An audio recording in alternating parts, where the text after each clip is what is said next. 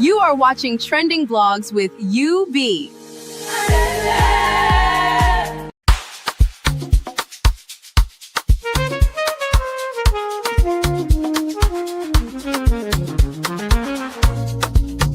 Yeah.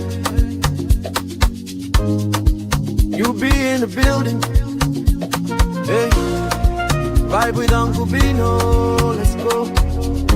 Now happy hour things, Hang out with you, babe. It's our vibe tonight. Hey, laugh and learn. We're shining bright. Oh yeah, you be stories, life lessons time. On the Uncle Benno show, everything feels right. From the streets to the world, we talk real talk. Vibes on the beat, make the whole place rock. Happy hour flow with smiles non-stop. Sip and chill with you, be the energy on top. You be stories, dropping them every day. Wisdom for life, the African way. From the grind to the glory, hear what we say. Tune in now, don't hang out with you, be. It's a vibe tonight. Hey, laugh and learn, we're shining bright. Oh yeah, you be stories, life lessons time. Hey, on the Uncle Benno show, everything feels right.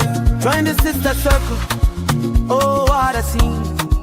CC Inca, honey baby, and I be so clean. Talk love, talk life, talk dream supreme. Empowerment vibes, like a royal queen team. All our Sunday school when the beat gets low. Yeah, a moment of reflection, let the spirit flow. Men of God speaking wisdom, you should know. Faith and vibes on the Uncle Benno show. Hang out with you, be. Come catch that light. Oh yeah, you be stories, keep your heart so bright. Yeah, join the sister circle, feel that fire. Oh yeah, Sunday school for your soul so right. You be nation, we rise together. Love and vibe forever. Uncle Benno show. Yeah, we outside.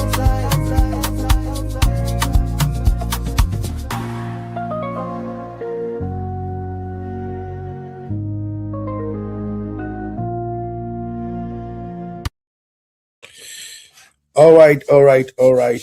Welcome, everybody. How you doing? Okay, first thing first, if you can hear me, please drop a 1 in the chat. Do me a favor, drop a 1 if you can hear me. Okay, first thing first. All right. Welcome, my people. I'm gonna be like say my voice no can get bass. Make I adjust my mic first because my voice supposed carry bass. Ladies supposed to fall when they hear me talk, Let's see. Okay, I'm on deep voice, so what's going on? Kilo Shelle or is Abby? Abby has touched this thing, no? I blame Abby. Thank you, everybody. I see you, my lovely sister Cherish Olivia. You're welcome. How are you doing today, beautiful sister? How is South Africa? I hope the protest about Nigeria Igbo King, I hope that protest is clearing out and people are beginning to enjoy themselves as usual again. All right, you're welcome. Please, first thing first, help me hit the like. Hit the like because we're about to dissect another important episode of Hangout with Ife. We did one yesterday. I watched it on playback. I actually love it. I like it because we extracted a lot of lessons yesterday. So I went back in and listened to Ife. And if I have some really good content on her page, I ain't gonna lie. And she's touching on crucial matters that needed our attention. However, I don't want this to be a one-sided thing. So Sherry said, why is my chat disappearing? But I can see it, Sister Cherish. I see all your chat. Everything you drop. See? Let me flash them on the screen so you can see. I can see everything. Maybe it's your South African network. Yo, my faith some. How you doing, Fady? How are you? Tough love the river. What's up? How you doing, my lovely sister? You're welcome. You're welcome.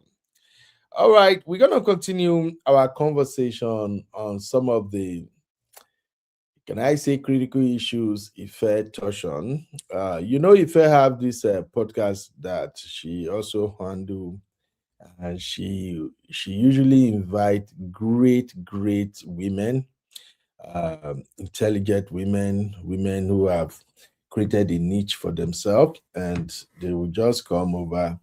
Them and Ife we have conversation, and then sometimes Ife have a segment where she will read out some of the emails or letters she received from her followers, and then the guest will just give her advice. So I saw one of the written letters to Ife, and it kind of caught my attention. The letter long, small, but I'm going to read it on this show, and then we are going to dissect it together. So the lady wrote to Ife, and she said she's been married for 12 years, and she said every one of those years her husband will step out of their marriage, the man will go and cheat. She spoke about a lot of things, but the one that caught my attention was, I think it got to a point whereby she's complaining, and then the man started acting up. Sister Yinka say, "Ha, where is my badge?" Sister Yinka, the moment they remove our monetization, they also remove the membership. So all the badge and everything goes with it. But don't worry, Sister Yinkus. Hopefully, in how many days now? We don't do like, say, 5 days already. So hopefully in 85 days we can restore everything back. But for now, all of us go just manage wetin we see new. Okay. Oh, Sister Sherry said, I never stopped my membership. Don't worry, the membership has been paused already. I think everybody, all the 50 plus people who are on our membership list, I think everybody should have gotten an email. So, but don't worry, this is you be at the real farm. YouTube feed do your own. We go do our own. Yo, you see, Top Love said it that YouTube email. Thank you, Top Love. So they should have emailed everybody by now. But no shaking, we did. And God so good, we have a lot of beautiful sisters and uncles on this platform that are still encouraging us. So please, if you want to encourage us, that is my Cash App and Zelle information on the screen. And oh, let me even do this. When I know verse now, every day that they remind me to do this. All right. So if you want to donate, please use the PayPal. I'm gonna drop the PayPal on the chat right now. You can use the PayPal to donate. Okay. Just do according to how God leads. Okay. Don't worry. We all know what's up. So, all right. Let me pin the PayPal information at the top. So, thank you very much. Now, we have a lot of topics to cover today, so I'm going to dive into it as quickly as possible. Big shout out to everybody that has helped us by donating, by supporting our effort. We don't take this for granted. God bless you. Oh, Sherry, you're asking what happened. I've explained it severally anyway. We didn't do anything over here at the Real Farm, and we didn't do anything wrong at my American channel. It was my business channel. You know how that AI go just work. I go say, oh, they discover reuse content on your channel. So all you have to do is you just appeal. The moment you appeal, within 24 hours, they will remove the restriction. But I didn't see the email on time, so I forgot. By the time I finally saw it, it was already too late to appeal. So I have to wait 90 days before they can restate the monetization. So that's just what happened. But because all my YouTube account are linked to just one AdSense, so it affected everything. But that is it. We good anyway. Our God is a miracle working God, and we are killing it. You are watching Trending Vlogs with UB. Welcome to UB Reactions, the place where we keep it real. Today, we've got some hot topics, so let's jump right in. I am UB, your favorite Gen Z uncle, and this is my take. All right. Please, this story is a very juicy one and it's really long. I want us to listen to the story as I read it and then we can drop our 2 cents. But to make it all make sense, please let us bring the likes up first. I'm looking at the likes right now. And how many likes do we have so far? Where is my Bill Bar? Where Bill Bar? Zeno, everybody, where then they? Mona, go help me check on Biba. I didn't see Biba trial yesterday show. It be like say my sister don't find money go. You know all these work from home IT people. They can be so busy at times, eh? We have 7 likes, so please let's get the likes all the way up to like 20 because I know the first set of people that get the notification they are real fan members. So please just hit the like, hit the like. Let's get it to 20 so I can get this story started on time. All right. So let me read what really went down before we dissect every other aspect of today's show. All right. So let me bring this to my screen. How can a doctor advise a woman to buy condom for her husband? I never heard this one before. It's shocking. That's why I say make I bring them so that we dissect it together. Yo, my brother Chucky in the building. Oh boy. Chucky, what's up, Baba? Okay. So please listen as I read this story. For those who want to contribute by calling our studio number, the studio number is available. You can call when it's time for contribution. So, like I was saying, Ife used to get a lot of messages from her community and then she will share some of them. So, I found this one fascinating and I want us to dissect it together. So, this lady wrote to Ife and she said, "Dear Ife, I hope you are doing great today. I had to muster a lot of courage to write to you. I have been married to my husband for 12 years. And in those years, there was not a single year he didn't step out. I first found out about his philandering less than 6 months into the marriage. I have found him chatting girls up on dating apps and even negotiating with prostitutes on WhatsApp. Different women at different times. I can't count. Whenever I find out I want to talk about it, he will go completely mute. Sometimes he will say they are not important, and after all, he's taking care of his responsibilities at home, and that his friends do worse. Hmm. He would even laugh at me for reacting the way I did. There were times he threatened to pie himself whenever I raised the matter. So many different ways he shuts me up and we sweep the matter under the carpet till I find out about another woman. Whenever this happens, I would distance myself from him and then he will call my mother to report me. When I explain the truth, okay, let me skip to the next one. When I explain the truth of the matter to her, she will beg me to look away, face my children, and say he has promised never to do it again. Nothing has ever changed. He starts to show kindness and buy things around the house and for me whenever she's around. So she said, "See, he loves you. Just forget everything. All these years, I've gone from being hopeful that he will truly change to finding out about different women. And all this time, I never thought about leaving the marriage. I don't know why. I recently found out he's been sleeping with a girl at one of the shops we frequent very close to the house. When I asked him, he denied, got angry, and refused to say anything about the matter. A few days later, he called my mother to report as usual, said I was keeping malice with him.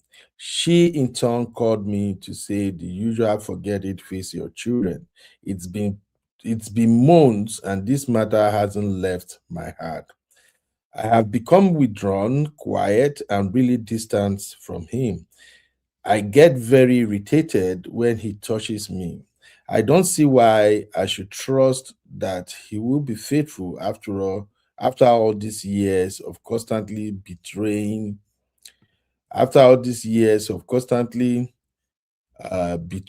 my trust. When he tries to sleep with me, I refuse. He calls my mother and aunts to report.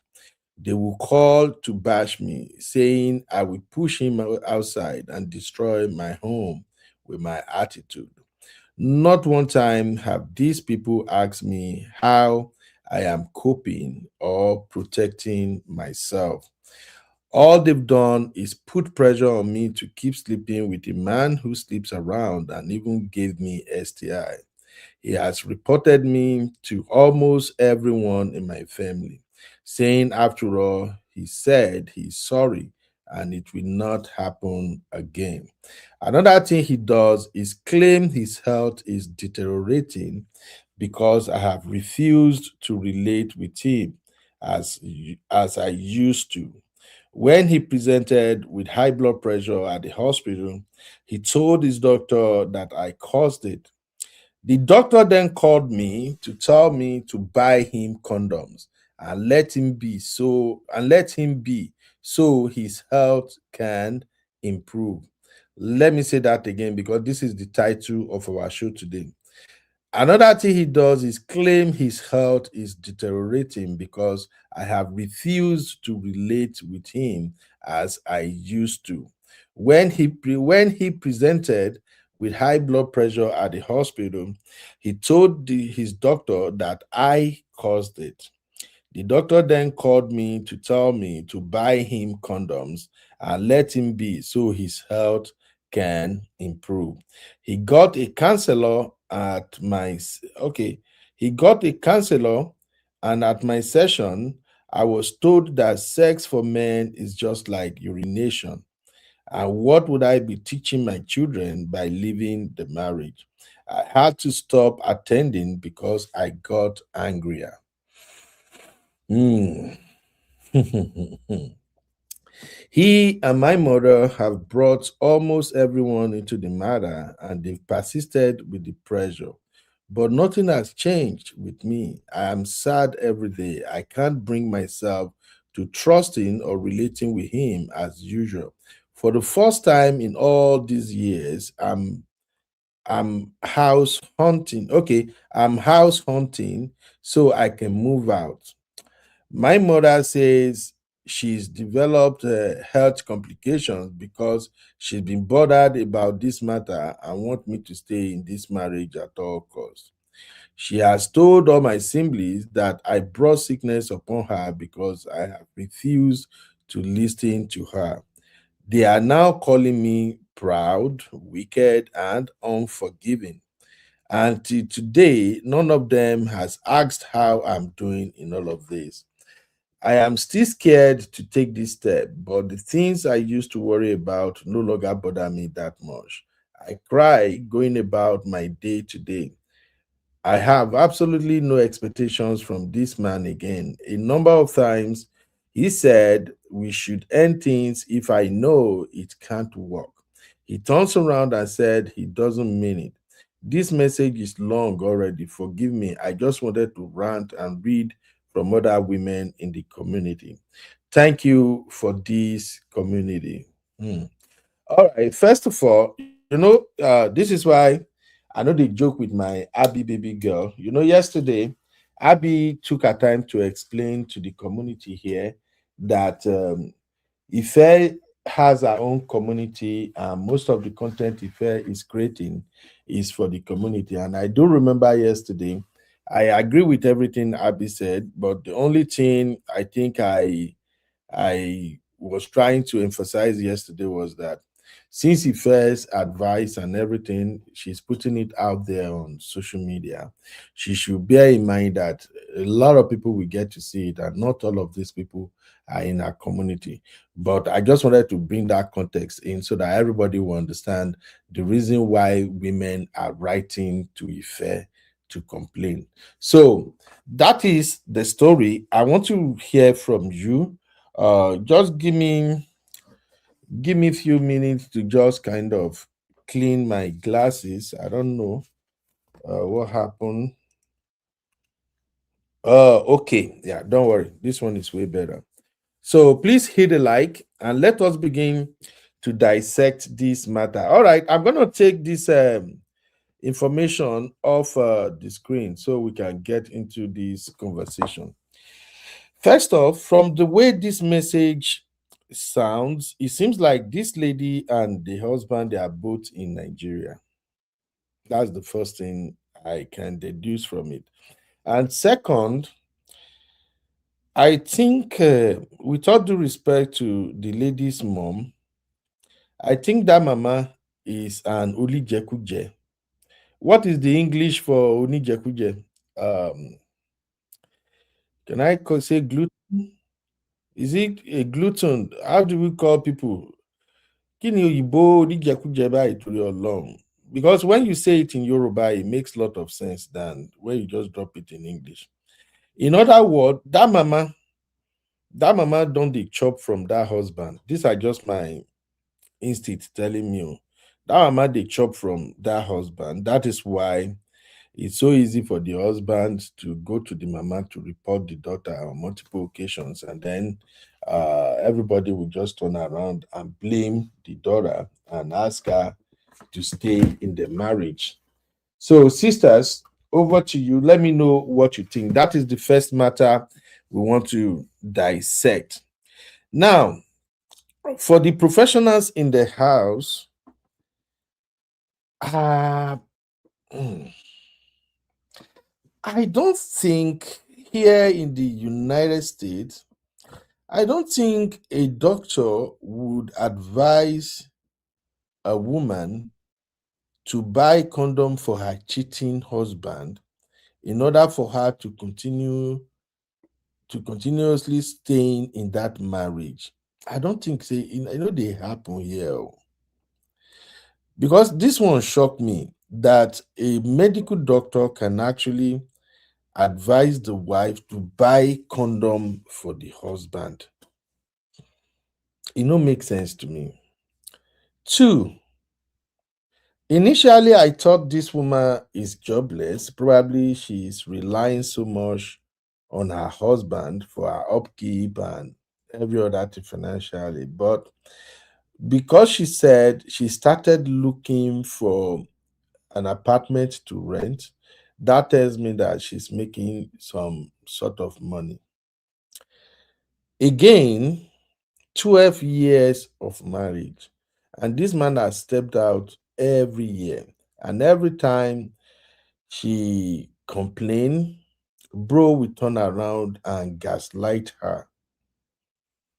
Sisters, you will be the one to pass judgment on this one, because I don't want it to look like, oh, Ben, you are just attacking the man. I I will not in any way or manner support any man who step out on his wife. Yes, I am not saying we are AJ Gabriel or something, but it doesn't make no sense. Cheating is cheating. And to me, if there is any time a woman have the right to disrespect her husband at all, it is when the husband cheats. Every other matter, we fit dey analyze them. But the moment you are cheating on your wife, not one, not twice, not, it's just your thing, and you continue to believe that she's supposed to understand men are polygamous in nature. Bro, I'm sorry, you lost me. Okay. I am not in support of that crap. It doesn't make no sense to me. I don't see how anybody can explain it and it will click, because as a consequentialist, I do believe that you should treat others how you want to be treated. So let your wife too step out on you. May you see how it feel. Another thing I notice about cheating husbands sometimes when they have money, they can be super, super caring. They will do a lot to pacify the woman whenever they got caught. But the worst part is a lot of cheating men they don't get level. I don't know how they do it because somewhere in that message, the lady said the husband even slept with a girl at a shop closer to them. I know they understand. Now, I'm going to say something. Sister, please make una no vex. I do believe that as a man, if you want to cheat at all, why don't you cheat with someone who at least when people even see, they will say, oh, wow, yeah, oh, he get us a bit. Like, why don't you cheat with a woman that got something going? Woman will get level. I don't understand. Why don't you even do your wife a favor that I'm not supporting cheating? I'm just saying, why don't you do your wife a favor that when you want to cheat with a director, cheat with a businesswoman, cheat with a woman, we get G-Wagon, we get big girls, we get business. Cheat with a woman wey be say, even if your wife vex, she dey para, and she won't carry your matter come internet. She can easily say, hey, my husband is cheating with this woman. And then when people see the woman where your husband they cheat with, they could say, yes, your wife has the right to go head to head with this. Why you they cheat with riffraff? I don't understand. That is madness. Anyway, let me open this debate up. My baby girl is in the building. Abby, what's up, mommy? Ladies and gentlemen, please welcome the Gen Z resident, Gen Z president, Gen Z Gbasgbos, the one and only Wahala where they threaten me somehow. Abby, what's up, mama? How you doing? I'm not calling for this. Where's my music? Oh, I'm not calling for this. Abby, I will do your music, your Bora Bora music, right? Yes, sir. I will work on it. Just give me small time. I tell you already. Today is my off day, and I woke up. It's already few minutes to 12, and I'm like, blood of Zachariah. What have I done now?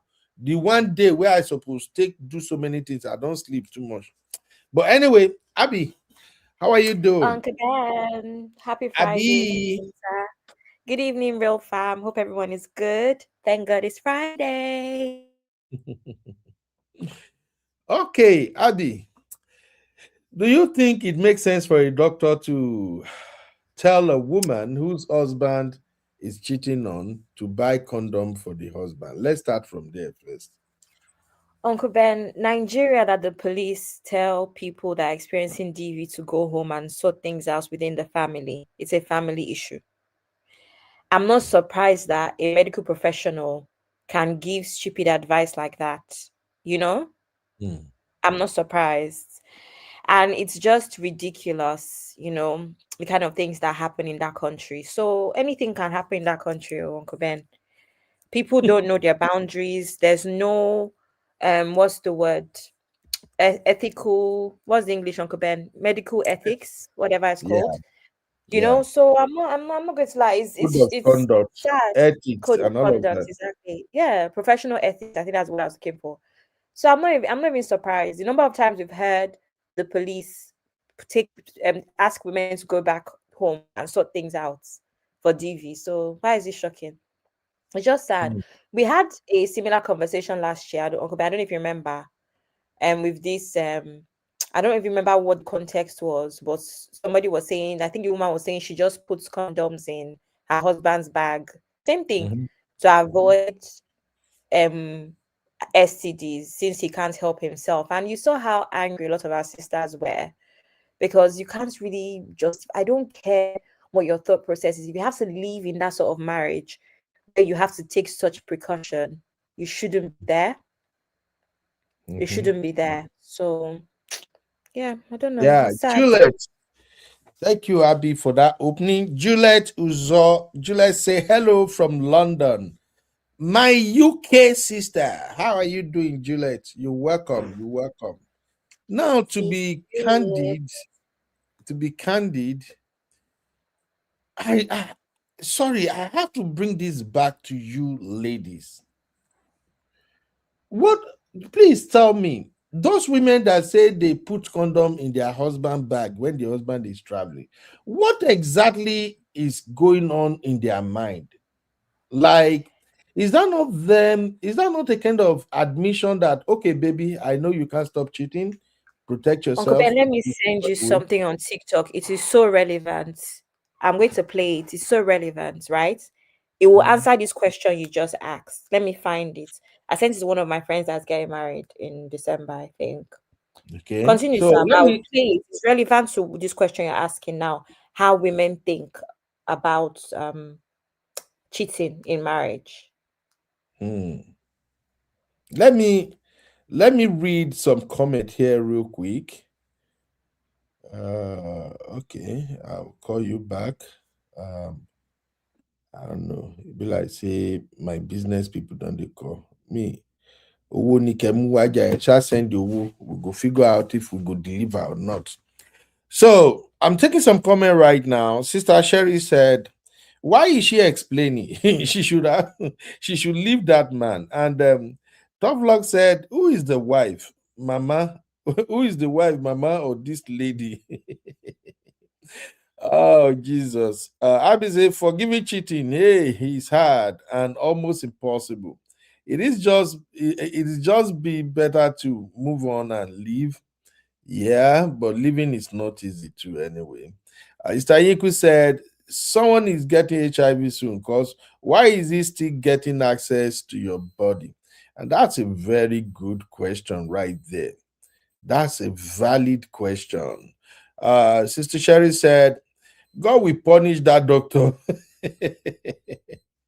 Saike said, "This woman will end up with high blood pressure and mental health issues if she doesn't already have one. Unfortunately, I think she's helpless though. I think she's helpless. I think she's confused. She don't know what to do. And remember, Nigeria is not like the Western world. In the Western world, it's easier for women to move on, even with kids, because of course government will step in, they will provide some support, and they will get the man to even pay child support. So at least the financial burden will be relieved to some extent. But in a place like Nigeria, I really don't understand it, and I honestly don't even know how to approach women about this craziness. Honestly, CBS Chucky, I see you are connected, but why is not connecting? Why are you laughing, Abby? You've You started. can never connect as long as I'm in this studio. You can never connect. See, Chucky, just call the studio number. Let me put it on. Call the studio number. The I phone will will put not it on go our through. roadcaster. You The say number will not go through. it will go through. As long as it's Chucky, It will go through. You it will lie. work. You lie. We covered the studio number with blood of Jesus. So anyone who is struggling to connect and it seems that you can't get in, just call the studio number. At least that way, we can have your take and you can hear everyone.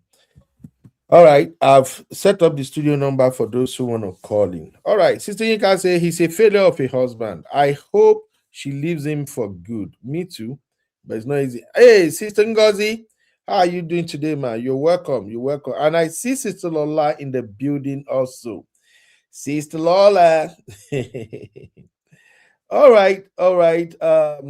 Let me take this from Faith. Faith said, "UB, anything is possible in Nigeria. People pass their boundaries a lot, so it's possible that the doctor gave such stupid advice." Hey, Seriously. Nigeria, my fatherland. Sister Sherry say, why is she telling us she should leave the man? But you know it's not easy again when you have your family members coming after you, especially your mom, taking the sides of your husband. You see, it's great for mothers to take side with husband at times, but not in the case of cheating. Honestly, not when someone is actively cheating on your daughter. What point are you trying to make? I don't understand. When a mom encourage the daughter to endure, ilé ọkọ ilé ẹ̀kọ́ ni, what exactly is that all about? So, kò yé mi o. All right. Sister Adefunke, I see I miss your message. Okay. All right. And while are they? All right. Let's keep it moving. Sister Lola said, clearly, the cheating is not that much of a deal breaker because she would have left when he started cheating. Because what manner of nonsense is this? Now, let me also highlight something from her letter to Ife. You know, at the point, she said the husband said his health is deteriorating and all that. I will tell you this small secret about cheating men. You see, a lot of cheating men, the moment they realize that the wife is not going to leave, they will start bonding with the girlfriends they have outside. Whenever the girlfriend treat them bad, they will come back home and start reacting somehow, behaving somehow. And the woman at home will be asking, what have I done now? Sometimes, you know, those outside girlfriends, they also have boyfriends too. So sometimes when the cheating man discover that his side chick or mistress have another man, the man will be jealous. When the man comes back home, now the wife with the house, now he go hear him. And look, there are so many things that can make a man sad, depressed, unhappy, or even have high blood pressure. If you know your husband is not the cheating type, yes, you can probe, you can be worried. But if you know your husband is a cheating man, it is not every time the husband comes home and is moody and he's saying, I don't feel well. It's not every time you pity that man. No. A cheating husband, they are the worst at jealousy. And a cheating husband is usually like a pencil in the hands of the side chick. The side chick controls everything about him. Abby, I don't know if you That get what I'm saying, no, but it's common. ew. Cheating Hope I've not men, been talking. Yeah. cheating men have this weird connection with their side chicks, and I can't, you know, I don't want to go there much. Make I cover my brothers then small, but all No, I'm Uncle Ben, trying you to can't say cover is, them on this matter, please. Be free. Open up. Abby, I've already Because spoken too much. I've already revealed a lot. Who knows? Maybe some sisters might get to watch this now, and then they will send it to their husband. Say, you see, Uncle Ben talk am. I know say you they cheat on me. That is why anytime you come back home, you go just dey moody, you go dey sad. Sometimes you will yell at me for nothing. Just because what your girlfriend don't do you. Now you they take it out on me. I've already spoken too much, Abby. But hmm, I'm just saying this for to encourage sisters. If you know your husband have the tendency to be cheating, you'll be suspecting him all along. Anytime that MF come back home and he's just behaving like elephant chairman, don't let that rob you of your happiness. Oh. Now waiting inside chick they back. do am. Now they worry am so that's it. Uncle Ben, can I play my video? Yes, go ahead, ma'am. I sent it to myself. Yeah, I did. I don't want to say if I sent it to my laptop. I think it will answer your question you're trying to ask. Oh, well, that's not the school material. Oh, sorry. Oh. Mm-mm, mm-mm, Ah, mm-mm. Uncle Patrick and Uncle Daya will come for you. That You go was play Sunday school their material. material. Sorry.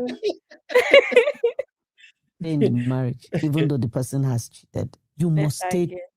If you're going to stay in the marriage, even though the person has cheated, you must stay with two things. One, leverage. Two, strategy. Without leverage and strategy, you are going to suffer for nothing, and God will not say anything. Reverend Christy, my mentor taught me about this leverage You see? and strategy thing. You But see? I want to hear from you. Okay. My mom stayed without leverage, without strategy, and ultimately lost her mind. So my mom married my dad. They were together for many years, had many children. When she was carrying the last child, which was number 11, my dad decided to go and marry another person. For the first time in their 25 years at that time of marriage, my father hit my mom. He hit her and told her to pack her things and get her because she confronted him about the woman he wanted to marry. He brought the woman to the house, told her to pack her things and get her. She was pregnant. My little brother was 2, so my mom went to pack her box and took my little brother because she couldn't leave him and said, let me take the child back that I brought. After he hit her, he left with the lady. My mom went downstairs to get public transport to get her to the motor park. Where was she living to? Her father's house in the village. Wow. She was going back to Kafanchan. After having had 11. That was the 11th child, even though she lost 3. So that was number 8 at that time. So when she was still downstairs waiting to get a taxi, he returned from wherever he was. He went to drop the lady, saw her and didn't drive into the house, drove past. We didn't know where he went. Apparently, my mother got to the park and nobody would take her. They told her, we can't carry you. For the longest time, she got tired, left the motor park and went to the road to see if she could stop anyone that was passing by. Anyone that stopped, somebody from the park will run out and say to him, if you carry this woman, you are done for. My dad had driven straight to the park and told them, a pregnant woman is coming with a little boy and a teenage girl. Anybody that carries her, his license is revoked. Oh my God. My dad was a VIO. VIOs were the ones responsible for issuing driver's licenses to commercial drivers. So you beat her, you tell her to leave, then you take from her the power to leave. My mom didn't go to school. My mom had no income and no source of income. She had no business, no job. No leverage. No leverage. And then she had no strategy. So she was forced to sit with the abuse. What would a strategy have been in this situation? The ability to stand up to him, the ability to refuse certain treatments, the ability to inflict consequences, the ability to demand accountability. So if you're staying, you better have your leverage and you better have your strategy. I hope every married woman here is listening to this. In addition to strategy, Auntie Yinkus has spoken about this before, is whatever you can, if you're going to be saving up, right, during the process so that you can eventually leave, whether you're running abroad or whatever you're doing, right, running as far as well as you can. So your strategy could also be to play Miss Nice Woman, since you don't have a job and you don't have a source of income, and play Miss Nice Woman and then leave eventually. While, so that whole time you're playing nice, you're equipping yourself financially and otherwise. So Uncle Ben, I wanted to play this video to answer that question about leverage and strategy, why some women stay, right? And there was a comment that I also saw. Can you hear me, Uncle Ben? My life is so full. Uncle Ben. I can hear you. I can hear you. I Okay, just moved sorry, myself. everybody can hear me. Okay, cool. In addition to that, right, somebody also explained what leverage is. Leverage is could be connection, could be money, could be education, business, family and friends support, right? And then strategy could also be self-esteem, self-love, communication, standing up for your rights, and like I said, putting money away as well. So that's the thing. Some women stay because they're comfortable, Uncle Ben. And this woman's point is, if you're even going to stay, let's know what we are staying for. Should we say, okay, at least we're seeing you live a comfortable life? Maybe you're getting all the fancy things of life. Your children are going to certain kinds of schools. You understand, you're comfortable. And it's unfortunate because that is the reason some women stay. They stay because of that leverage, because of the connection, because of the money, because of the family name or the family they have married into. Because the man is rich anyway, so for every time he does something bad or something that she doesn't like, right, he buys her a G-Wagon or he buys her diamonds or whatever to and that's his accountability, pretty much. And then yeah, that's it really. And then obviously Abby, places like Nigeria. you are Hmm? sounding like the reason to stay should be based on materialistic. No, Uh, I'm not sounding like I'm answering your question as to why women don't leave. Remember, I told you I will use this okay. video to answer your Oh, okay, question. okay. I get you And I'm now. telling you, this is the video I placed to answer your question where women don't leave because of leverage sometimes. And then Yeah, women don't leave because of what the other part she said, where they don't even have the means to leave. And then in other situations, even when they try to leave, the man makes it difficult for them to leave. Uncle Ben, we've treated topics where the man will even do things like collect the children or kidnap the children or things like that, making the woman feel the need to stay there. And some women still decide that no, I'm going to run away, get ready, prepare myself, and come back for my children. So I was just giving different angles as to why women leave, why women don't leave. Sorry. Some women would just say that, what am I looking out for? And then there's other people that they just prefer to answer misses no matter what. They just prefer to answer misses. Especially in a country like Nigeria where you get better treatment if you're somebody's wife. So yeah. that's it. But I don't Okay. support, I can't support Yeah. stuff like Okay. that. I get the explanation, Abby. Shout Yeah. out to Sese. Sese missing in action. What's up, Sese? How you doing, Mama? It's good we can even hear from you today, Seth. Say women, the way on they find money these days, they date so hard to see you guys now. We need to go bribe the gods first before we get to see some women. Uncle Dayo, how are you doing, sir? We hope you're good. Okay, we're gonna move on from buy him condom and consider some other matters that Ife also covered, and I also find on social media. Now, this next one, there's this lady who also came to Ife show. I think she's very popular. Her handle is it J Bombs or J Booms? I don't know. Abby, how do you pronounce this? That is her. Yeah, her that's J that Bones. J Yeah, Bombs. she's like Eh? J Bones. J Bones. Her name J is Bumi. Bombs. That's yeah. Okay, so J Booms. All right. So, ladies and gentlemen, Because as in let Bumi, us. as in that's her name. Bumi George is her name. So that's where it comes from. Okay, that's why I use J Bumps. All right, Booms. let's Yeah. hear what went down on this one. You are watching Trending Blogs with UB. Welcome to UB Reactions, the place where we keep it real. Today, we've got some hot topics, so let's jump right in. All right, listen to this. Talk about friendship breakup enough. I think that people don't talk about it enough, and it happens a lot. Yes. I find that girl friendship breakups are sometimes worse than romantic relationships. Because there be no things. How do you come back from a friendship breakup? I think also, like, what happened? How did we fall out? Oh. What did we do in the process? For the ones that I have, reconciled with, even the ones I have not, the kind of person I am, I love to communicate. So I want to know. How we have that conversation too is very important. Yeah. Because sometimes people don't know how to communicate. Yes. Yeah, sometimes people just, you did this, you're crazy, you're mad. Yeah, I'm like, oh, let us, So even if we're going to break up, Yes. it doesn't have to be on a bad note. If I see you, my heart should not be doing go, go, go, go, go, go, go. Yeah, Right? true. Kirikum. Yeah, Kikum. Would you stop being a friend to someone because your husband said so? That's a hard question. All right, Answer the question for us. all right, all right. Now, me, when I play some clips like this, I don't just play it for the fun of it. I play it because I see some lessons we can extract from it. Now, I see. Before you go ahead, you know who J Bones is, or do you know what she stands for?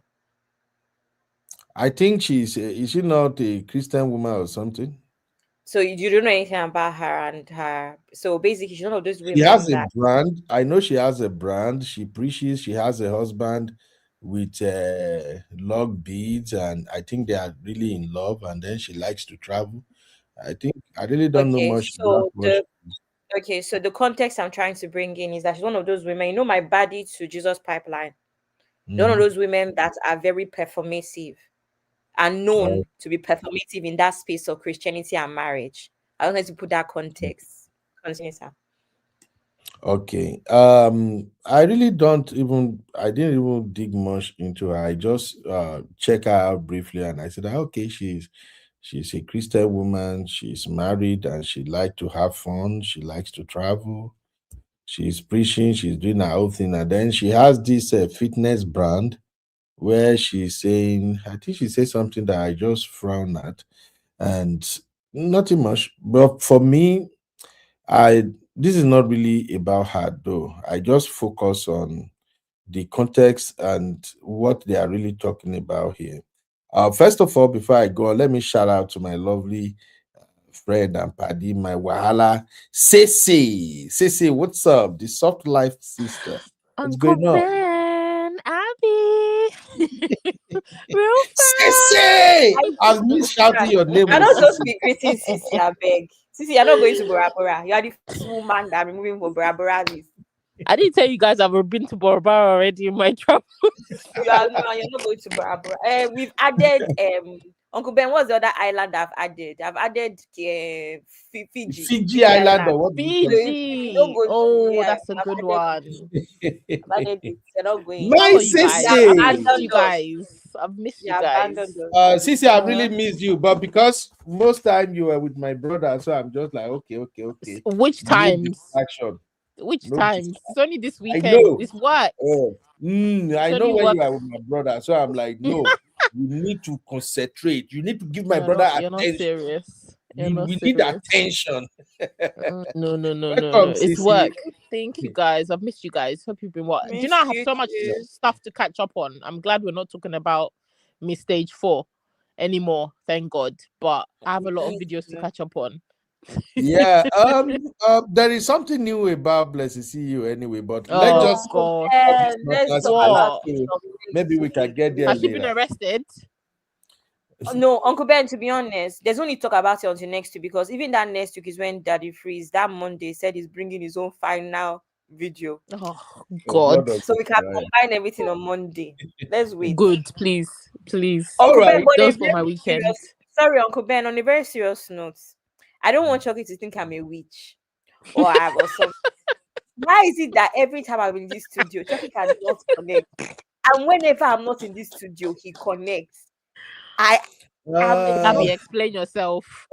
I did not do anything. No. This is just pure coincidence. No, I think maybe Chucky and we need to do something. Maybe after the show, I will reach out to Chucky. It's like, but Uncle Ben, I didn't notice.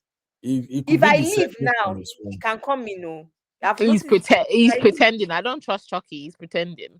No, he's actually I can actually see it. He's not. He doesn't work, Sissy, because I can see it as well when he's trying. It's not working. No, he's not pretending. Listen? Don't force what the universe doesn't want. No, I lie.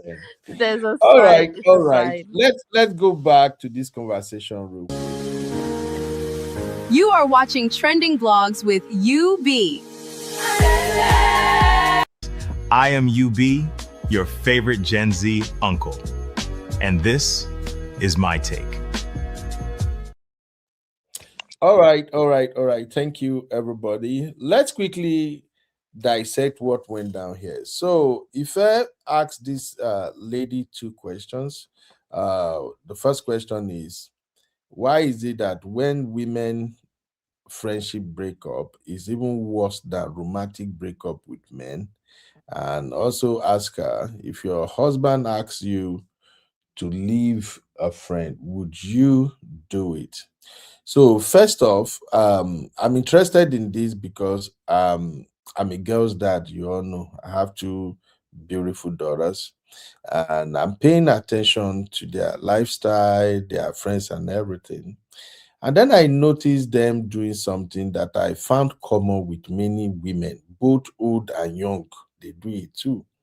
My two girls, my BB, of course, she's like me, everybody is welcome and all of that. But BB usually do something that I don't know whether I should blame myself for it or whether it's just girls thing. And that thing is that if BB no longer feel you, she will just cut you off. I've seen her do that with a couple of her friends. Now, it's not like maybe I won't say she's doing it like a bad thing. I think it's coming from probably how we raised her. I usually have I've pumped things into that girl like no tomorrow. So I taught her how to identify fake friends, how to identify friends that can get her in trouble and things like that. And as soon as BB draw a friend closer, maybe she discovers something about the friend that doesn't align with her. PM, that friend is gone. So it got to a stage I started getting worried, like, wait, BB, I don't think you know how to keep friends. So this one, you are just changing friends like revolving door. And then she will say, Daddy, leave me. So I continued to ask. Then one day, because we they talk a lot, and I encourage men to spend time with their daughters too. When you spend time with your children, oh mom, you will be shocked at where their life is at and what they can share with you. So my daughter and I, we talk a lot, we play a lot. Even sometimes we go carry ourselves, go sit down for it could be one joint or something. If we go buy coffee or buy something and then we'll be talking. Sometimes it could be when we are driving together and we'll be talking. So when I now ask her, I think about maybe 3 months ago or thereabout, then BB now walk me through some of those friends that I was really concerned that she did not maintain friendship with. And when she told me what she Sorry, discovered Uncle that some Ben. of I'm so sorry to interrupt you. Missy says she can't comment. Misty, Yes, it's not letting her. She's prohibited from commenting on the live stream. that should be YouTube. I don't think it's Okay. from my end. Yeah. Right. Sorry to interrupt. Go ahead, sir. No. So when she walked me through why she stopped being friends with some of those girls and tell me some of the things she noticed and she stopped, I'm like, damn, why life like this? Then my second daughter, she's the most quiet one, and yet she's the lawyer. And for her, she's good at keeping friends. Hey, my second daughter have friends that they befriend from elementary school, like they be friends forever. And then she also, my second daughter have like four friends that I know. Their parents know me, I know them. Like we literally they carry each other children. Like hey, Mr. Ben, I think this guy want to go somewhere. I'm coming around to pick up Vicky. Even me, I'll go pick her. So we have that good rapport. So at the point, I noticed that Vicky stopped being friends with two of them. Like no communication, nothing. I started getting worried. I don't know, maybe I'm doing too much. Okay. But where I'm going is this. I've seen boys that stop being friends with their friends, but they will still holler at each other. Hey, what's up, guy? Alpha. The only thing is maybe they may not be going out together or doing things together, but they won't just shut it down like, I don't do anything with you again. No greet me, no call me, not. So, sisters, tell me, why is it that once you guys stop being friends, you just cut the whole shit off? Sissy, do you understand what I'm saying? I get you. So what is it? Why do you guys move like that? I think, let me say for myself, I think it's not that I cut people off, no, but I have it's not like I've cut people off. I think there's only one person that I've stopped speaking to, like as a friend, that we don't speak anymore, but that was on her terms, right? But I'm the type of person that moving forward, even if I see you, I can say hi, you're good, but I know that relationship will never. We'll never go back to being the friendship. We'll never go back to having the friendship we had, simply because I just feel like that trust is gone, that bond that we had is gone. The things that you did, it's just dented it. So me, I don't really see how people have friendship breakups and then after they'll say, "Oh, we're back to being friends." No. I don't feel like I give those type of chances, because it's like, fool me once, shame on me. Fool me twice, shame on, what is it? Fool you, or whatever that saying is, right? So I don't give people that chance to do that thing again to me twice. So it's just a protection mechanism, isn't it? At the end of the day, I think that's the best way to describe it. Because at the end of the day, if somebody's not, you don't feel like that person's in your corner, why do you want to constantly keep them around for them to have the opportunity to hurt you again? Nah, we're closing that door. I can see you, hi, bye. If I see you out and about, I'll greet you, but I'm keeping it pushing. You've lost that access, and don't you think that's that how is it is. wickedness, Sissy? It's not wickedness. It's about preserving your mental, your peace of mind, your mental health, and everything. Because some people can just move mad. People that, and to me, it's like the way that the person behaves once maybe the friendship has ended.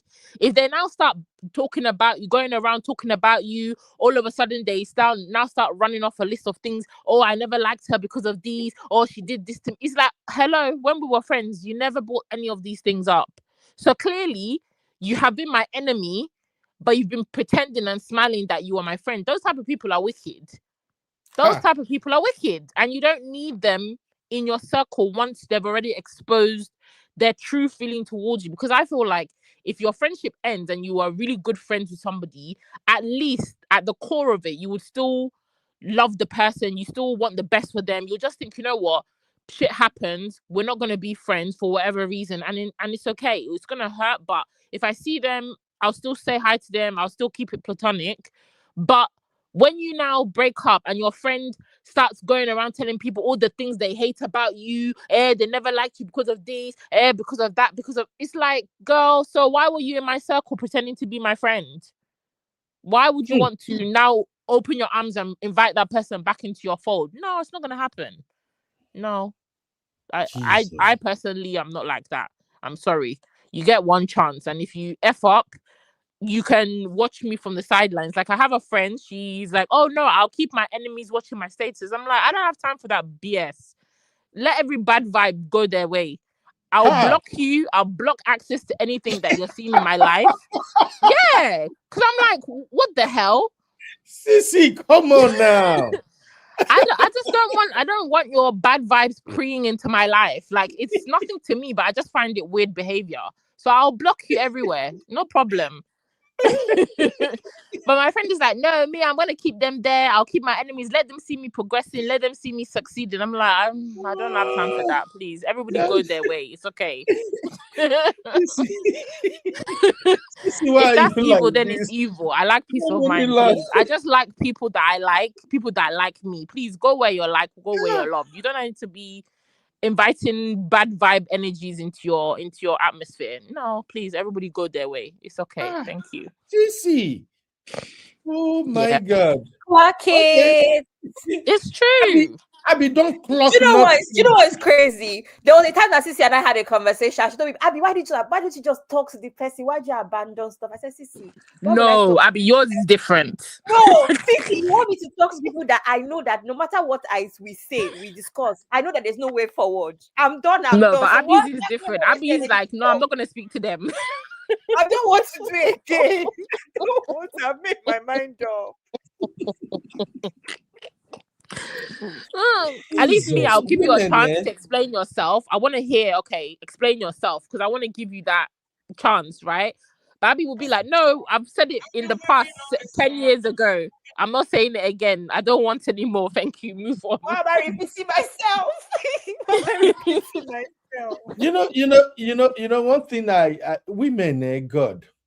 I remember one time there is this like 4 friends, and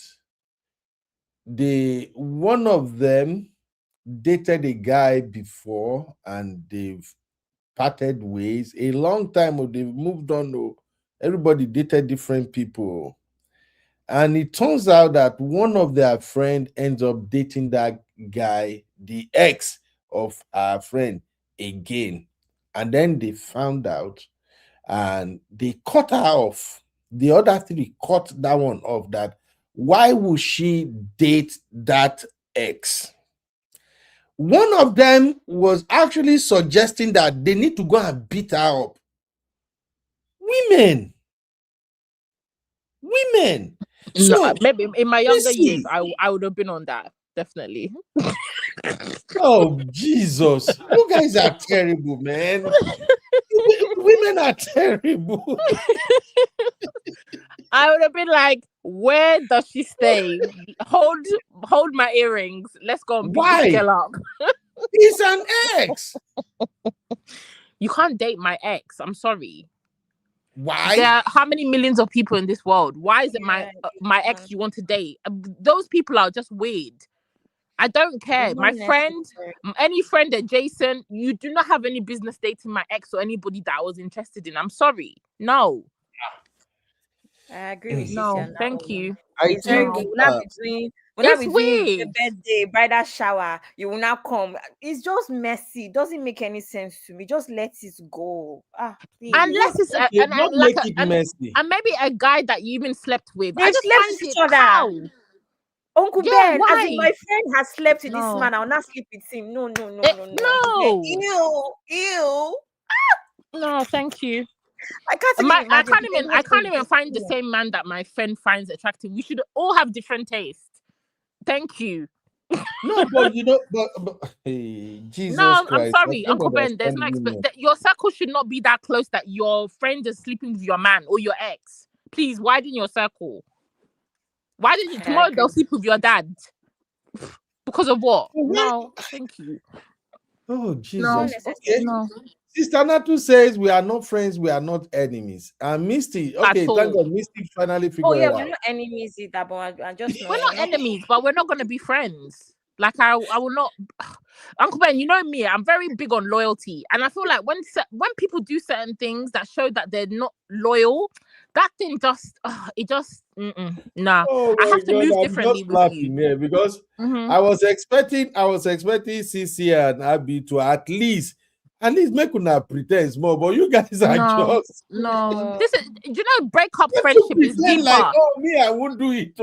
Break up with a friend, a good friend, like somebody a sister, like you felt, oh my God, I'm gonna grow old with this person, not in a romantic way, but just in like you've shared because I feel like friendships with your female friend, you can be deeper than you can maybe with your partner. And you know, everybody's relationship is not all people have the same relationship with their guy. You could be dating a guy, you could be married, but there's a lot of things that maybe you don't open up to your husband, to your boyfriend, whatever. But as a female, you can relate to other women. And if you've got a sister, you feel like this person has been in my life, we've gone through certain things, they've gone through certain experiences with me. I'm praying that I'll have my kids, they'll be there, I'll be good parents to their kids. Or it's different. It's different. So when that person, but when that person now F's up the relationship and does something that's very, you just have to look at the person like, wow, so this is the real person that you really were. You're not coming back again into my circle. It's done. We're not enemies, but you've shown your hand, and me, I move accordingly when I see danger. I don't need to keep you in my area, in my corner. It's the truth. No. Okay. Also, the way I feel about my female friends as well, Uncle Ben, I feel like there's a lot of things that not like we were being negative, but we know that men do certain things. I don't expect you, my girl, we're in the same situation. Like men are, I'm not, again, I don't want to expect it. Now. You also, you have moved on, you've dated someone else. No, Uncle Ben, see, we expect some things from men where not like we don't hold them in high esteem the way we hold that women, because men are going to do some foolish things and it's just like, yeah, whatever, men will be men, but not you, my girl, my sis. Why are you moving like a mad person? No. It's a girl's code, Abby. You can't exactly. It is a girl's code. Like that. Uncle Ben, imagine I'll not be doing that. I don't even know. Hey, Sissy, where have you been? Now, wow. Question. Globe not balance. Imagine you want to step at your wedding, and one of your bridesmaids has slept with your husband, and you want to. God bless you. Oh, God bless you. That's the analysis I wanted to do. And then after you'll say sorry to me, and then you think you'll be coming to my house to be eating jollof rice. Are you mad? Drink poison. You okay. No. Let's make it make sense. I'll be auntie to my children. Hell no. God forbid. You be like Misty said, it's an unwritten girl's code. You cannot. Missy is another troublemaker too. I No, see but it's just the fact. Missy is something else. Missy You said, be Missy is the law. for me, That is I the law know right that there. I'm plain bad mannered. I shut the door so hard. And sorry, Auntie Sistinatu. She wrote the capital letters. Auntie Grace have said, you can't date my ex and still want to remain my friend. No, Never. What are we talking about? What are we talking can't about? lie. It's a sign that you want my life as well. And Exactly. I'm scared of you. Exactly. You want my life. You want my life so bad, and I'm scared of you. I agree. From where to where? From where to where? The ex that will come and start talking to you, the way you look at himself, the guy will just follow. He will not even come safe. Because The audience that you gave him to even normal come. reaction should be that if my friend, if I saw a guy that me and Natu were like, oh girl, I like that guy. As soon as Natu's like, oh girl, I like that guy, I'm not interested. I'm not interested. Because what's next? Do you want my job? I'm not interested. Do you want my job? What do you want? No. Okay. I beg, make una wait. Wait to. It be like say it's like the three of you sisters have found yourself in this situation before. You be let me just one thing. You be wait. You be. No, I didn't have the dating part, but let me tell you 3 situations. One of the situations, right, is an in-law. We became very good friends. We talk about marriage, we talk about life, we talk about like in-laws and the rest. So one day something happened between me and my husband. Me and her were talking, and she went. I think she took it the wrong way because my husband is to stay with them. So she went to ask. My husband was like, what did you tell this person? So I ran tell her, I said, babe, what will you do? So she says, screenshot my chat and she sent to my husband. That was the end of it. What? Till today, this babe, mother was like, oh, it has passed, blah, blah, blah. I'll just be looking at the guy like, I don't know what he's saying. You don't know what's This going babe, on. she was like, she's not responding to my messages since I gave birth. She's messaging me. I've not said champagne. The only thing I know that on dedication, because she's relative, she sent some gift. I called her direct and I said thank you. So they start gisting. I said, oh, my baby is crying, and I left. We Very cannot good. discuss anything with you ever, because I don't know who you screenshot and said the next one. The second one is my cousin. This one is my own relation. We became like friends, but I'm like older than her. So she became so comfortable that one day we had a little thing happen and she became very like rude and disrespectful. I let it pass the first time. I didn't talk to her for like 6 months. Later, everybody spoke to me. I forgave her. The second one, she did big insult and involved 2 of my staff. I never said anything to her till today, getting to 2 years. My husband said, me, I have mine. I said, no, I don't want to give room for disrespect. Especially once I just crossed that 40, I don't want too much stress.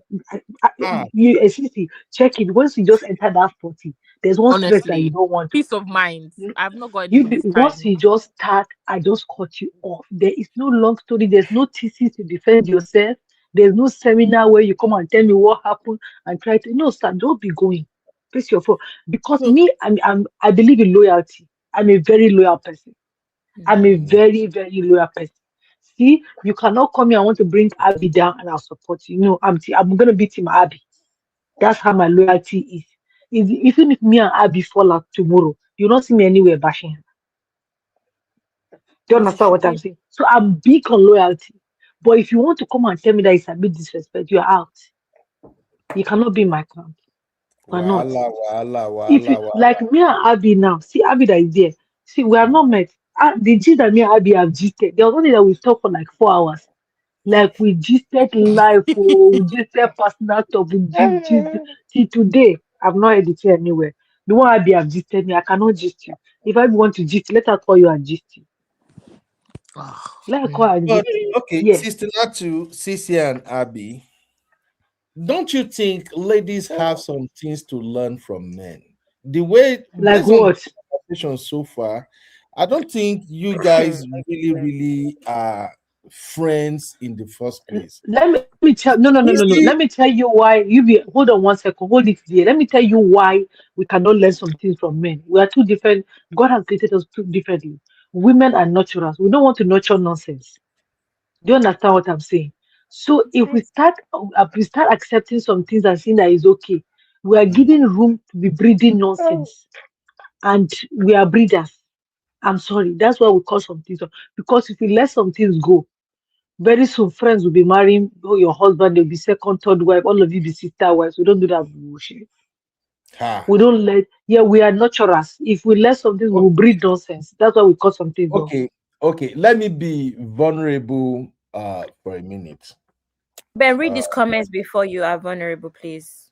Read these comments. Which one? The one on the Men screen. are the ones to learn from Misty. Of course, it's coming from Misty. Who else will drop it? Eh? Okay. Let me just be vulnerable for a minute. My first ever girlfriend that I think I started chasing her around 12 years old until 12 years old. You have girlfriend. Yeah. Okay. The one that used to go and shoot catapult together, go to the street. Rishi. If Denzel now say he wants to try this thing now, exactly. I was about to say this. Don't let me hear you say anything. We'll remind you, like father, I saw. Don't tell me Ivy cannot do anything. I'll come for you. That was having boy.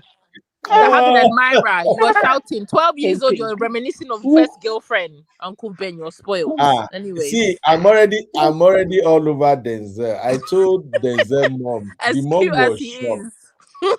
Denzel, I told you Denzel dressed to school somehow. With He his always wants to haircut, match it's everything. over for the ladies. And Denzel is 10. So I told my dad one day, I said, babe, you have to really keep eye on this boy because Denzel and her mom, they are super, super close, being the only boy. So I told her mom, you got to keep an eye on this boy. The way Denzel is moving, this guy is fast. And my wife was like, which kind rubbish talk be that? I small picking, I beg. No, just I said, babe, calm down. I begin chase girls when I was 12. And I don't want my son to take after me. And American children, one thing about them is they dress good. American children, they dress good. They want to wear what they always have this Shena idol. What do I call that? All these guys playing basketball or American football or something. So the rap parties, so they watch them so that they want to. And Denzel is just like that. Like that boy is super selective. Every morning we can use like 20 minutes to fight first over clothes. His choice of clothes and he's stubborn just like me. If he didn't get to wear within one wear, sometimes he will have to call his mom that very early, and mama go day work. The mama go come begin the mediate. So it's like that. But this is not about the there anyway. Where I'm going is that I started chasing my first girlfriend at age 12, admiring her always, and she's beautiful. Honestly, she's beautiful. Until I think until when I was 14, another woman took advantage of me and actually robbed me. It robbed me of that opportunity to be disvirgin, at least by my own girlfriend. So she saw that me, she took advantage of me. Then I think around age 15, from 15 to 16, then me and my girlfriend, we actually started dating and then we get to do the two. But that's not the story. The story is that my best childhood friend knows everything now. This girl, where her papa house day for our village, burial ground day, like when you dey Wakago, you go past, there are like 3 major roads to their house. But if I want to go from my father's house to her father's house, we have to pass through burial ground. That and burial ground used to be so scary. So my childhood friend, sometimes when we won't go to get house for night, now me we can go. So I just have to let you guys understand how the closeness is. So from that age, 15, 16, we started dating until I think I was like 21, 22 when I done the secondary school. And then due to moving around everything, we lost contact. So every once in a while, when I come to the village and then she too come back from wherever we continue our girlfriend for that 2 weeks or 3 weeks of Christmas and December. After that, we go our different way again. In a nutshell, I won't say we broke up. We just drifted apart and we started growing on our own. So I moved to Lagos. I think she went to Port Harcourt and lived for a while or something. That's just how we part our ways. Guess what? 2014, 2015, I was already in the United States. My childhood best friend, we are still best friends till now, till tomorrow. And he called me and said, Ben, he was speaking our language. He said, I have to tell you something, no, and you can't believe it. Like, what do you want to tell me? What's going on? And then he said, like, I'm actually dating your ex-girlfriend right now. What? Yeah. And I was like, dude, you are joking. What do you mean? He said, serious. He said, we're actually dating and we've been dating for a while now. I don't even know how to tell you and all of that. Then I say, I still can't believe you. I don't think the girl can do it, that kind of thing. Then later on, one day they were together. He called me on video and we were talking, and then he showed the girl, on video. And the girl, they were lying together right there, just not doing it, but they were in bed just chilling. And the girl also waved to me. Then Bao knew show her okay. And I'm like, oh yeah. Sorry, Uncle Ben, at this point, were you married to, or were you my auntie? 2014, 2015. I'm already in the US with my wife. Sorry, I didn't hear. No, sorry, I'm going to go now. I'm coming back in 10 minutes. But Sisi and Sister Nasu, is there not an exception when it's been this long where they were 15 and 14 years old? Does that count? But have you slept with the girl? No. Have you slept with the girl, Uncle Ben? I told you my first girlfriend. Exactly. I'm sorry. No. If this is like, oh, Google eyes, oh, my crush. I'm sorry. No, let me tell you, no, that's over 30 years ago, though. No, I don't care. And your friend is calling you to slap at you. Say, oh, I'm with your girl. I'll block the person. No. Let me just land so that people can react. Okay. So what happened was that when they called me on, where he called me on video, we took. And the girl was like, Ben, I've changed. She too, she have looked changed, but she's still beautiful. She's still gorgeous. You can't take that away from her anytime, any day. Even till now, she's still beautiful. So when I saw them together, I greeted her. I greeted my friend, and I said, okay, you know what, guy? I'll call you later. Okay. So it took me like almost a week. I processed the whole thing. I won't lie to you. I thought it like, damn, Lucky, you know how much me and this babe did. But after a while, I was like, wait, what the hell is wrong with me? This is somebody that almost 25 or I can't even remember. It's been long. So I'm like, what is wrong with me? Who know how many men, maybe possibly she has dated, and even me myself, I've continued on my own journey, do my own, my own. I don't want to call myself Mugo Park. I also am back on my own missionary journey all over the world until I finally met my wife and I chill, Then some part of me was also feeling like, usually, I think if my wife will hear about this now, she'll be hearing it as I'm saying it on this show.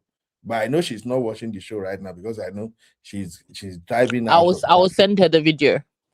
Please don't do it.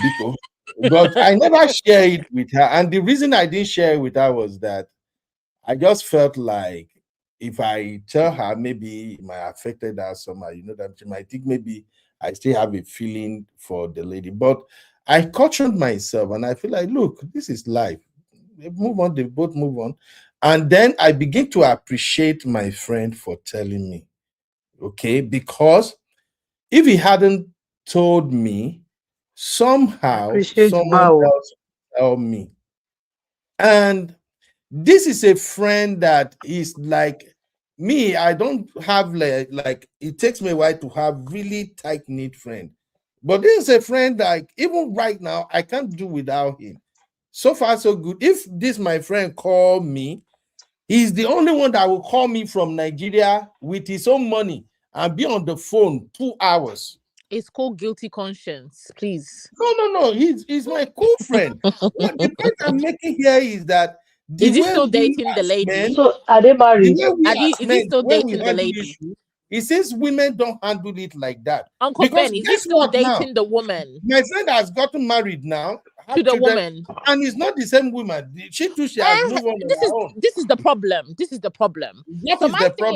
Over to you guys, unless you're going to marry that person, I just feel like it's something. It's like a conquest that the person wants to conquer. Like, oh, I managed to date that person. No, unless you're coming to me to say, oh, I'm marrying this person. That's my person.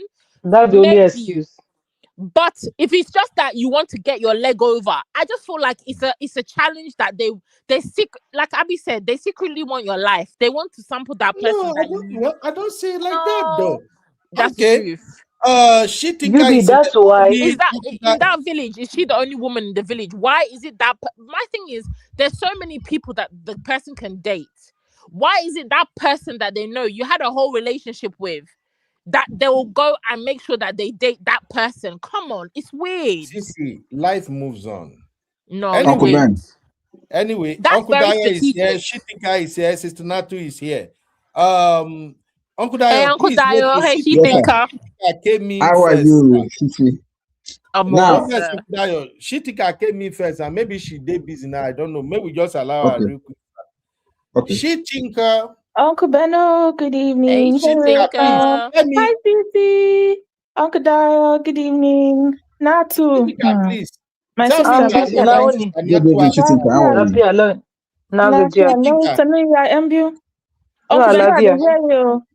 I hear you. I say, please tell me you are not like Sister Natu, Sisi, and Abby. Tell me you are my sister. We are triplets actually, but thank God. Thank you, God. We're triplets, but I want to give a pat on the back, Uncle Benno, because I think in certain circumstances, the general rule is it's bro code, it's girl code. You don't take your friends or your person's seconds. It's just not done. For so many reasons, it gets too messy, it gets too complicated. But there are exceptions. I've seen some exceptions that worked. Now, the only exceptions that make sense to me are it has to have all of these ingredients, all of them. Not that you have only one. A lot of time needs to have passed. Your friend needs to have moved on. That's Uncle Benno, married with kids, right? Then a lot of time has passed. Then life conspired to bring the friend and the ex-girlfriend together in the circumstances, not in the same circumstances, not that they went looking for each other. No, life conspired to bring them together somehow, and all the dots are connecting them. Then the friend now comes to you, Uncle Benno, and says, not that I am dating, no, but I want to date XYZ. And first love, like Sisi is saying, is tricky, not first love. But even if for any reason this is going to happen, like I said, all these things must align. A lot of time has passed. The other person must be married with, and solidly married, happy, and away from the situation. You must not seek the person out. Life must bring you together somehow, and then you must take permission. If you don't do any of these things, it's not the reason why friendship breakups can be really bad. And I have to say something else towards the end after this about the skill of breaking, moving on after a friendship breakup. The reason why friendship breakups can be really bad is because with a partner, right, it takes time for you to unpack your emotions with the person that you're dealing with in a romantic relationship. You don't just spill everything that you're dealing with on them all at once. Now, if you have a friend, more than likely that friendship has grown from, you've put in mileage. For me now, I have some friends, in fact, a lot of friends that I went to primary school with, I'm still friends with. Some of my friends from nursery, I'm still friends with. Then, something now happened, and then, you find that the person is taking your story somewhere or talking about you behind your back or trying to date your ex. It's too messy because you've been vulnerable with this person for a long period of time. The person has all the tea on you. If you now see evidence that this person really just doesn't like your guts and is actually working against you, it's the most demoralizing thing. But, Uncle Benno, the skill to shut the door and move on please continue to teach it to Blessing and don't be scared that she has it. She has taken the lessons you've given her and she's running with it like a champion, because in life, you need those skills. But girls, if you don't have those skills, life will treat you very badly. You will stay in circumstances that don't deserve you, whether romantic or just friendship. You will not be able to move on from jobs that are bad. You will not be able to put yourself first. I agree. But the point is this, Shitinka, like I see girls cut each other off and nothing else again. It's like burning bridges. That's why I think that complete shutdown, like, hey, you betrayed me. I don't want to be your friend again, and things like that women do. Don't you think it's not burning It depends on bridges the is gravity dangerous? of the situation, burning because bridges when you're not equally yoked to begin with, and we're a yeah, terrible. and it's not that you won't have arguments with your friend. I remember, like, I have a number of friends that I went to primary school, secondary school with. We're still close till today.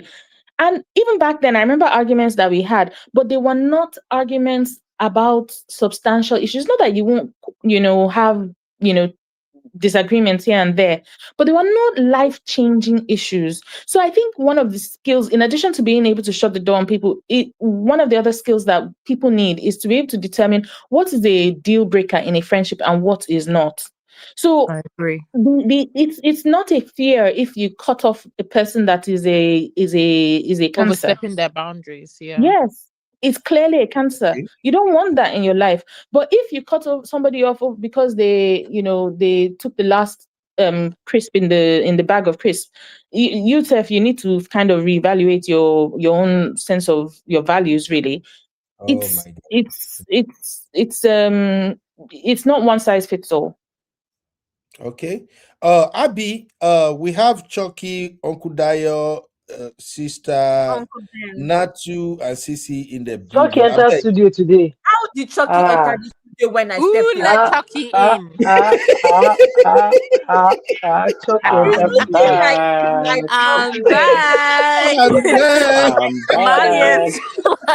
stepped away. Oh my goodness. Abby, Abby, take over. I see there's a enter now. I'm looking at my him right phone now. is melting. Chucky, what have you done? And they come, Abby, make I go meet this boy. This boy don't carry my food from. Abby, hold you be, don't do moderator. Leave you be. You be watching my picking for food. Abby, don't do moderator. You be come and hold your. He said they call him. Oh my God, Uncle Ben. I think it's Uncle Dio's turn to go, right? Welcome, Chucky. Hello, Cece. Hello, Miss Natu. Hi, Chucky. Welcome. No thanks to we Abby. miss you. Welcome back. She's been a Welcome, ton. Chucky. She's been a ton. I know you will not hello, say you. No problem. I won't say hello to you. Why should I say hello to you for? I don't need your hello. Bye. Bye-bye. Adios. Uncle Dio, over to you, sir. Thank you very much, Abby. Actually, everything that you ladies have said so far, I agree with it 100% because come on, because puppy. if a lady, yeah, because if a lady or if a friend, if a so-called friend dates your ex, there are a lot of factors underneath it. Obviously, one, she might have been eyeing the guy while you were dating, or exactly. Because there's something that I know. Let's not even talk about girls' code. Let's talk about moral code. You are a friend to somebody, and you are supposed to be besties. You have each other best interest at heart. When a guy breaks up with your friend, that outbreak, both of you are supposed to feel it together. You and your friend are supposed to go through that outbreak together. If you are really a good friend, you must empathize with your friend. You must at least be able to feel her pain. How come that same guy will not come back to you after breaking up with your friend and say he wants to date you, and you still say yes? This is one thing that I don't like with some ladies. Wait, but Uncle Dayo, sorry for cutting you off right here. Shouldn't there be a principle in regards to all that? Because I don't see the reason why someone should be attracted to somebody else and you think is the right thing to do. There should be some sort of a protocol for that. You can't just go and date your friends your friend's girl, no matter what. It shouldn't happen. It shouldn't happen. Exactly. So it shouldn't happen. So there should be a principle. You should be principled not to do that. In my own world is this: if I do know that you have this you have some kind of a relationship, and that relationship does not give me the opportunity to go and chase after that girl, I can't do that. I'll be like, wait, hang on a second. Why should I be going out with somebody that I know that has been, doing the whole bedmatics and everything? I can't do that. Probably one of those Can I days you'll be one of those days that you'll be like screaming the person's name. I can't do that. So it's can I even all say to something do with else? principles. Can I even say something else? Hmm. Most of the times, ladies that date their their friend's ex, mostly the problem came from the girl from the girl herself. Let me quickly say something there.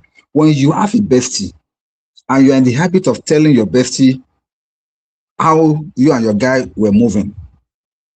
Now, mind you, some girls are so naive that they want what you want. Maybe the guy was treating you right, or maybe the guy was, I don't know. Some girls do this. They do talk about their bedroom activities Can with I their correct friends you? with the guy. Sorry for cutting you off. Can I correct you on that? Yeah, it's not just girls. Even men do it also. Men do Thank it you. also. Thank you. Because we are talking about best friend with girls now. That's why I'm just talking girls. It happens to both parties anyway. But what I'm trying to bring out is that if you are the type of person that always narrates whatever happens between you and your boyfriend or your fiancé, whatever it is, with your bestie, sometimes they may get jealous and secretly they may be desiring to have the same experience. So the moment you cut off from that person or something happen, both of you go your separate ways. If that same person comes for them, they will surely fall in. So that's why it goes both ways. It is the fault of the girl that went after her best friend's exes, and it's also a fault coming from you yourself who happen to have your ex be snatched. So one should be careful as per what and what to what level you talk at some time. I mean, when you're in a relationship with your friends, because there's an adage in my language that says that that means many lizards are in a prostrate situation. They are always prostrating as a lizard. Nobody knows the one that is having stomach trouble. So you can never know what's going on. You can never know what's going on in the mind of your best friend concerning your relationship. So let's be I've careful. never Thank seen a you. lizard prostrate, but okay. That's very funny. Uh, but I agree, Uncle Da. But Uncle Da, you know what? Sometimes it's not even that you have to be telling your friend what your man is doing in the bedroom. Sometimes people just see how your man is treating you and they just become jealous and they want what you have with your partner. That's all as well. Exactly. I agree with you on that too. It may be that she must have seen something in the guy that you yourself you don't really know. That's why I say, see, people that you call your bestie, sometimes they are like jealous of what you have, but they may Exactly. never say. The only time you will know Very them for who true. they really are that if they come after what you have left, they know that this person Exactly. is not the best friend. It's not the best friend at all. Uncle Dara, just to add to that, there are friends that are happy to cry with you, but they're not happy with your success. So you need to That's experience worse. both with a friendship, and is terrible. Some people are That's comfortable with worse. you being down, but if something good happens for you that hasn't happened for them yet, it will reveal their true character to you. So True. it They can are be a the tricky competitive thing. type. They are secretly They competing want you with to you. be they These want Probably you to be good are but competitive. the not be friends. better than them. They don't want you to be Yeah, better than exactly. them. They can't have it. So The those are thing the is that they dangerous would friends not then. want you to be far better than them, or they want you not to be better than them in everything. They want to be the one that the eyes will be upon. And if you happen to be the one that people are always referencing, people are like always ailing, secretly they will be hating you. And if they have any kind of opportunity to strike at you in the dark, they will surely do that. Those are Yep. not friends. Those No, are enemies. those are actual They are enemies. enemies in disguise. Yeah, it's a pity.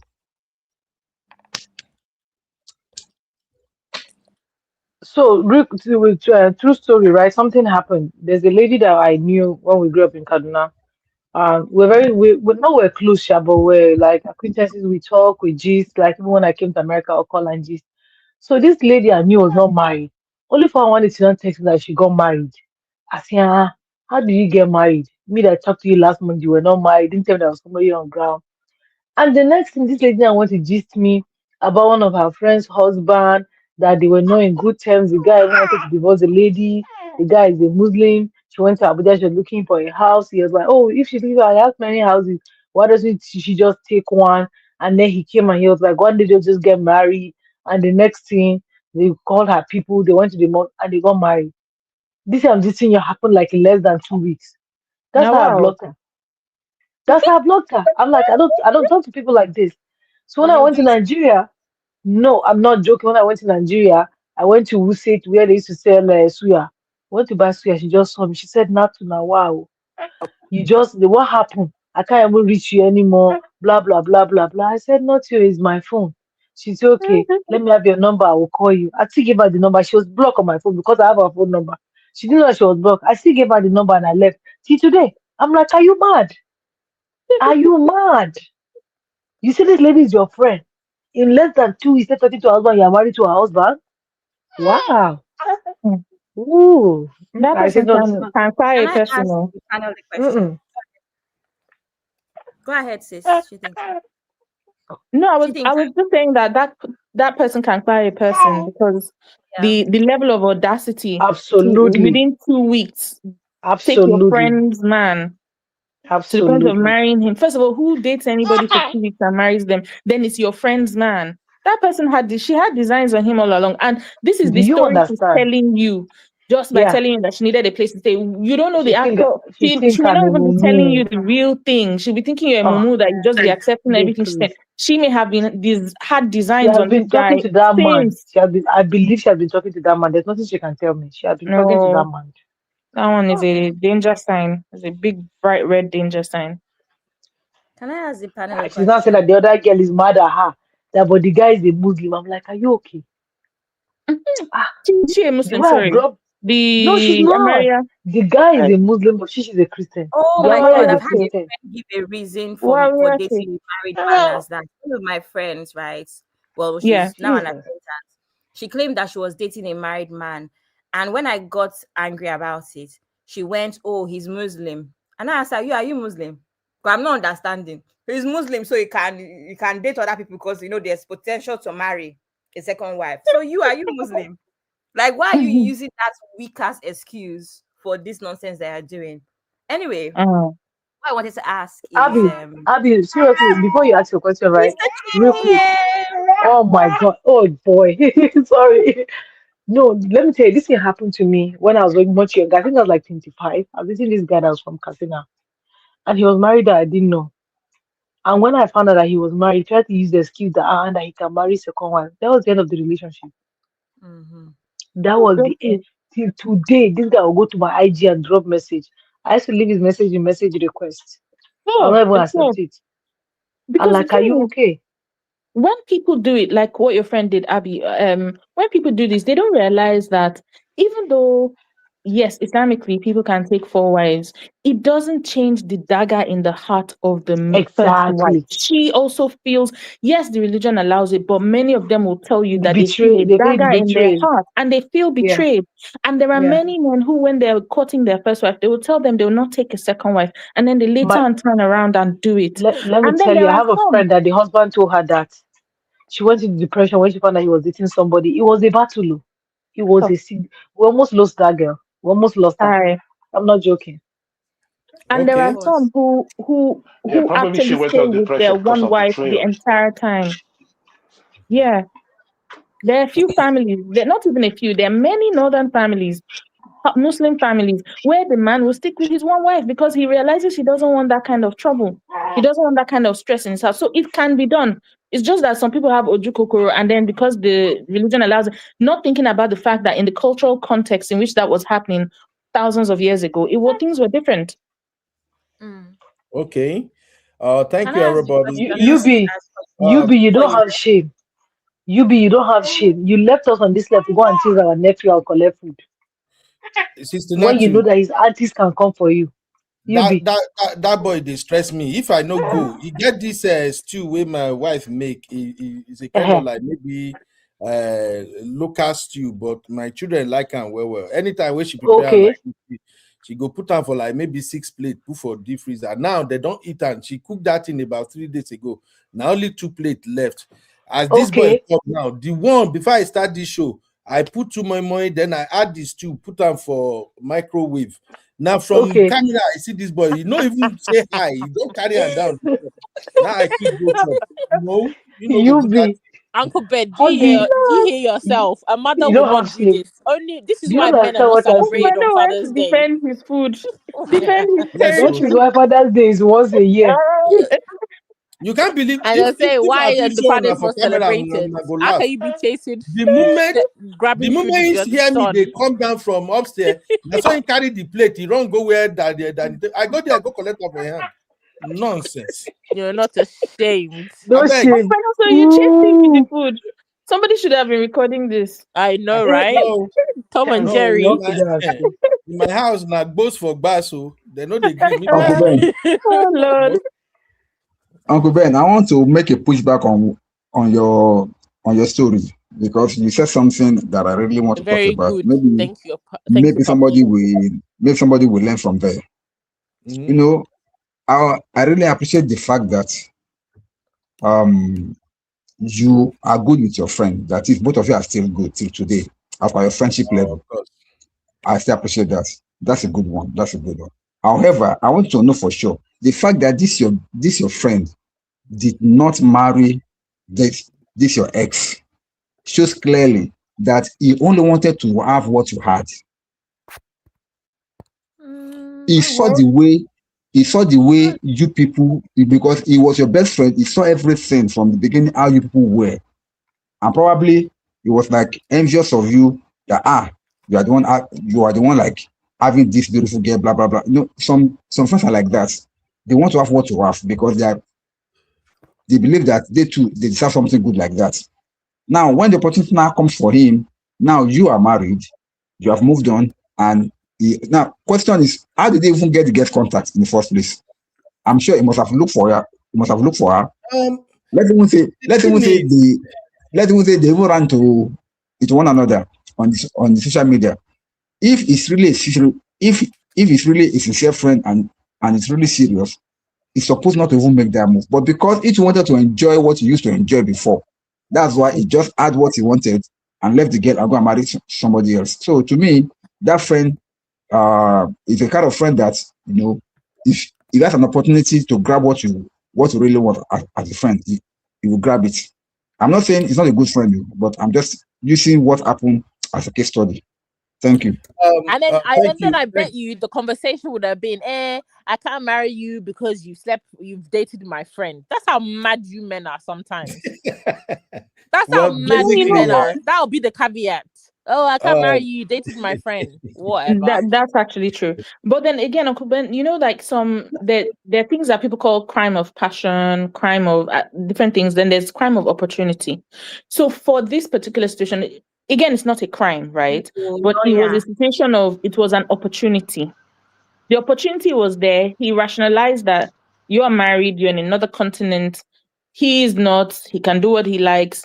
But the thing is, if the principle was foremost in his mind, he wouldn't have done it. In his mind, it's just like, there's the opportunity, so why wouldn't I? And I think that's what Uncle Daya is saying. Do you know what it was? They were on the bed, they now called him. As in, they were on the bed. Exactly. Or see what you used to have. Haba. They could have called you while they were sat on a chair, while they were in a restaurant, while they were having a drink. But for me, it's just Uncle because Ben, of this you just have a good heart. topic.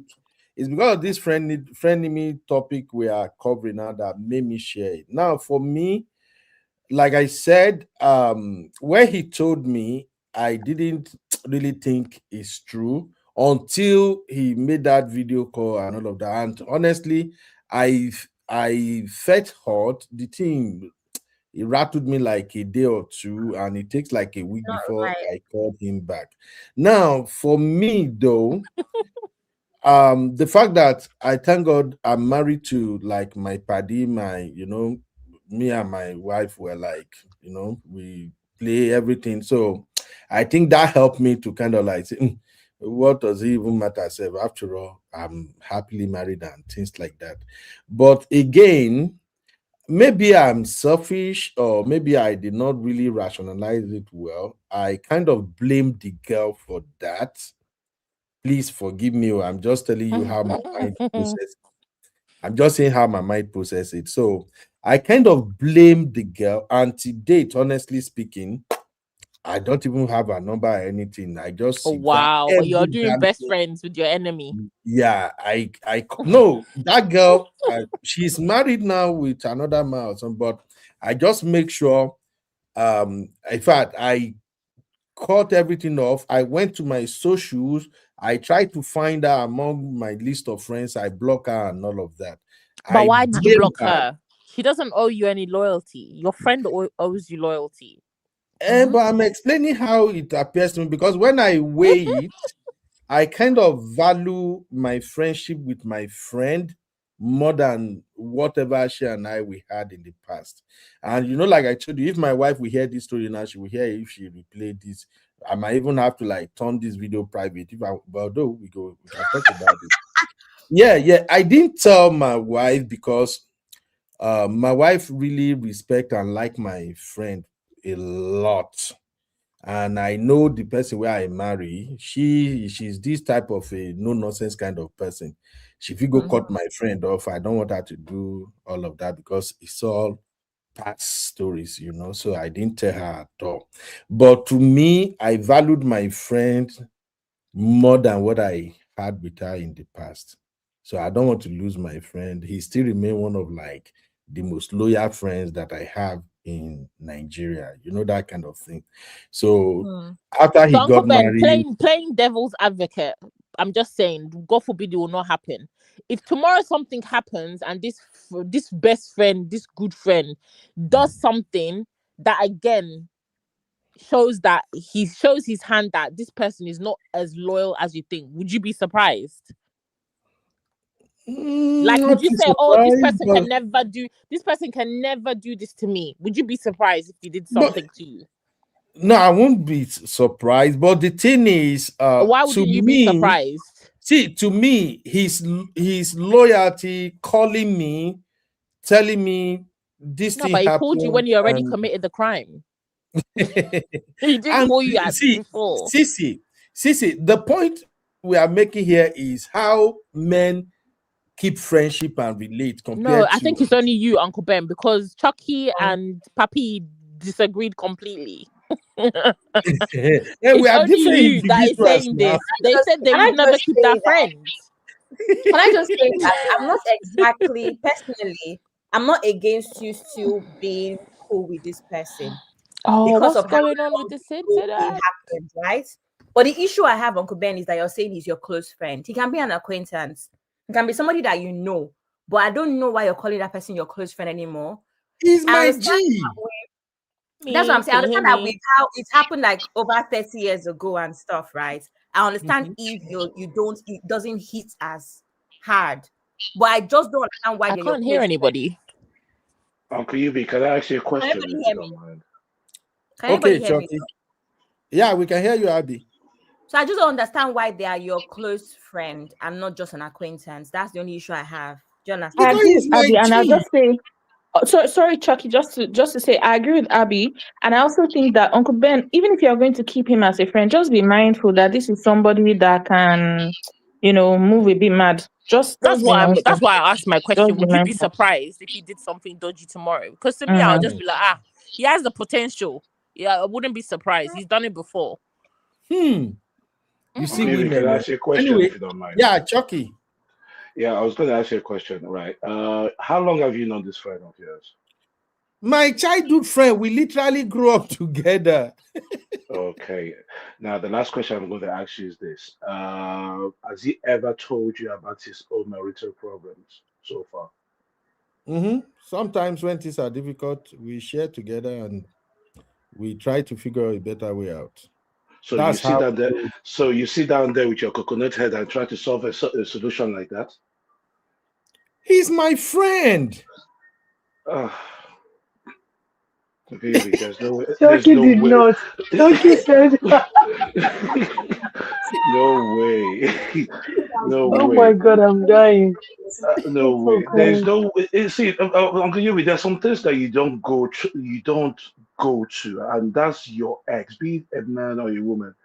If you cross that boundary, maybe your one is the one of the fortunate few to have that kind of relationship. But to me, it's somebody I can't define as a friend. That friend can do some other things if you can go behind my back and marry somebody that I've been with. No, I they are don't. not married. They're not married. They're only just They're not humping. married. They're just No. humping. They're I just think the hoping. whole thing is just like maybe 2 3 years. So, Uncle, okay, Uncle Yuri, let me ask you this question: if they eventually get married, now they want to go and get married, and you get invited, will you go to that marriage? He'll be the best man. You say what? Mugbe. No, no, no, I no. will buy them Don Pedro.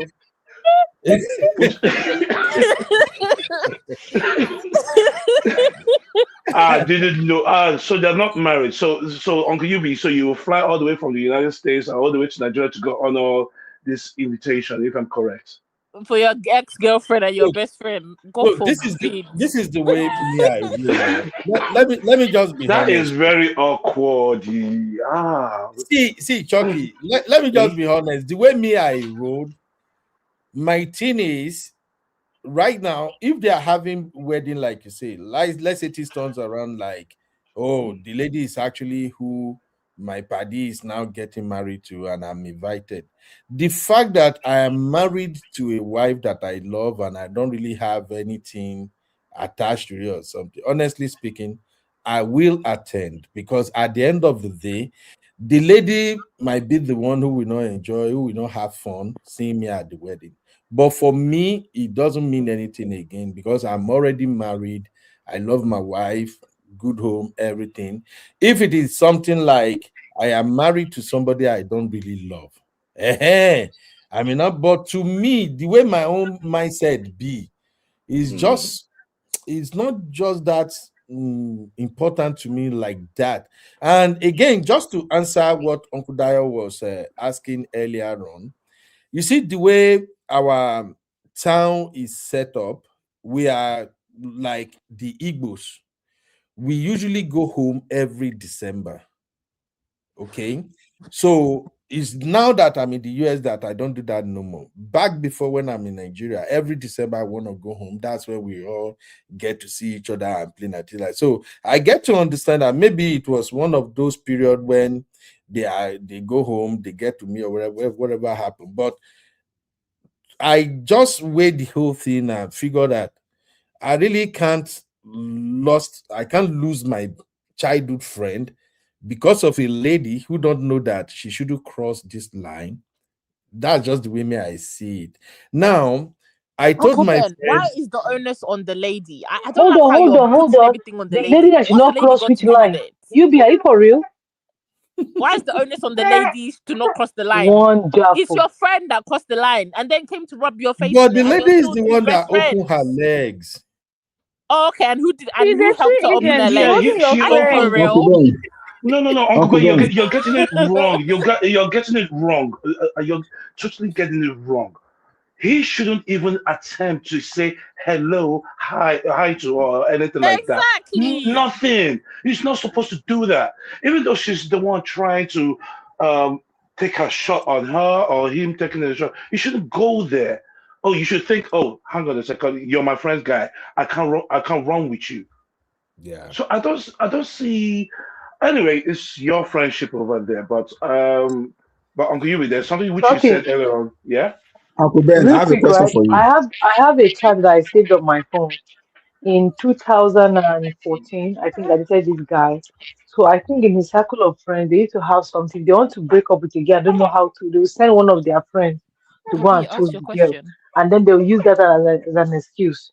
So when one was started having issue, his friend now told me he was not chatting me because the guy lost his mom, and my ex sent me the guy's number to greet the guy. So I greeted the guy. So he just started chatting me. I'll say, I've left America or Nigeria already. I'm already in America. The guy was chatting me. He was beginning to go personal. I still have the chat on my phone. And I told the guy, I said, do you know who you are chatting? He said, yes. I said, this is your friend's girlfriend. He said he knows, but two can play the game. I said, I don't do that. I still have the chat on my phone. And the guy's like, oh, he doesn't have to know. I said, I'm sorry, I don't do that. And then I send the message to my ex. I'm like, this is your friend that you call your friend. This is what the person told me. You understand? And I think after a couple of days, we broke up. But the guy trying to come and think that you get me. I'm like, no, I don't do that. You're like, oh, the guy don't have to know. I say, I'm sorry. Because you is your best friend, you know we're having issues, I think you can use that as an excuse. No, I'm sorry, I'm not that person. I still have the chance. So you want to blame the girl? Wonderful. Okay. Hey, but I see what everybody is I know how saying. peaceful Uncle I Ben, am. Oh my Yes, Uncle sir. Ben, if I can ask you a question, sir, please. This is simple, okay? I just want you to maybe this will make you to tune your frequency to what everybody is saying because you seem to be on a different frequency entirely. Do you know why when that your friend called you, you He's getting felt bad? cautious. He's getting You cautious. felt bad. Do you know why you felt bad? You felt bad not because you wanted the girl again.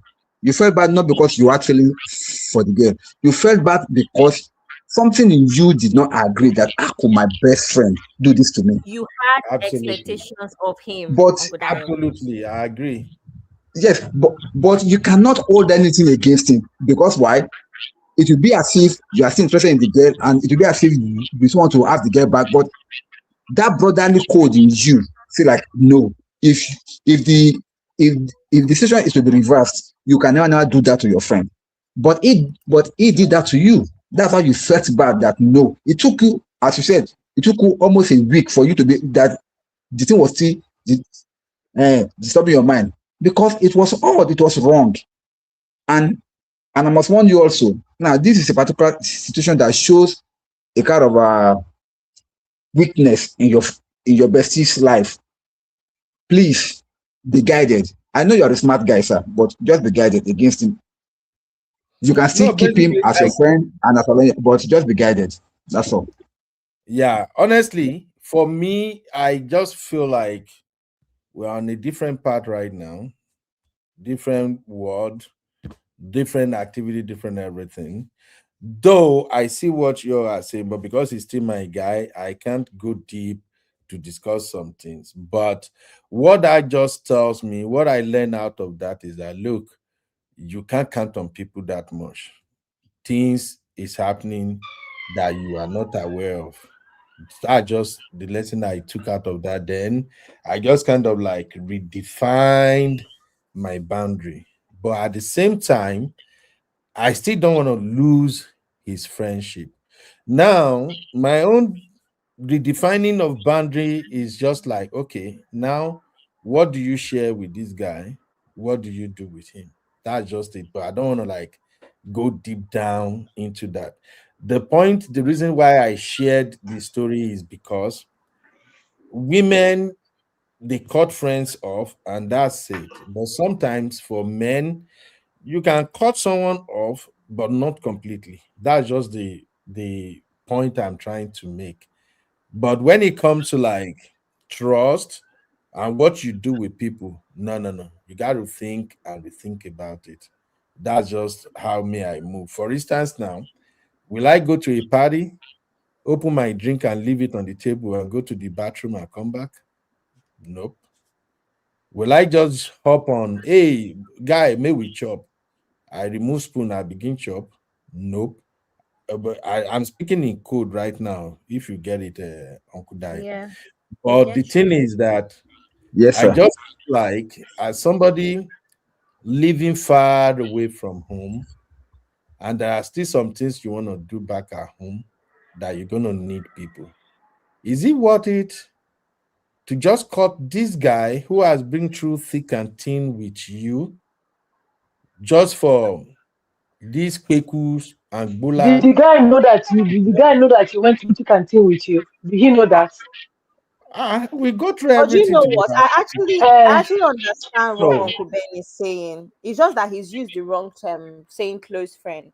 Because I'm someone that I always preach friendship tiers, right? So your tier one friends are your closest and dearest. But there's other friends where they probably done something funny, but there's a lot of history, or there's a lot to gain as well in that friendship, where there's no real reason. When you really set your heart right, you're now a tier 5 friend. So there's certain things I would never speak to you about. Like Uncle Ben said, I won't be able to leave my drink around you or Now you trust get you. it, Abby. But you're now a tier 5 friend. But Uncle Ben, because you were telling us it's my close friend, my best friend. So I put friends in tiers sometimes. It's not every friend, based off of history, based off of their usefulness, so many things, that you have to cut off completely. But you and I, we know that you're no longer my tier 1 friend. You have now been demoted to tier 5. If I can add something to what you just said, Abby, if I can add something to what you just said, do you know that there are some friends, Abby, that they are good, they tick all your boxes except for one particular thing. And once you identify that their weakness, they can be good with you in every other thing, in every other area. They can be good, but in that particular aspect, they are weak. Once you identify it, just protect yourself in that area. There are some friends that you can do everything with, but you can never tell them about your boyfriend or about your relationship. There are some friends like that. Exactly. Now, Period. as per business, as per anything, they are faithful, they are loyal. But when it comes to relationship, don't share it with them. Once you know them, once can advise them, put them in their circle, put them in their zone, and you are free. So please, once you know that, then you are good. So it's just like within brotherhood code also, it's like you have a friend that you can trust with money, and this friend will never betray you with money. You know this person, lie, no matter what. You put him in charge of anything, you do anything with this person, your money is safe. But this friend has a problem. He talks too much. Yeah. You see what I'm and saying? that money thing, it might Yes, not be once that you identify them, yes, you are right. Too much. and that money thing, it might not be that they're thieves. It may just be that they have a bad spending habit. You understand? So it's not the worst thing in the world. It's just not something you agree with their spending habit. So it's not a good idea. Exactly. So when it comes to friendship, you just have to like weigh it. So if I have a friend right now that I trust very well with money, he will never mess with your money, no matter what. But this friend, you dare not have a conversation that you don't want a third party to hear about. You go spill it. All you have to do is you keep the friend because he has value, but you watch what you discuss with him. That's all. So in the example I make, I just really feel like if I brought that into the conversation, maybe it can help people to understand that the way we cut off friendship, the way we push people away, we can still work around it because sometimes you may still get to need them again. Now you just have to watch your back. All right. Now, having said that, there is this thing I want to bring to our attention. Sister Cherish Olivia shared it while I was going back and forth with Denzel. So let's quickly dissect this. Welcome to UB Reactions, the place where we keep it real. Today, we've got some hot topics, so let's jump right in. You are watching Trending Vlogs with UB. I am UB, your favorite Gen Z uncle. And this is my take. All right, yes. Afterwards, I have a video to play, please. Okay, ma. Now, before I move forward, first of all, I want to say this. CC, Abby, Sister Natu, Misty, and all my sisters in the chat, Sister Yinka, Auntie Oyi, Cherish. Oh, see, Sister Chinyo, the runaway sister, I see him. I beg, make una no cut me off the way women they cut people off. I just wanted to like beg una. Okay, now this is a serious matter, and I have a different opinion on this one, but let me quickly share with you. So, Sister Cherish Olivia said, I have a friend that passed away, then her friend married her husband. Okay, where is the second part? Then Sister Cherish went further and said, I'm telling you, sis, the guy is a surgeon here in SA. The wife passed during COVID in 2021, and her friend, prayer partner, married the man now. Stashari continue and say, they have a grand wedding last month in Nigeria so that we friends will not attend. Then I thought he was kind of like, say, what? Kilele and all of that. But here is how I'm looking at this thing. Uncle Ben, I don't want to hear your opinion. You're gonna annoy me. Let's hear what he's got to say. Take it easy. Let's hear him out. Take it easy, Sisi. Let us hear him out first. Thank you. Sisi is back with our wahala. I know where Uncle Ben is going. Sisi is bullying me. Thank Joe, God. Uncle UB, Joe, unfold your hand and I know where you're going, give us your and opinion. I don't like it. I'm just happy that I'm not the one causing problems this evening. I love it. All I want to say is, say it. What if that friend married the man out of loyalty to her friend who passed? What loyalty? Make that make sense. That sentence makes no sense. What loyalty? You are my prayer partner. I want to assume that on my deathbed, in my loyalty, you want to marry my husband. You're a witch. Uncle Ben, let me help you out here. I am thinking of one major other reason that may cause this to happen. And that is, all these are Nollywood movies. That, when the wife want to buy, you will not beg the best friend, please, because of my children. I know you love my children. Please marry my husband because me, I the buy now, so that you can help me take care of my children. Maybe something like that happened. Maybe that's why the best friend agreed to marry the husband. Apart from that, that friend is a fraud. Thank you. If that was the case, Uncle, the reason why that's not the case is the way that they're moving like rats, dirty sewer rats. Okay, because clearly the real friends, like Cherisha said, they went to go and do wedding in Nigeria because they know the South Africa crew are not going to attend. So that means clearly it was not above board. You didn't have the sign off where somebody said, "Oh, my friend is part." Your friends would know. Or I've asked so and so to step in and look after my kids. I give them my blessing. Bullshit. You jumped into your friends. Your dead friend has not even been in the ground 5 minutes, and you're already eyeing her. It's been 5 to 6 years. I will personally haunt that woman for the rest of her life. How? From the grave? From wherever I am. Okay, so the husband should not marry again? He can marry again, but why must she marry my friend? What if your friend is the one that can really take care of the children the woman left She's behind? not going to take care of your children. You'll find that woman is not taking care of no bloody children. She wants to get rid of those children because they remind her of the nasty shit that she's done to her friend. Please. Why are women thinking like this, for Christ's sake? The woman is just greedy. She saw a man. He's a surgeon. He's making money. Hey, let me go. You don't have morals. You don't have class. You're a witch. I will never even. My best friend cannot go and marry my man. No amount of my love. My love is if I pass away, please look in on my children. Make sure that my kids are good. Yeah. Put these things into action. If my husband is moving mad, do what you can do to put my children, things that I would have wanted to do for my kids. I want you to make sure you action those. That is a friend, not go and sleep and marry my husband. Please stop. What loyalty? Wait, okay. Chucky. No. Chucky, help me out there. I think Sisi is just para-ing this afternoon. Help me out here. This evening, it's almost 10 p.m. here. No, she's not. My head hot. You are para-ing. Sisi is not para-ing. Sisi is not para-ing. Uncle Yubi, let me bust your bubble. I kind of agree with what Sisi says, actually. No matter what the circumstances should be,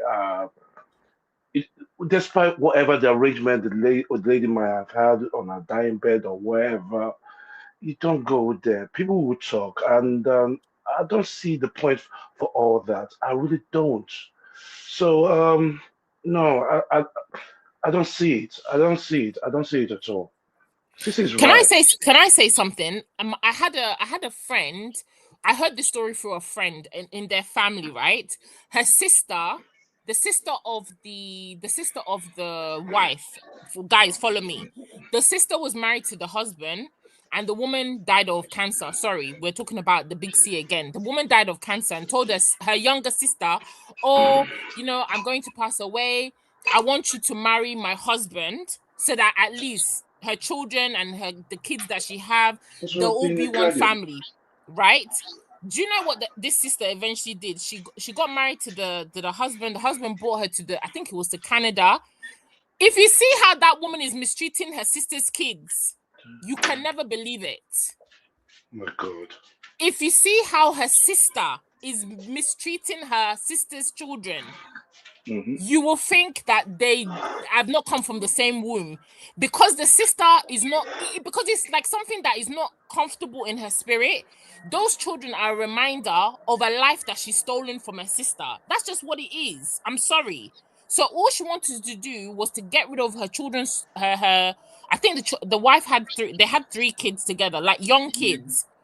Her blood sister, her younger sister, the sister thought, "Oh, let's stay. My sister will be good, look after my kids." Once she had her own children with the man, everything about her sister's children irritated her. Wow. She packed up those kids and dropped them back to Nigeria. And you're telling me that, it's because of please, let's stop. Okay, there are enough men in this world for you to marry somebody. You don't need to marry my leftover. If I passed away and my husband was available, he should marry somebody else, not anybody in my friendship circle. I'm sorry. Okay, Sissy, let me ask you this question here. Let me ask you, what if in a situation, right? Yeah, this lady is about to pass on and talks to her best friend and say to her, "Listen, I want you to marry my husband." Why she's married in another marriage? She's got another marriage. Will she leave that marriage to go there? Please ask the question. Maybe in Uncle Ben's world, she'll leave her marriage because she's being loyal to her best friend. No, wait, Uncle Ben, no, I just realized something. They're attacking Uncle Ben. Uncle Ben has not even said what he wants to say. No, he said it's your fault. It's your fault then. It's your fault then. I mean, he said what he wanted to say.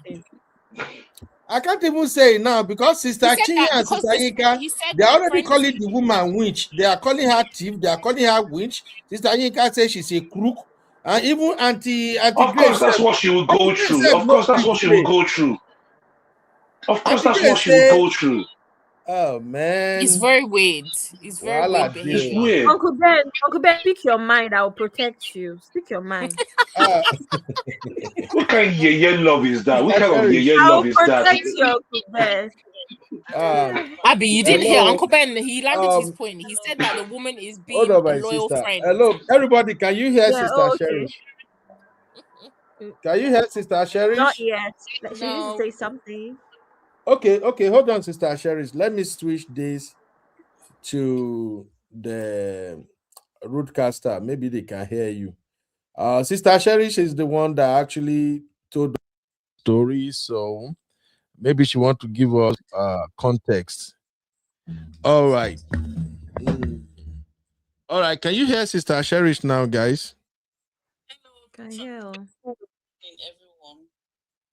Good evening, sis. Yes, they can hear you. Okay. So, Uncle Ben, are you trying to... Uncle Ben is low. Uncle Ben is low. Okay. Yes. No, Sister Cherish, they say it's low. Let me see if I can hook you up to... I'll go connect this one now. Sister Cherish, let me send to the mic. Let's close to the mic. The screen. You will see the studio number. Call that number. That one is connected to my machine so people can hear you clearly. Yeah, look at the screen. I put it on the screen. It's the +1512 595 6569 number. Call that number. That one is connected to the machine so they can hear you. They say your voice is very low, man. Yeah, is it on the live chat? Yes. Right? No, just look at the screen. Look at the screen on our show. I put the number there. I will even text it to you now, Seth. Just so that I will send it to you on WhatsApp now, okay? Okay. I don't know why I'm not able to do. Maybe you will help me sometime, Uncle Ben, because I've deleted StreamYard app and it's not the network. So I mean, if someone in Nigeria can connect, South African network is not that bad. Because Tinubu is giving them in Nigeria, Tinubu give them the best network. Shade. Okay, it's very Chucky, that even brings me to my question. Chucky, confess to the public what happened. Okay, Sister Is it not Cherish, me that told you how to come into the studio? Yeah, check your WhatsApp. Okay, Abby, you guys can continue. Let me send her this No, Uncle number. Ben, Chucky needs to confess. Chucky, is it not my advice that made you be able to come into the studio? Confess. I Is it haven't not even, because no, I tell haven't even you? read your text message. I haven't even read Yeah, your you text know, message yet. they don't tell you that you should try and use a different browser. Is that not why you were able to come here?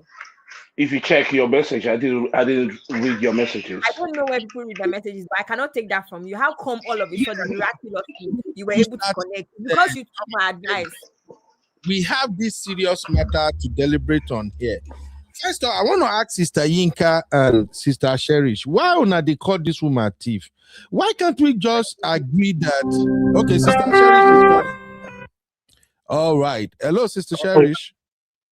Hello, Uncle Beno. Can you hear me? Good evening. Hello. Everybody Sister can hear her. We can hear her Hello, perfectly. good evening. All right. Go You can you hear me? Yes, they can hear you. Okay, okay. So Uncle Beno was trying to justify that particular action based on, let me give context, okay?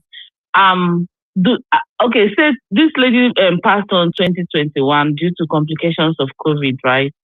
And then around say 2020, she and her husband, we are coming to mediate with this one and her husband. Like, I think these other people, ladies are married. You understand? Sissy, you won't go to Bora Bora, Sissy, if you shout one more time. Mediators. Okay, continue. You understand? Okay, you people, you know what's going on in this marriage. You people should try and fix things.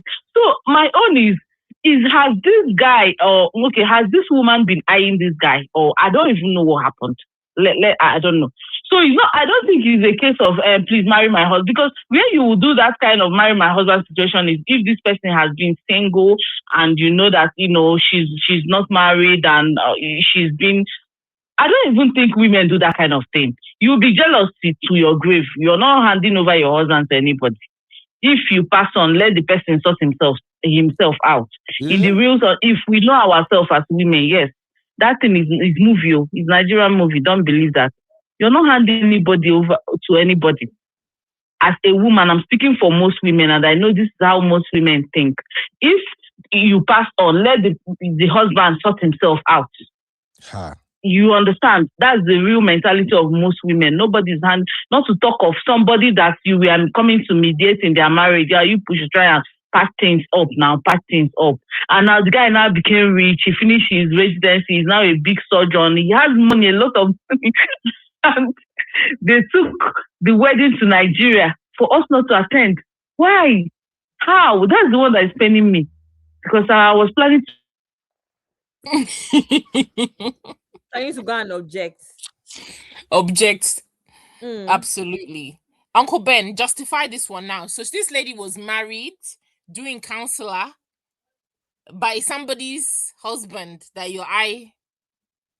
Okay. What happened though? Uncle Ben, did you mute yourself? Is it not me? I thought it was me. Uncle Ben muted himself, Uncle Ben. He should mute himself. He has Sorry. He has nothing to defend.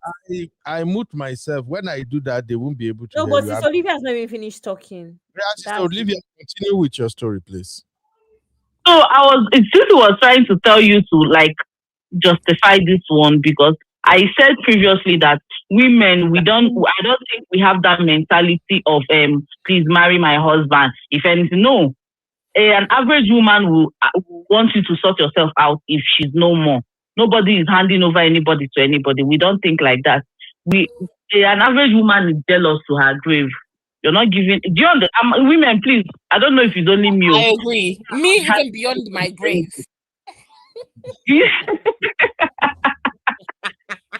No, that's Nigerian movie. Nobody is handing anybody to anybody to when they are now pass on. So take care. No. Okay. No, we are everybody, and I think even men are like that. Men will not even want their fellow man to come and maybe a friend to come and take over their wife. Okay. So that thing is in the movie. Sister Cherish, I know. Yes. I know it's a friend's story, but I just want us to give us small context here. What is the friend that passed? What was the nature of her relationship with her living friend that now married her surgeon husband? Okay. The relationship is okay. This lady that is now married to her husband now was teaching her kids maths in all these tutor. I think she was a teacher or something, or she has some teaching skills or whatever, but she was teaching her, and they were even in friends group that do prayer partnership thing. You know, all these friends group that let's do prayer partner. And they all live Women in that pray together. Let's see. Yeah, women that pray together situation. Yeah, they all live here. And this one that is married to her husband now, she was having problems with her own husband. So the surgeon and his wife used to come and, you know, as those family that you look up to, because the guy is he's a cute, handsome, rich guy that people look up to. You know, you command respect, kind of, okay, let me talk to this man, maybe everything, you know. Oh, Sister Sherry, was there an iron? Sister Sherry, no verse. Wait. The story don't they change now. So for those who really don't understand, what we are getting at is that the three of them, they all live in SA, right? Yes, in the same city. In the same city, yeah. Same city. And the late friend and the current wife to her husband, they used to be in the same WhatsApp prayer group, right? Yes. Okay. And the now new wife to the late friend's husband, she used to be married too, right? Yes. Okay, now I get the full picture. This is weird. This is crazy. This is witchcraft. I'm sorry to all my sisters that call her witch and all of that. I did see it. Sometimes I know they see beyond my nose. And almost as at the time almost before she passed, they even she passed 2021, right? Around 2020, so I heard, she and her husband used to go and mediate, you know, all this kind, Nigerian setting now. Yeah. People that will go and mediate, if you hear this family is having some kind of, okay, let's go and mediate, respectable couple, let's go and talk to these ones. Maybe we'll find out what the situation is. Maybe we can come in. Maybe they will just be fine. You understand? That's the setting, at least at this much I know. And whatever that happens, eventually, I don't know when she finally broke up with her husband. But as of 2020, she was married to the husband, and this other couple was coming to media. You know how 2020 was now crazy year and all that. Then COVID came, and this woman now had COVID around say May or June. She was in the hospital, she was in the hospital for up to 2-3 months, ICU, and eventually around July or early August, I think she passed. Now, as at this time already, you have even married the husband, taking him to Nigeria, did wedding, big, and need I say that, I don't know, it's not relevant, but the man is, is an Igbo surgeon, and the woman is a Yoruba lady, so, intertribal, which it is okay. People marry intertribally, but I don't know. I just don't know. On her WhatsApp status right now, she used to call herself Queen of Okay. Are you kidding me? It's fun. I'm not lying. Okay, then a lady now, a friend of mine now saw her status and she sent me she says, do you know this person? So she's not married to Dr. Keke. I said, yeah, so I heard. She said, okay, let me chat her. She was chatting. She asked her, are you now married to this doctor? She said, yes. Do you know him? The lady said, no, I know him, but he's a friend of my husband because that lady's husband is also a doctor, I think a surgeon also here in South Africa, a Nigerian woman too. She said, okay. She now said, so why didn't you invite me to your wedding now? The lady now said, do you know, she called the lady's name, like the late lady's name. She said, yes, I know her. She's my friend. She said, that's why I did not invite you. Imagine. Witch. Women. Broad daylight witch. So, Uncle Ben, if you see us cut off bullshit, know that we women, we don't tolerate, because we know women can be and if they want to. So we don't give second chance. If you show us crap, we know that you are no, like if your daughters have they have that mindset at a young age to cut off bullshit, rubbish friends. Please, those girls are very smart. Let them keep it up. Because women, like, it will look like Nigerian movie, but this is real life situation. Why are women like this? Why are women like this, Sister Sheriff? Why are women like this? We don't know why we are like that. That's why we devised a way to treat, rubbish. If you see that a person is moving mad, we don't give second chances. Most women will tell you they cut it. And is this sister? Which of my she thinker, my sister that was saying, if you're the woman that have the tendency of living, giving people second chances, you're always trampled upon. So if you're going to be someone that that will not let people trample upon you, if you see red flag, you cut off. Ghost people if possible. I was telling Abby and she was laughing. I can ghost, I can allow. It depends on my mood.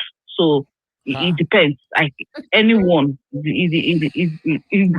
So I'm telling you that these things happen. People can move mad, and nothing will happen. Like now, we did not attend the wedding, so nobody is coming to look into her eyes.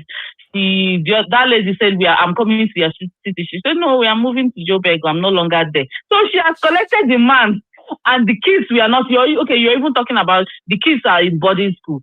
The lady has 2 boys, twin boys. They send them to boarding school immediately, exactly. And those boys, to boarding school now immediately. Boys are in boarding school. The twin boys, they are those 2 kids that the late lady has. Boarding school, they were not even in attendance in their daddy's wedding. Okay, what is the rush? Why are you rushing the school holiday? We are just, finishing school holiday, and the wedding was end of February. So why didn't you allow school holiday to happen so that the boys will come to Nigeria with you guys to come and attend the wedding? And this is why for me, as men that are married that have children, they need to stay single, because men are so bloody stupid the way they move. Why would a woman come into your life?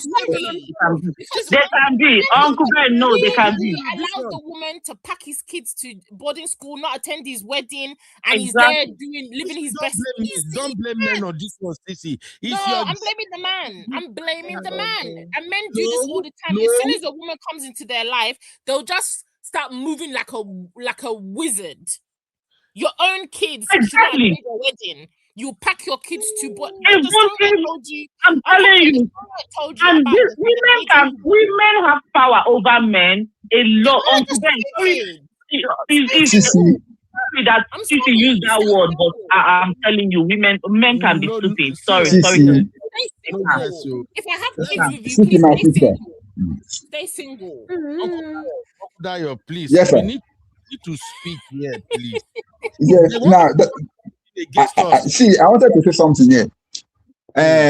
My sister, Cherish Olivia, I like the way you put context to the whole story. Now we know exactly what was really happening there. But do you know one thing that we are missing out here? From the whole scenario, it is not obvious that this particular lady that married the surgeon, I'm coming to continue, must have been eyeing the man even when our friend was still alive. And then I just want I also want to allude to the fact that if somebody marries your ex or dates your ex, they have been 9 out of 10 times they have been eyeing that person. Because in this case, it is obvious because now the reason why I would not the reason why I did not completely go out to blame the man in this case, because if the man is in his right senses, he would not have moved the way he moved, even after marrying this woman. Number one, he would have abandoned his kids like that. He would have just pushed them off into boarding school. He would have make some move that he made after marrying this woman. Definitely, the man is not or was not in his right senses when this thing was happening. And when you were calling the woman a witch, I don't want to believe it. But now I believe it must have been a witch. They want to be able to get away with all what he did. Yeah. So the man is being manipulated. So the man is not in his right senses. He's being manipulated.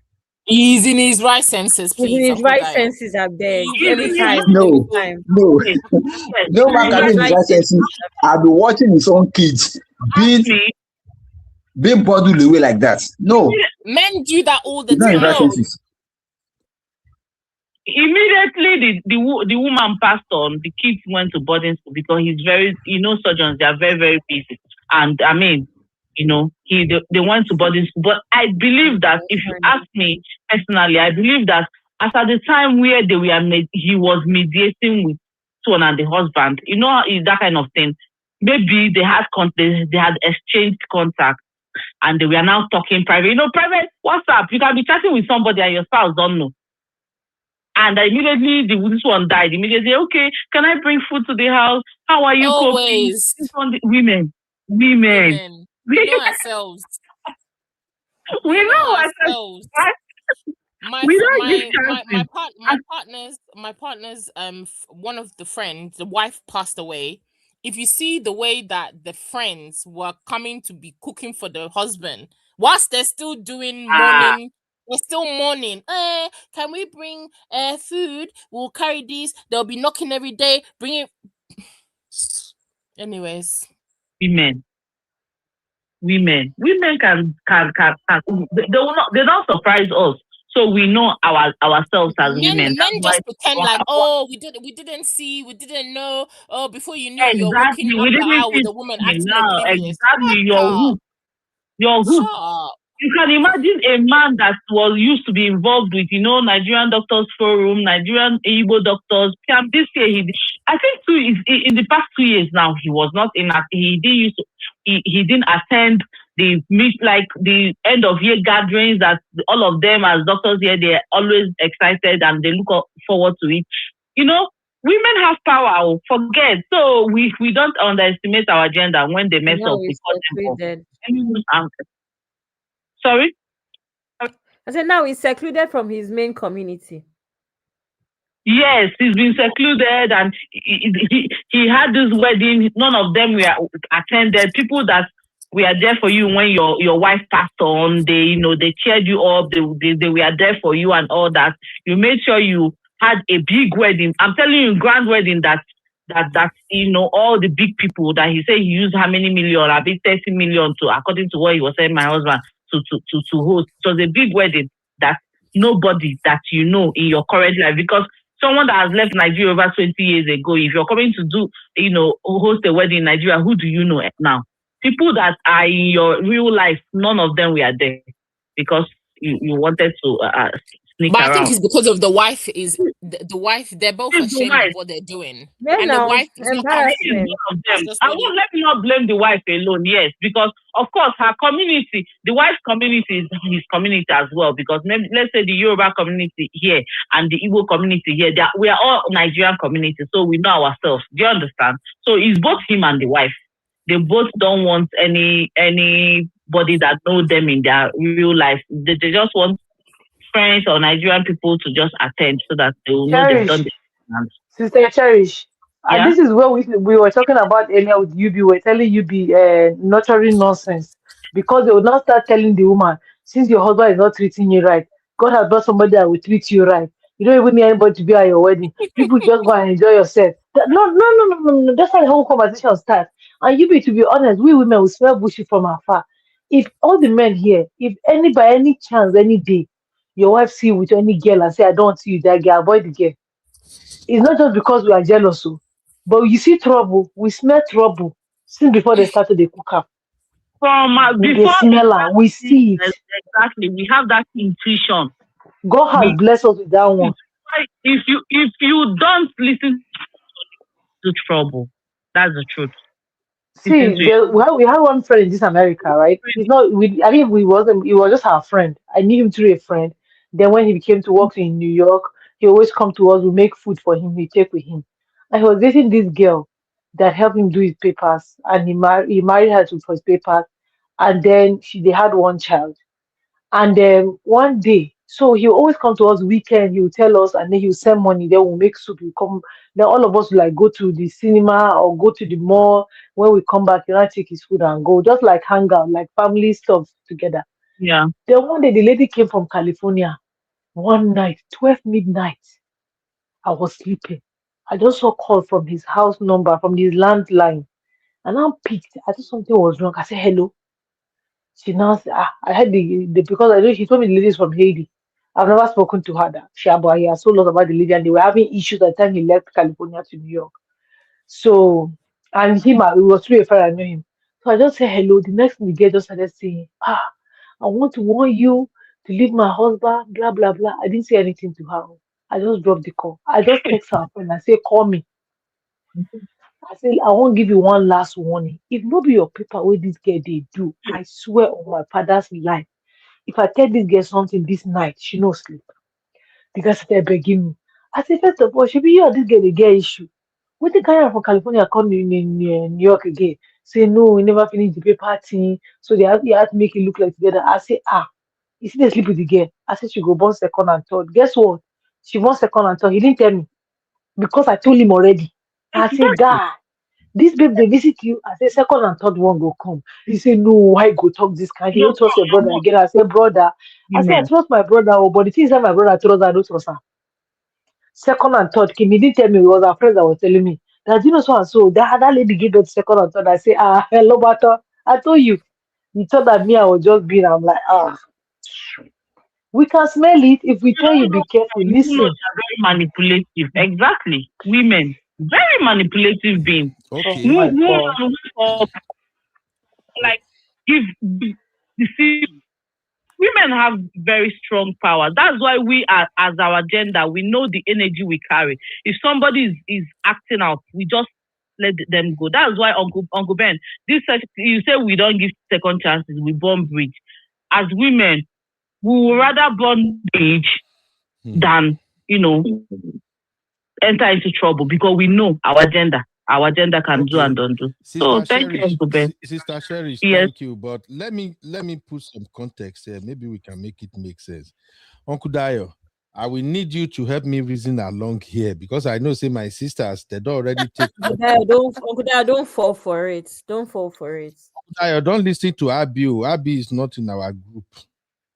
So first off, let me take a couple of comments here. Auntie Grace said, why can't men use their senses? I'm going somewhere.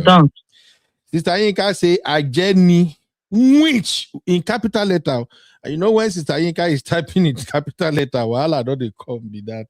Okay. Auntie Grace also said, the man is in big trouble. Then Sister Yinka said, that man is not saved. That's if he also didn't contribute to her passing. I wouldn't even trust him. Exactly. Okay. Exactly. Then Sister Ngozi said, I'm sure she has chased all his family members away. Hey, voila. Sister Auntie Grace said, evil shoulder to cry on. Comment plenty. Then Heart Desire said, that surgeon is a wizard committing wizardry with the help of the witch wife. Okay. Then Andungozi also said she took advantage of his vulnerability after the wife's passing. Now, how come sisters don't see that? First of all, the man is vulnerable. Second of all, the woman is the real devil here that kind of took advantage. You didn't hear us say that all this while. You didn't hear us blame the man as much as we blame the woman. We're blaming the woman more. Yeah, they are vulnerable. Instead of you to go and kneel down on the side of a bed to I God. pray, go to war room. Go to God to pray and let him console you. Why are you choosing woman? But you know, when a wife passes, men word usually crashes. Like you have kids to take care of, your partner is gone. It just feels like you are in a vacuum. And the women are the one who usually take advantage of men in that situation. So when are you sisters going to have a meeting and agree that women should not be moving this way? Why? Uncle Beno. Yes, Uncle Beno, if I can answer that question, that's why we as women, when we tell you that if our fellow, like, where this whole conversation emanated from was female friendship, right? How you cut off friendship, how it ends and all that. We tell you that if we see red flags or if you betray us, we cut off. That's how we curtail those things. Because if you give a woman a chance, she will hurt you. Men, we don't know how you guys do with your things, so we don't want to talk. We don't want to come in. You know how, but we know ourselves. That's why we don't let. If this woman, I don't know if you ask this woman if she's if she comes back from the land of the spirit now and you ask her, she would have seen a red flag concerning the way this woman was talking, or maybe during their friendship, or, oh, this is your husband. I don't know. I'm just saying. But the ability to cut out a red flag when you see them is how we curtail or contain this behavior of ours as females. My sisters can help me answer, but this is what I think. Okay. We don't give chances. Okay. Yeah. Uncle Dio, please, your take on this one so Now, far, because the sisters, they are already throwing punches, but your take, sir. thank you very much, Uncle Ben. The thing is this, you are correct, because, and I like the way the sisters are really passing judgment on this particular case scenario that we're talking about. The fact of the matter is that there are a lot of reasons here for us to believe that this woman was up to something even before the wife died. She must have been up to. Remember, they were the one coming to do counseling for the man and the wife, even before the wife fell sick and she died. According to what my sister told us about the story, she said that he and her husband used to come to do counseling. That means now what really makes me pissed is the fact that it was in a religious circle, and I'm sure they were Christians. They were like brother and sister coming to pray for another family, brother and sister. Yeah. Please, sisters and brothers on the platform, be careful who are your prayer partners. One of them may be a friend enemy. Now, she must have, during the period of counseling, due to what they have been hearing both man and wife saying, or maybe causing their troubles, and then they were like counseling them to try to kind of settle them until the wife now died. She will use all those information and all those things that she had seen. Uncle, you are getting it wrong.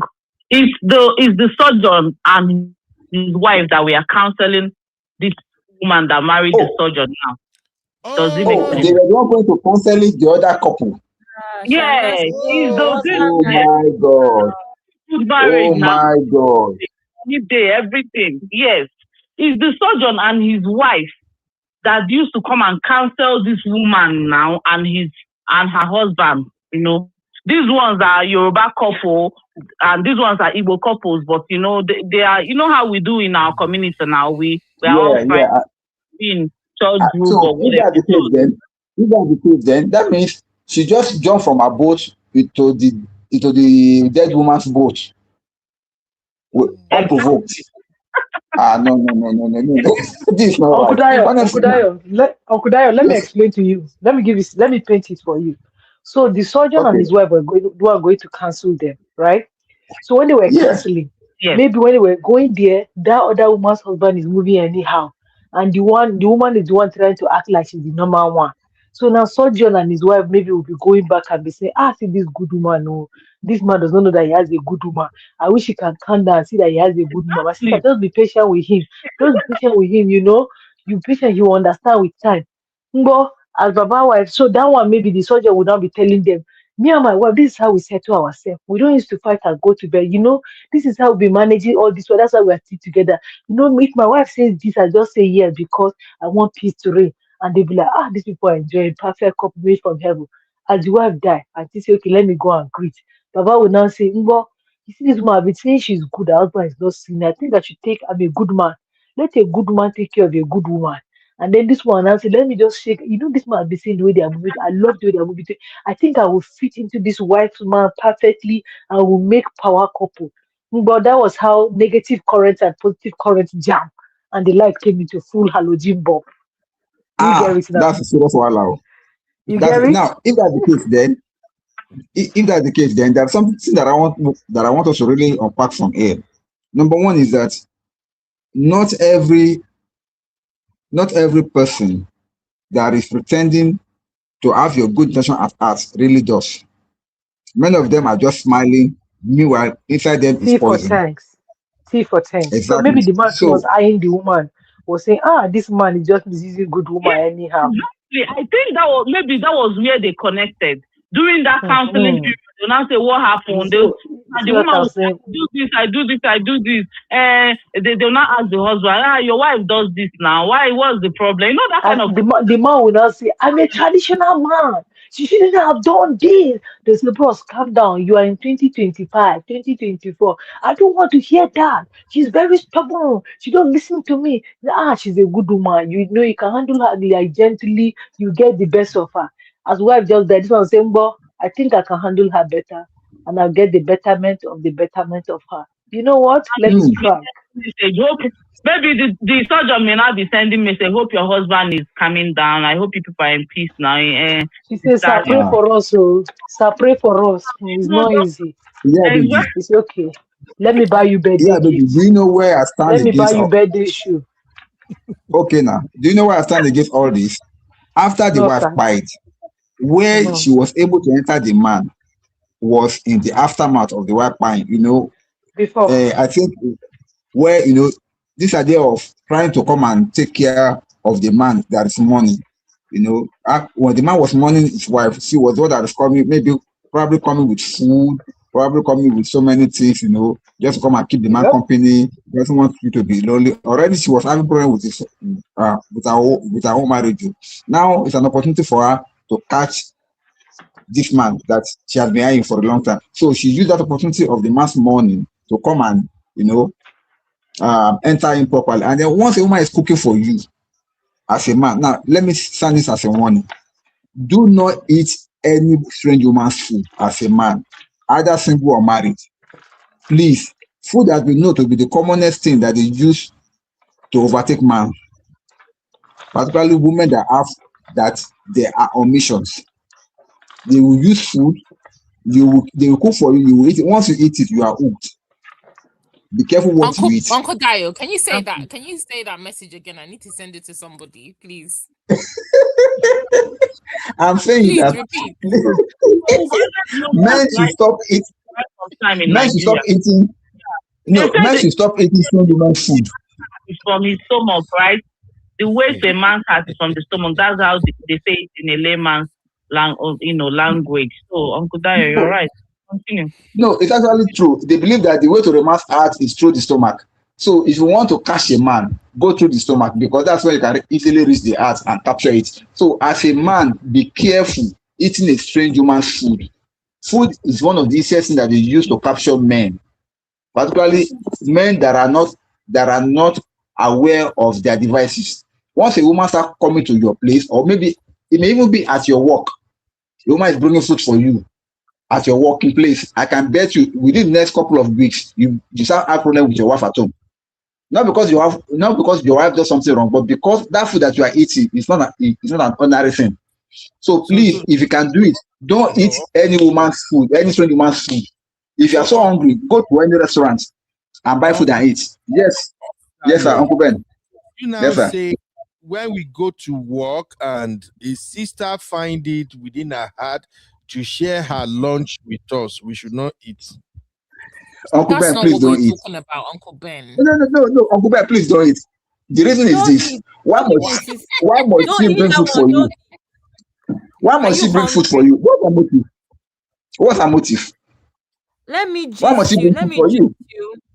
There's one popular X. There's one popular couple on X. You know how they got popular? The wife came and tweeted that she started waking up at 4 a.m. because the husband, she was heavily pregnant and she was tired. She started waking up at 4 a.m. to make food for her husband because her husband used to come home every day to say, this sister, this person in the office is so nice. She started bringing food for me. The wife said, before they will snatch my husband. let me wake up 4 a.m. and give my husband food. That's how they got popular. She blew up, and then all the misogynist men were so happy with her. Oh my God, oh my God. They did not have a fridge, not buy her a fridge. But my point is, there's no reason why one woman would just decide that she wants her new job, to be giving food to your husband. I don't care. Are you a hungry person? I don't give you food in the house. Abby, sometimes some female colleagues are just being nice, No, there's no. Uncle Ben, women are never being nice.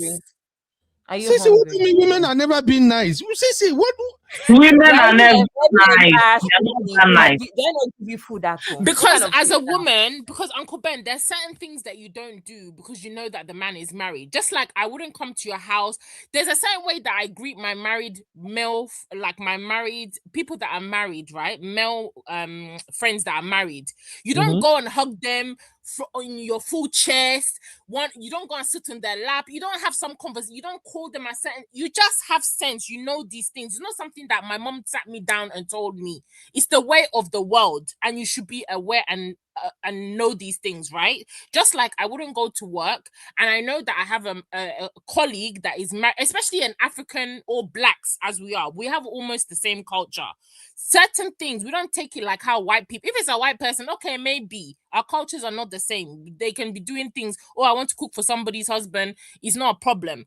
But as a black person, Caribbean, whatever you are, we all know that is a no.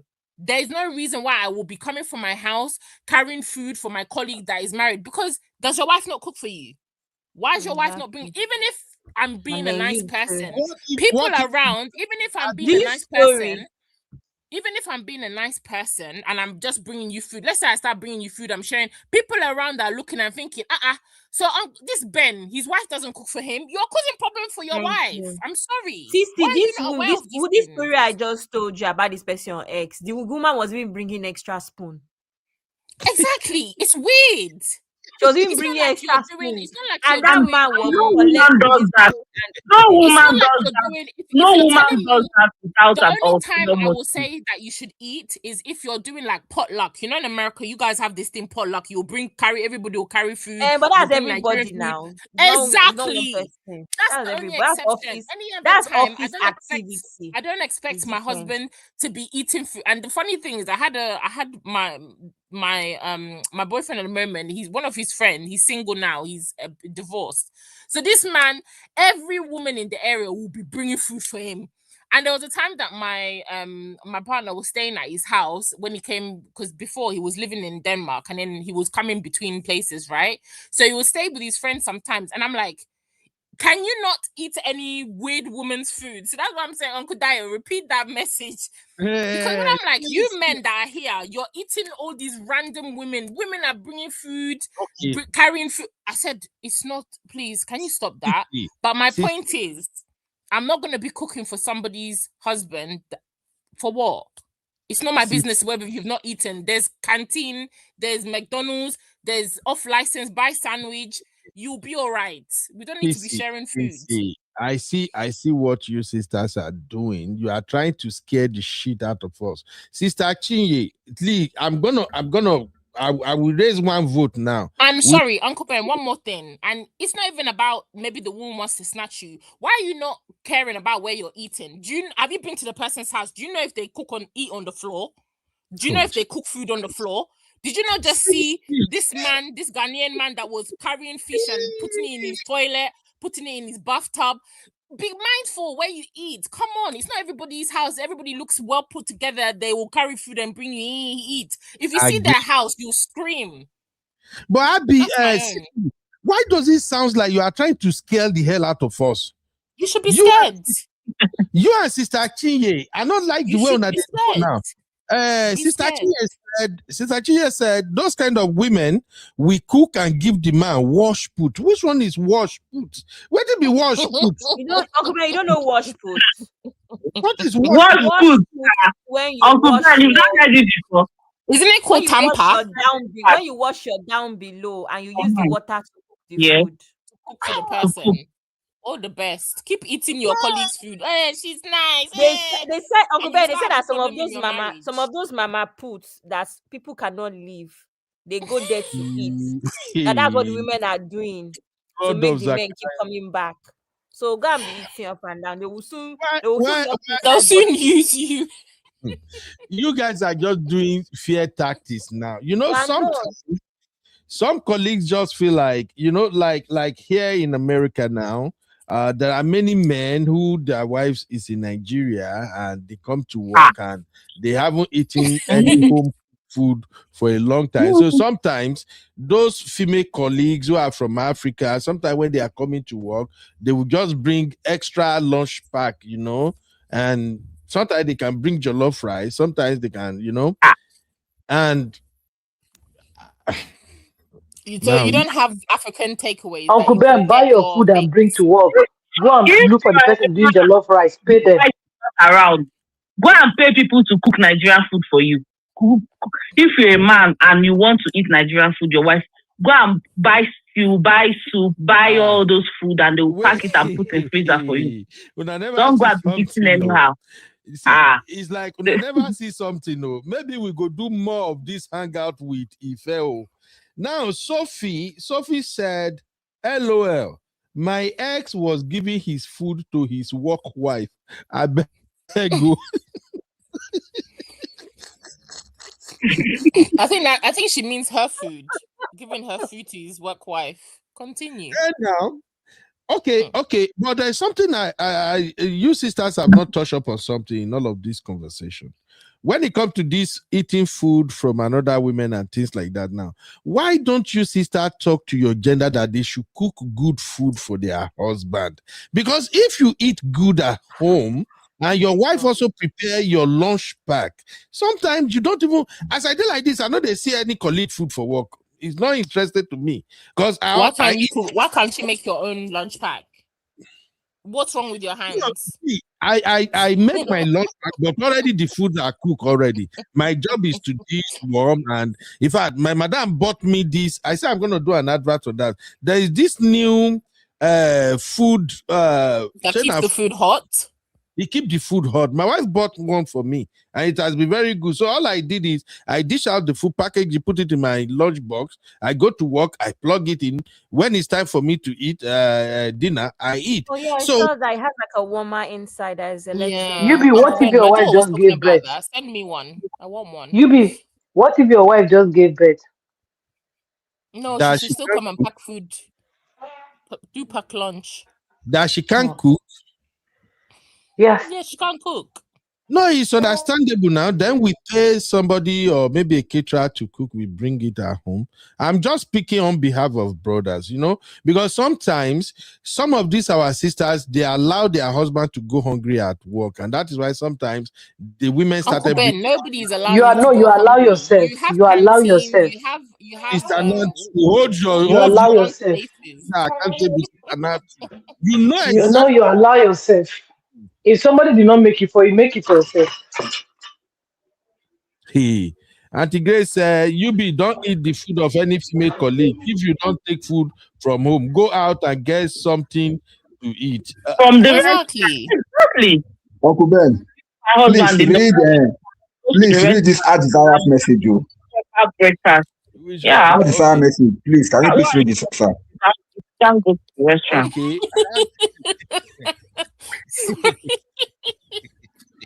Okay, Sissy, stop laughing. Okay. Adesira said they sold my papa 25 years. He hasn't come back home. Hey, I'm sorry, I don't want to laugh at Adesira. No, Uncle Ben, this is real. It happened. We Africans, we know that this thing happens. We know. It happens.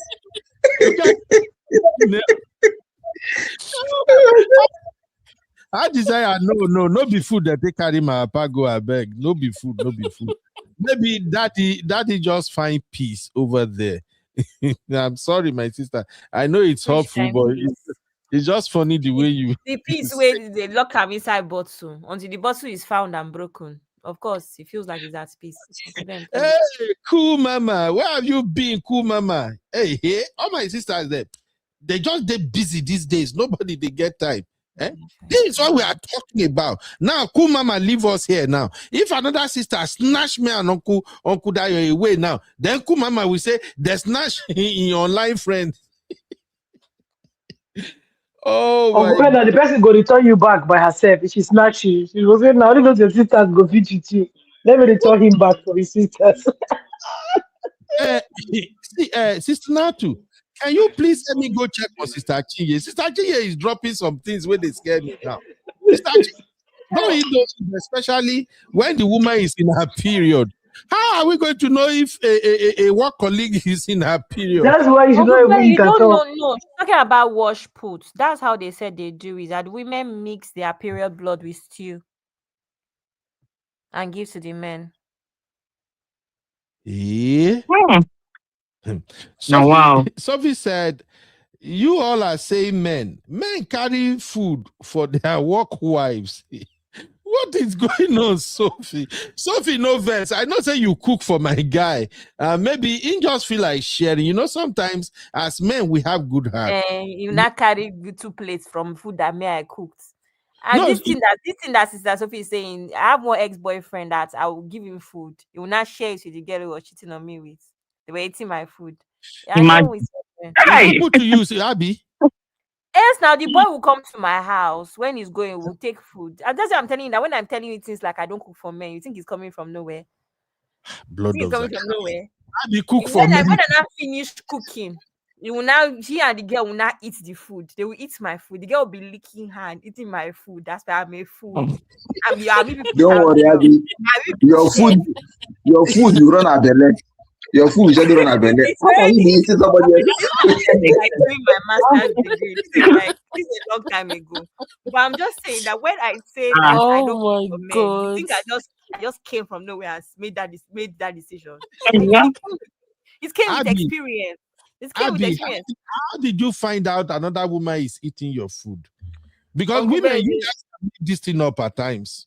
No, I'm not making it up. First of all, I already knew that the guy was cheating, and then I now did that whole thing of you now know, and I had to confirm. So I went through his phone, and then this girl will not be talking about the jollof rice, the this, the that, the open salad. And I'm thinking, this guy does not cook. This is my food. Oh, good man. Don't worry. Face front and laugh. Why you hide your face to laugh? Laugh in my face. It's good. Laugh. That one of the other day was really, really nice. That jollof rice, my food. Oh God, was Abby. really nice. Okay. Abby, please, no verse. I don't know what. Let me tell you what I regret. I regret not. I should have cooked another batch before dismissing him and put something inside for them to eat. That's the one thing I regret not doing. Oh God, you guys are just being vulnerable today. It's funny. I'm sorry. I know it's a painful experience, but the one that they drop on is just so funny. Now, it's not painful. It's funny. It's not a joke. It's not a comedy. It's not even painful again. Now, go make me vulnerable again. Nobody. I go private this video because I no trust on them. Make no be say I go send that to my madam. Something happened when I started working as a nurse at Fresh. I was working in nursing home, and we have rehab unit in my nursing home. And usually when you work in the rehab unit, sometimes you get to spend more time because of your documentation, Medicaid and all of that. So I think like about 3 months into me working as a nurse, so that when I come back, I would be hungry because of that longer time. So when my wife won't help me arrange my lunch pack, she bought this thing for me. Then there was this lunch plate. You get 2 sections. So one side she fit put rice and this thing. The other side she fit put this thing where I know they too like to eat like that, salad and all of that. And sometimes, so she would just prepare it on 2 units, knowing fully well that I work evening shift then, and sometimes I don't get back home until like 2 a.m. in the morning. Then one day, there is this nurse that they hired, very sweet nurse like that, and she's just free. She's an African lady. I think she's from Cameroon or something. So the lady, one time they hit my food for our break room, and then she perceived it and she was like, oh, Ben, that food smells nice. You know, so out of my own generosity, I'm like, oh, it's even a lot. If you don't mind, I can share with you. So I give her a small, and then she's like, oh, I like it. So the next day again, when I brought food, because Nami and I they work the same shift. They bring her own food though. But I think she was doing wait till be that keto diet, that nonsense thing when they do that time. She was doing say keto diet. So most of the food where they bring that. So there's like the third day, I shared my food with her. I just they confess so. Out of her own generosity, she now washed the plates. So when I came back home, tired, I just dropped my plate on top the kitchen island, shower, go to bed, and my wife go to work in the morning.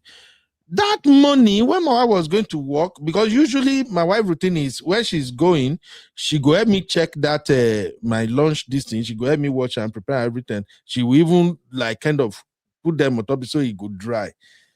When my wife, I don't even know what happened. I just know that around 9:10, my phone was ringing non-stop. I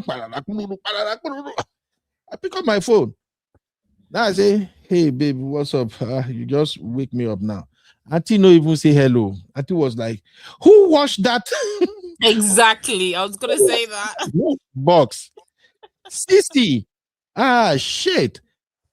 I'm like, I like to think fast because, you know, you should know your partner, you know you are dealing with. So I know that was completely strange. No greeting, nothing. The next one, who washed that lunch box? So I lie, make a no man no deceiving. I lied to her. I'm like, what happened? I washed it when I came back. And I say, don't try me. You have never washed your lunch box when you come back. Who washed it? I said, na me wash her, true, na me wash her. You know, everything where she talk, I just insisted, na me wash her. So we let it go. But immediately, my brain go bang, bang, bam. Don't ever try this thing again. No. So from that day, when I go to work, after madam don't help me arrange my this thing, I go carry another this thing. The two type of food where she separate, I go put all of them together, computer for different this thing, go work. And when I go work, I go leave my food for my car. I no go bring her to the nursing station. Then when it's time for me to eat, as soon as I warm the food, I'll run, go my car, go eat them. I don't want grease here. I don't want enter trouble. So as soon as they talk this thing, I just brought that memory back. Because I think madam was, I just say, Nami watch. So since then, I'm like, why is women like this? Why do you care wash plate or not wash plate? But I get it. Like, it's strange, and I don't know if I may enter trouble if I have not checked myself. Okay? But again, women, now today hang on something where it's not that serious, you know? Why? No go tell us something serious. No go tell us something deep. What's deep for you? Deep, no deep for you, deep for us. More just deep for Nale. No suppose deep. It's just sharing food and all that. We are Africans. We share. Deep, make I give you example of something that we say deep. You know how you go just think like say, oh, why this man they take this child betting as something deep? Me should just go born. No, just go born, come back. I think I struggle with my body up to now. Do you know that? After almost 4 months. So that's why I say, what you want to see as not deep is deep to us. Please, we should be calming down. Exactly. And like we tell you guys, we sneak nonsense from afar. Exactly. You know one here. Go to give place where they wash. You go the day when you don't come back and we go come us to go bring you come back us. I come and chop my own. From chopping him own now, no, when are you visiting me at home? Let's go for lunch now. So let's go. I have a nice place to come. I know they eat keto diet, so I know, but I get it anyway. And I think men that from club, that's the start now. Uncle Benno. Women. Uncle Yes. Ben. Yes, sir. Let me be vulnerable here. I think my uncle told me a similar story like yours, but his own was even much more pathetic. What happened was that, he said, we're just talking as per marriage and all. So he was not telling me that the day he stopped eating from outside was when one day he went visiting a lady, and the lady prepared food for her, for him, and he ate. Now, when he now got home, the wife already prepared food. So it was not like, sorry, I'm already full, I cannot eat. And the wife was like, what? You cannot eat? You must eat too. Say, I know, I've eaten now, I went to meet so, and she gave me food. The next thing the wife did was to give him a punch in the stomach. Do you know that my uncle vomited all the food? The wife now went and said, no, come and eat my own food now. When he was telling me, I was laughing. I was rolling on the floor. But the man was serious. That since that day, he never eat anything outside once it is past afternoon. Because he must come back home to eat his wife's food. I think we need to have a woman like that. Maybe that teach some men some sense. See, all me I'm gonna say is, women, please cook for your husband, cook good meal, and stop thinking that there is another woman that is eating your food where your husband carry and go work. Please, I don't want you to think like that. Okay? Then tell us there is. Don't tell us there is. How will tell us not to think when Sister, there is? You don't play with us. Don't tell us that. Sister Natsu, please stop thinking Don't like tell us there is. If we think, that means that there is. Think our instincts for nothing. that. Una instinct now they put una for trouble at times. Una know they trust men. We don't move like that at times. That same instinct not save una from entering here, but I know you. And I know give us credit now. Okay, no problem. Sister Yinka say when they finally get in trouble, they will now say, I should have listened. Sister Yinkus, okay, I remember now. Sister Yinka told us this morning, say she get 3 cups of coffee. So no be she the time today. Sister Yinku, please take it easy with us, my sister. Anyway, I got so many things to cover, but the way this conversation No, wait, goes. Uncle Ben, I have one last aspect of friendship now. Remember, I told you I want to play video.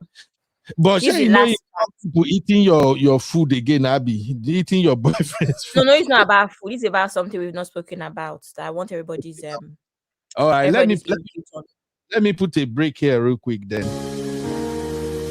You are watching Trending Vlogs with UB. Welcome to UB Reactions, the place where we keep it real. Today, we've got some hot topics, so let's jump right in.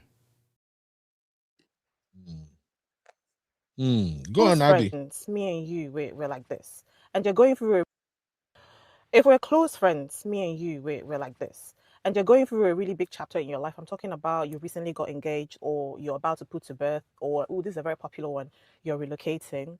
And I find out with the rest of the world on social media, I'm going to need you to go ahead and block me and afterwards delete my number. And I promise you, I'm going to do the same.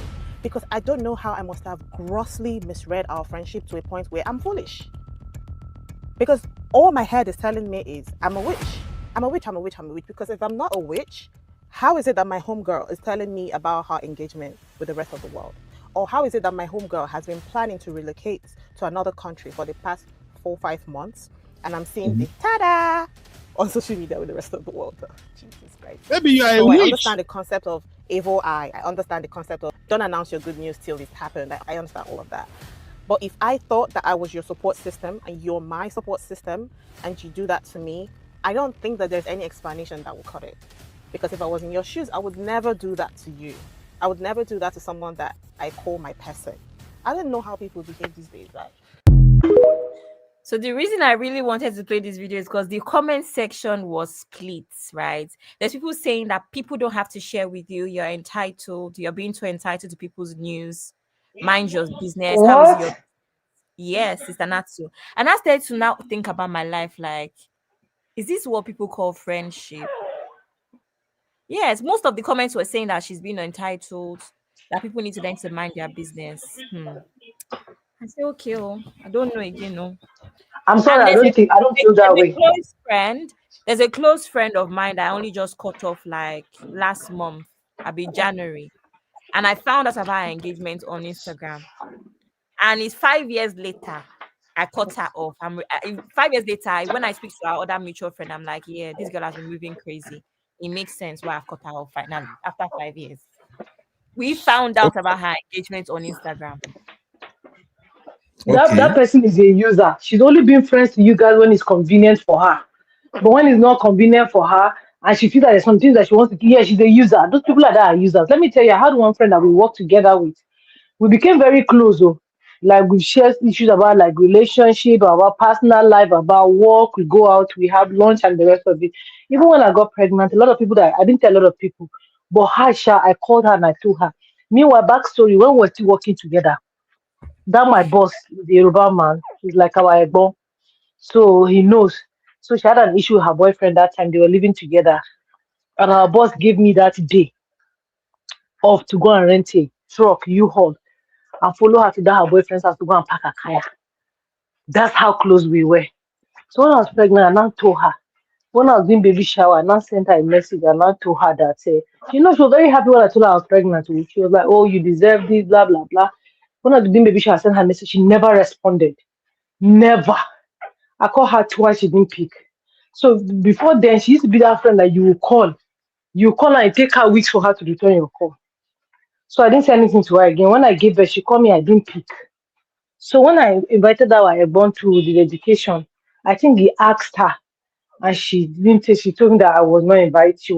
So he now called me and asked me that, not what happened between you and so person. I said, I don't do false friendships. He said, no, it's not false friendship. I said, first of all, even all the time that we've been friends, you have to call her 10 times before she return call once. And you have never called her and she returned the call the same day. She has never. When I got pregnant, I didn't tell a lot of people, but her, I specifically called her and I told her because of how close we are.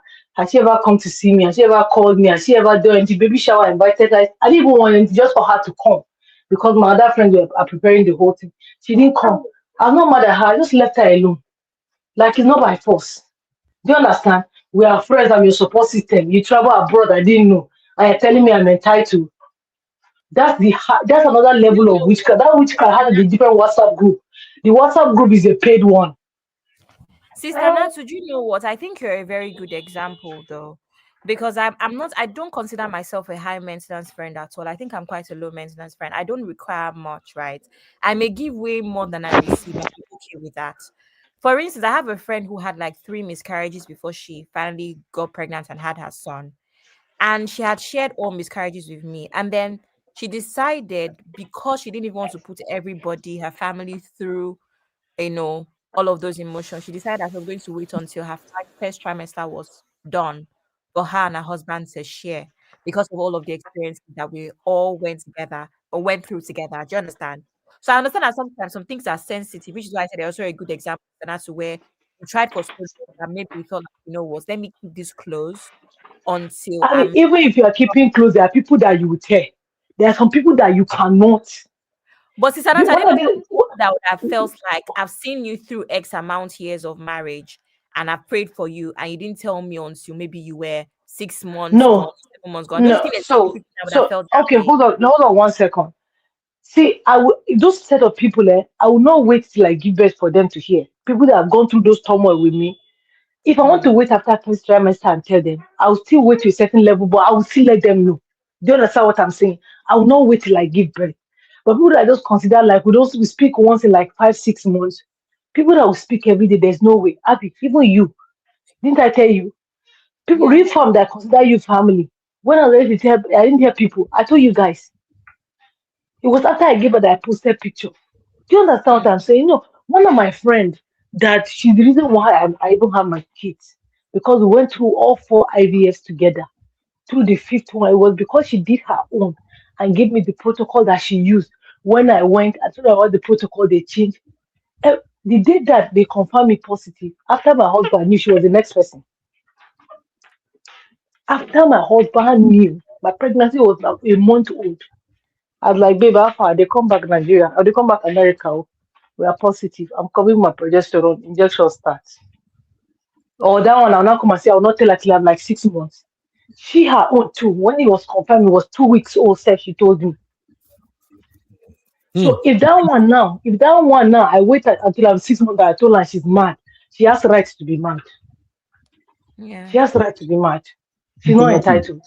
So for Yeah, me, okay, with my own is that how I where I'm at in life at the moment, if I find out about your engagement 5 years ago, I did not take the same stance. If I find out about your engagement on the internet, please don't call me to buy a Shrebi. Call your internet close. Ashwebi. Case close. Don't send me Ashwebi. Call these internet friends of yours. Exactly. The end. For me, how I see friendship is if something happens between me and my friend, I just play it myself. I don't get angry. Let me say something happens with you and you don't tell me. I'm like, okay, maybe we are friends, but not like that. There's somewhere you keep me. Maybe I've been keeping myself where I'm not supposed to be, placed in your life and all that. I know where I know where I belong, and that's fine. And yeah, I see myself like. Exactly. I would like us to balance this somehow. I would like us to balance this somehow. The thing is this, I can understand whereby if a friend keep you out of their immediate secret whatsoever, only for you to find out later, that one is wrong, completely wrong. A friend that you consider as a friend must be your 5 and 6. That is, you must be able to trust each other enough to be able to communicate things together so that at least, whether it will be by prayer or maybe by physical or moral support, he or she will be there for you. However, if you don't consider the person's friend as much of a friend and you are keeping things from him or her, it just shows the type of friendship that you people are having. You may be the one that think that, oh, this is my bestie, but he or she may not see you as his or our own bestie in that light, that she can share everything with you.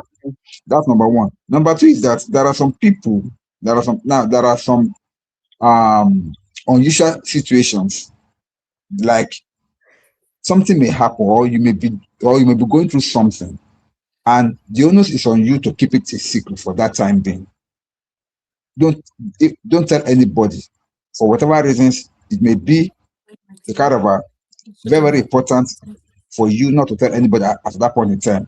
If that is the case, I as a person, if you don't tell me, and later on, maybe you now, when the whole thing was sorted, or maybe when you not feel safer to tell me, you do not tell me, I will not be angry with you, because I can understand.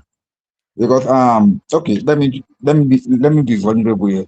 During counseling, sometimes we hear some things, and then as a minister, sometimes there are some things that we know that spiritually happens. Some people, when anything good is coming their way, anything good, when I say anything good, even though they've already told him, okay, come on Monday, as today is right now, come on Monday, you are getting the so-called contract, just come and pick it up on Monday. Everything is done, settled. If he or she should tell anybody else, by the time he or she gets there on Monday, that thing will be cancelled. You will not get it. There are some special situations like that. And when a man of God tells you, don't tell anybody this until it happens, please obey. When you happen to find a friend in that kind of a situation, don't be angry with him or her. She was trying to do something to protect her own interest, not because they don't trust you. So I want us to have a balance there. It's not everything that a friend did not tell you that she was like meant not to, but maybe situation or condition constrains him or her not to tell you at that point in time. Of course, she will eventually tell you once the thing is safe. So I don't want to bring in that spiritual angle to it, because some people, their mouth, once they speak something out from their mouth, it becomes a problem for them. And because what you don't say, devil may not know it, but what you speak out with your mouth, the demons around you pick it up and then they start using it against you. So that's what I want to say. Thank you. Can I just say something, Uncle Dayo? Yes. I do agree with that, but at the same time as well, then I feel like people in those situations, stop using your friends to be your anchor, your support system. Because if you feel like your pastor's going to tell you, oh, when this thing is going to happen for you, don't tell it. Okay, don't tell me. Don't carry me along, period. I don't want to know. I'm not interested. Because you're not going to use me to be taking my time, to be emotionally invested, praying for you. I can be doing other things. And then when it now comes to your moment of glory, you want me to be the last person to know, oh, I shouldn't find out because your pastor told you that. So when we were praying for you, it was all good. When we were carrying you on our shoulder, on our head, you. your matter was our problem. I feel like it's a spirit of using people. When you want communities to support you, to pray for you, you go around looking for people to support you. Then immediately your good news is about to happen. Oh, don't tell anybody. Don't tell. So why were you gathering people to come and pray for you? It doesn't. Me, I don't really subscribe to that. On a rare occasion, then that means that if you're not able to share certain things, it means the people in your circle are people that should not be in your circle, because clearly they must all be demons. But I feel like people that do this type of thing, they use people. Oh, pray for me, pray for my childlessness, pray for me to marry. Then immediately that thing happens for them, they'll block all these people. It's not fair, and it's bad manners, and it's bad behavior. It has nothing to do with this miracle going to happen for you. It will happen regardless. But I feel like a lot of people just like to use people in the moment when they need community, in the moment when they need fellowship, in the moment when they need you to be their prayer warrior. Maybe they're not strong in praying. They want people to pray.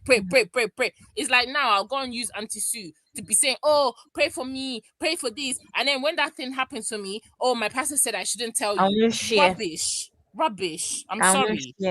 Don't carry me along. Don't tell me from the beginning. Don't let me be invested. Not just that situation. Don't tell me other things. Don't You tell are me correct other in things. that. You are correct in that.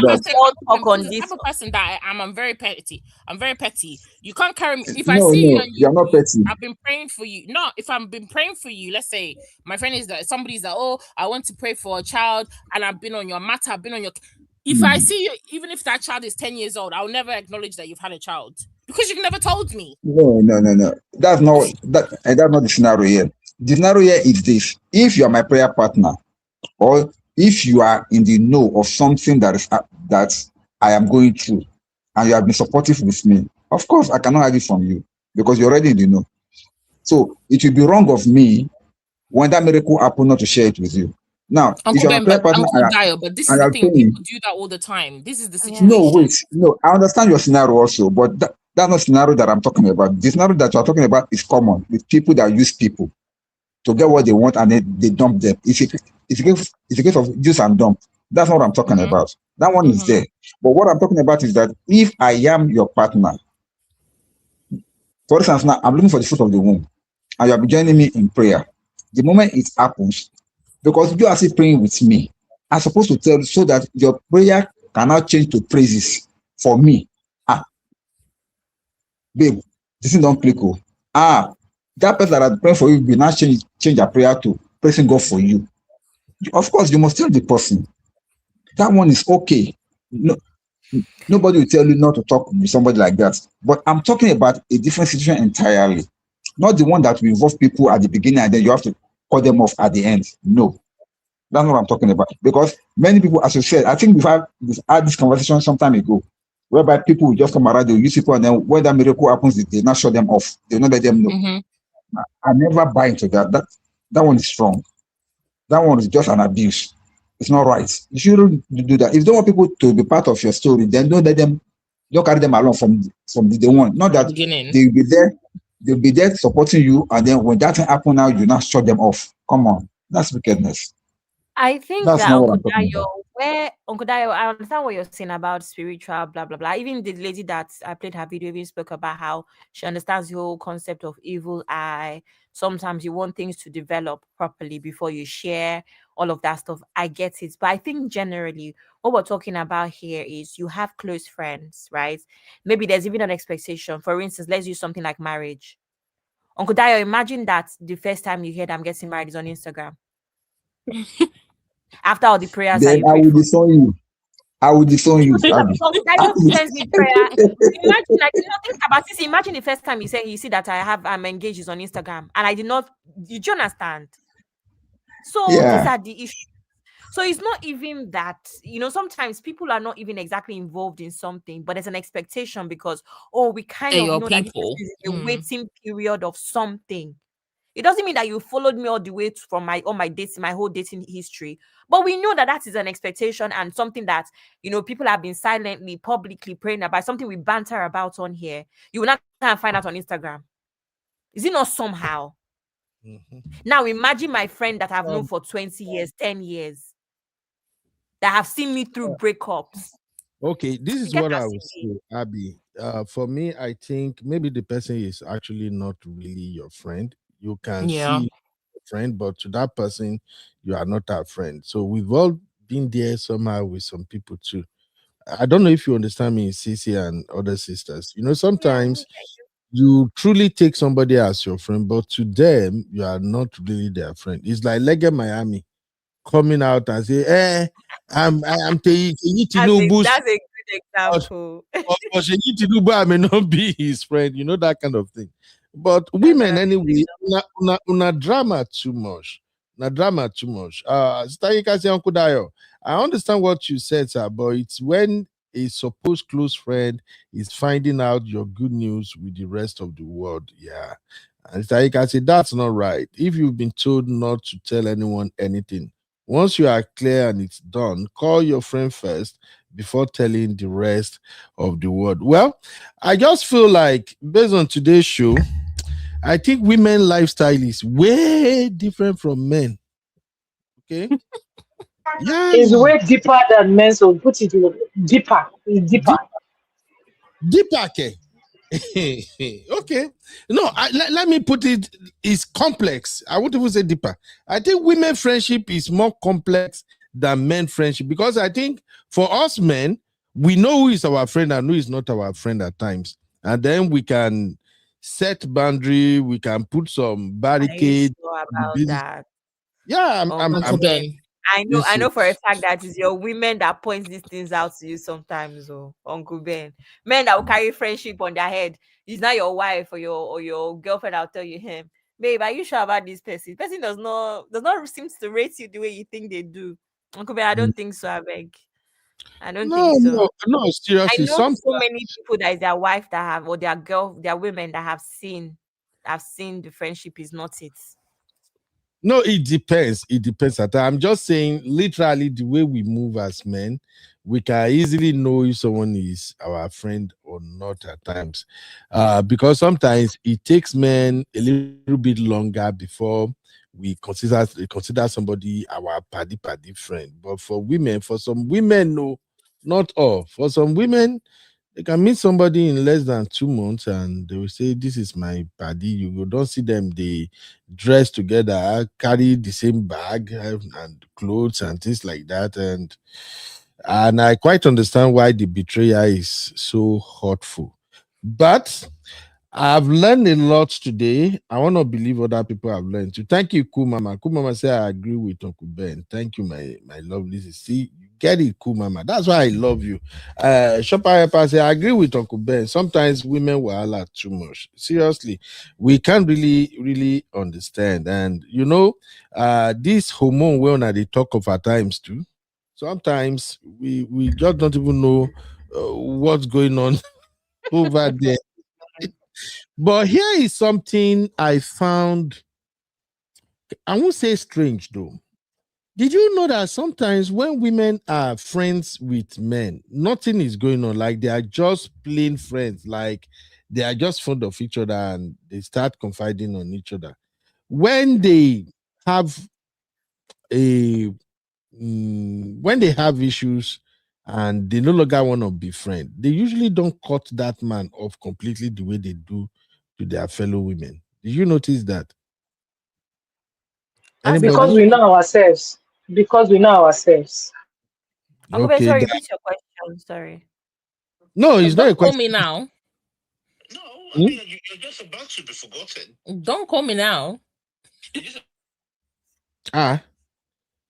See, answer my brother Jade. He said, don't come in now, don't come in now. See me, see what allow. You see what we are saying? Uncle Ben, why are you exposing Sisi's conversation? Uncle Ben, repeat yourself, please. So what I'm saying is that when women are friends with men, not romantic friends, they just get each other, you know, they have each other back and they share deeper things together in terms of what they are passing through and they support each other. If something happens that they have to go their different ways, maybe they have a fallout, women don't cut that man off completely the way they do to their fellow women. Uncle Ben, you know why? Why? Dynamics. I've hardly ever, maybe my sisters can also, my sister Natsu can come in here. I've hardly ever heard of that dynamic where the reason they fought is something rooted in jealousy. or rooted in envy. Right? Okay. Uncle Ben. A lot of Yeah. times, the reason why a lot of women create those boundaries with their female friends and cut off is because when you really sit down and think about it, it's always rooted in envy or jealousy most of the time, or something completely different. Where, for instance, I've spoken about how there was a friend that had to cut off because their thing was dating married men. Like, it's hardly ever that standard. I don't know if you know what I'm trying to say. Most of the time, it's something I get you, deeper. Abby. That's why I said we know ourselves. Yeah. It's That's why I something said like because we know it's fair ourselves. for you to have a male friend that is competing with you. What are you competing for? What are you competing for? But you have more of that when it's female or male. But when it's a mixed, dynamic like that, do you understand, Uncle Ben? It's hardly ever from a place of animosity or something that could potentially be dangerous. Do you understand? That's why. Okay. Okay. So that's what Sister Yeka is saying, that there's always some sort of jealousy among women. It's not the same with men. I agree with that. All right. Let's begin to bring this home. Because we are talking about how women are usually enemies of other women. I have a video here that I want us to respond to briefly. So give me just a sec. You are watching Trending Vlogs with UB.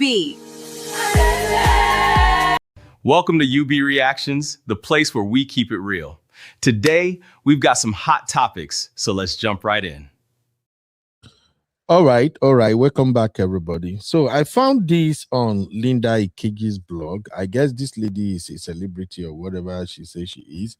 And she is accusing Nigerians of not supporting celebrities. But in my own understanding, she's selling majority of women accessories, maybe clothes, cream or whatever. And she's lamenting that Nigerians don't support their celebrity. That is why the celebrities' business usually collapse and things like that. First off, she seems like a beautiful lady, but I think all this her makeup thing is too much. And then this skin, I'm so sorry. I think the skin is too fake for me. I'm so sorry. Maybe it's filter or something. I don't know. It just caught my attention and I just can't I can't avoid not talking about it. So Abby, help me out here, my Gen Z baby girl. Is this filter or her real skin or her skin routine? In fact, I said I'm gonna even drag Sissy here to come and explain this crazy skin routine that you women are doing now. I don't want to be distracted, but Abby, help me. Is this filter or her real skin or what's going on? I don't know. Her name is Laura Ikeji. Laura Ikeji has always been light skinned to me. I don't know if she bleached. I don't know anything about that. I'm not going to lie. I don't believe in light skin. I don't think we have women with light skin in Nigeria now. What we have mostly now is artificial light skin. Many women are already messed with Most their of my mom's family is light skin. So I don't really know what we're talking about here. Is light skin the one we used to call yellow back in Nigeria? You know how we say somebody yellow? My mom is Igbo now. Most of our family, a lot of Igbo women are like that. Most of my mom's family are light skin. Yellow. You will say your mom friends are yellow. Somebody say yellow. Yellow. Say yellow. Yellow. Say yellow. Abikoshilo. Uncle Ben. You say what? She's light skin. That's what I know. Her breast is light. It might not be bleaching. I've never seen her. Abby, we have men watching this show. Why did you mention is light skin? You know, a lot of Igbo women are light skin. Like I said, my mom's family, they are light skin, but they are Igbo women. Auntie was is light skin too. And Stevie and Inkus. And I'm asking, is light skin? Light skin the same thing as yellow? What we understand is we say, this person black, this person yellow.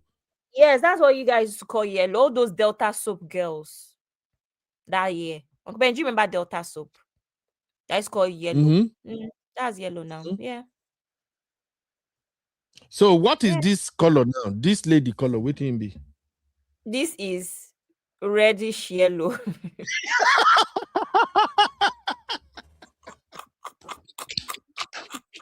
Sister, you can come here. All my fashionistas. What do you mean by that, Abby? Reddish yellow. Where did you get that one from? Because the yellow is not clean. The yellow is not clean. Can't see that she's looking Now like it's what? almost red. I've been following her for a while. If it's no filter, then she has bleached. But sister, that guy say her skin is reddish yellow. It's reddish now. No, she's white. Pinkish yellow. She's white. I've been following. She's orange. Why I This say is sister orange. She's not even filter.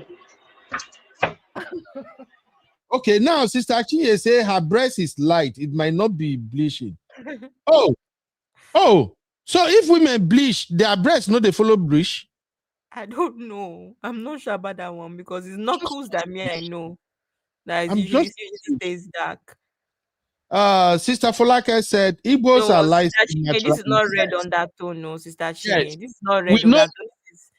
Yeah, we know Igbos. We know a lot of Igbo women. They are usually yellow. We call them yellow. I don't know. Yellow is just somebody who have, their skin is like Oyinbo skin and all of that. And those Igbo women is usually natural. And even in Yoruba side, we have people like that. So when you see them, not be albino, like they were naturally yellow. They don't have to go through skin routine or something. But because of this skin routine shit that they do now, I know a couple of sisters that their skin used to be like mine, but now their skin don't change completely. They won't be like Oyinbo. So I'm just confused. That's why I can't just I can't move away without touching up on this one. But anyway, listen to what she has to say. Take a listen. Do not buy from celebrity-owned businesses, and Can you hear celebrities her? do not buy from their colleagues. How many of your celebrities in Nigeria own successful businesses? Think about it.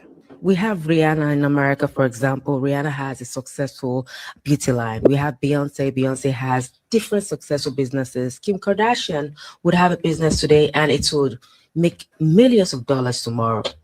But the average Nigerian celebrity opens a business today, most likely will close the business tomorrow because you guys don't buy from them. And I often wonder why. A lot of Nigerian celebrities have closed down their businesses because first few years, you guys are like, third, fourth, then you guys stop buying from them. Celebrities would rather buy from the regular people because they assume that the regular people have cheaper stuff. And then the regular people would rather buy from the regular people, like they call them vendor, because they think that the celebrity businesses are inflated or they're very expensive, they're luxury. Not all celebrity businesses are luxury. I mean, you want to listen to their music, you want to watch their movies, you want to follow their lifestyle on Instagram. But when it comes to supporting their businesses, it's hard for you. That's when you have an excuse. That's when you say, oh, it's very expensive. Oh, I did not like her in this movie. Oh, I don't know if you know this, but the average Nigerian celebrity business do not have investors. Investors assume that they are going to use their money to take business class or private jets, so they do not take the average Nigerian business, celebrity business very seriously. And then when I say buy from them, you're like, whenever you want to buy from them and you see them in a private plane, hey, now I'm money that they enter private plane. Whenever you want to buy from them and you see them enter business class, hey, now I'm money that they enter business class. Whenever you want to buy from them and you see them wearing bling bling, hey, now I'm money, I beg. Celebrity has 50 million followers and is struggling to sell 1,000 products in Nigeria. And then abroad, you see somebody with just 1 million followers and they are selling out 10,000 products in a day. We know that, Nigeria is not abroad, but please buy from your favorite celebrity that owns a business. So, for example, you like Hilda Bassi, go buy food from Hilda Bassi. So this is just to encourage you guys. If you have a favorite celebrity that you look up to, Abby, let us hear now. Please buy from them. Nigerians do not buy from celebrities. Okay, so the reason I'm playing this video is because of our line of thought today and the conversation we are having. When she said this, my brain quickly went da. This is about women. Almost all Nigerian female celebrities are selling something. They are selling something. They are selling hair. They are selling cream. They are selling skincare routine. They are selling makeup stuff like that. Yes, Can ma'am. I answer you? Yes, See the ma'am. problem with these people, the question that Laura asked, me, I have answer for her. A lot of them don't have good PR team. That's number one. A lot of them don't have strategy. So some of them just feel because they have fine face and they are popular, people And will they have buy. followers. And they have followers. So they should just buy. Exactly, people should buy. But you have to tell people why they should buy. So a lot of them are selling, they don't have why. Let me give you one example. And it true, a lot of them, their things are overpriced because they feel like they're celebrity who should buy. Or among me, that won the most beautiful girl in Nigeria one time. She started a clothing line. Where's the clothing line now? She has packed off because she thinks that popularity will sell or because of who she is, people know her. No, it won't. You have to have strategy. You have to have why people should buy from you and why you. So do you understand what I'm saying? So now, this girl that they were saying, Abby, this girl that they were saying that is Obi Kubana's girlfriend, Pamela. When Pamela is the one that made perfume oil popular on Instagram. Abby, this girl was selling perfume oil like water. You be. If this girl come, she will tell you if you want to put perfume and you want a man to smell it and buy, give you money, use this one. If you want your husband to not stop kissing you, use this one. Women were buying like one girl that was a church girl that was getting married. She was the one that told me about the perfume oil. Church girl. Because that one use sense and sell perfume. She sold perfume oil like mad on Instagram. So we will not come and buy fine face. You understand? House of Tara, doesn't she have a successful makeup line in Nigeria? Doesn't she have? So people that have it don't have two heads. Just go and learn from what other people are doing. Chicken, it's not too hard like that. You think that because you are bleached, that will come and look at your bleached face and buy stuff? No. Sister, why are you like this? You are sister. I'm not lying because I'm a business person.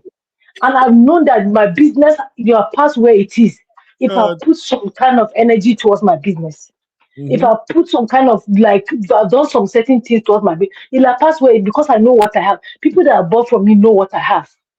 Don't understand go be. But now I'm not going to be mad and be like, Reef Farm, we are 200 in Reef Farm. I should have sold 200 bottles like last month. But I only sold 5 bottles. No. Are you pushing it? Are you telling Reef Farm why they should buy? Are you telling them? Because a lot of people now, even on line, don't even know why they should buy perfume oil. That's like, why should we buy? But if I come and tell you now, how much did you buy that your amount? You say 500. I say, if I tell you that I'll give you oil that you use, that is equal to that amount, and you say 450, I no go lie for you. You go say, where it is? That will be your next step. You go say, where it is? Bring that man see. But if I don't say buy perfume oil, I have the best perfume oil, Shikena, and I didn't sell, why would I be mad?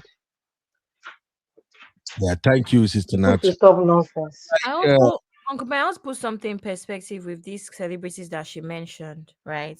Okay. Outside of everything that Zanatu said, which obviously is true, you also have the aspect where there's no reason why I'm buying that particular thing from you. So, for instance, Uncle Ben, you see how you can sell a course on having maybe something to do with media. It makes sense why I'm buying that from you. But Uncle Ben, if you now want to come and sell fashion to me, why would I buy that from you? What happens to a lot of Nigerian celebrities is that they hear that there's a particular business that is booming. They just put their money into it and hope that their fan base is enough to sell it. There's no reason for me to buy that from you because it's not a brand. It's not something that I have associated with you or your brand. Right? Now, let's look at someone like Beyonce and Rihanna that she used as an example. These people have sold value in a sense. For instance, for the longest time, most people that talk about Beyonce's hair products, right? A lot of them say that the oil works, is amazing, it grows your hair. There's so many reviews about how it grows edges back and all, right? That whole thing came from a place of, this is my hair and this is how my hair grows. Same thing, Cardi B just launched her hair business last month. But it's because Cardi B is constantly on live streams, constantly on Instagram, showing her natural hair and how long it grows and how healthy it is. So it really made sense for her to keep selling now because people have associated her brand with someone that has this healthy hair. Uncle Ben, are you understanding? Rihanna now that we're talking about, she sold us value. As soon as Rihanna got into Fenty, in fact, she even moved on from music.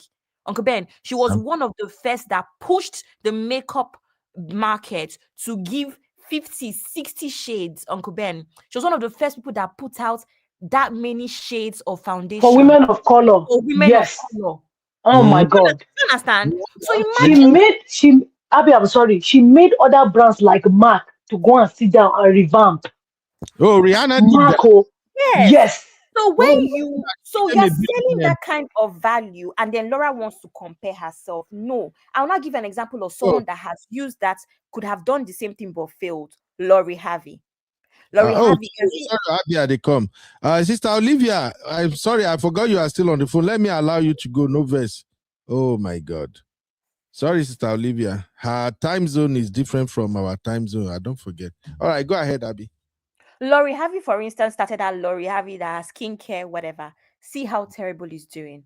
Because at the end of the day, I said it's one of my friends. Besides the fact that I work in strategy and I have the knowledge, I said to my friend, if I were Lori Harvey, I would have put out a Pilates brand. She made Pilates popular amongst Black girls. Why are you doing skincare?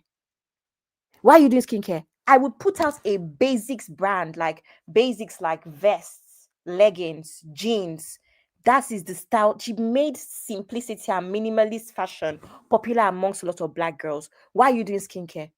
Are you seeing Uncle Ben? So sometimes there's a disconnect as well with your audience. Your audience cannot know you for nice hair, right? And you're selling shoes.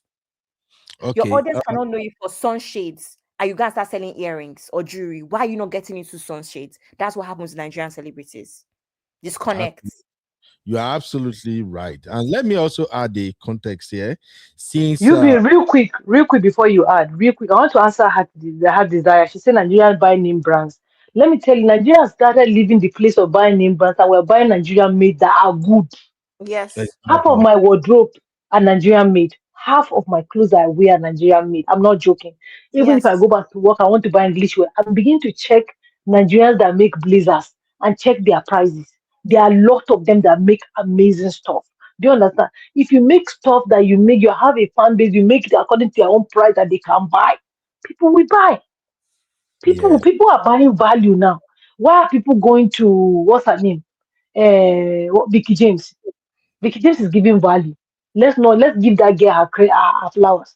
That girl is giving value. Gone are the days that people don't patronize Nigerian brands. Nigerian brands are the they are the it thing now in fashion. So not in Vicky fact, James left Nigeria to come to America and was doing meeting with brides, taking measurement and doing this thing. You don't think that they will just even different. I'm talking about ready to wear here. Ready to wear Nigerian brands are the it brands now. So we've gone past that. Where same thing with Afrobeats, where we are not appreciated around the world. I don't think that that's the reason. I think that some celebrities are just not doing very well with their. They don't know what to do. We are here. We have Kilenta. We have we have so many amazing brands. No, please, we've gone past that. Nigerian brands are killing it. Yeah, let me quickly add something here. And the reason I pull up Ife's oh my God, we even forgot Ife. Yeah, you know, we are doing this series from Ife. Her first year, she sold $1 million. You know that? This dang. If Ife have affiliate, Uncle Ben, let me tell you, I use her body cream now. If Ife have affiliate link for her product, I will sign up and I will sell that product like mad because I know what I've seen her product on my body. One of me and my cousin were talking about it.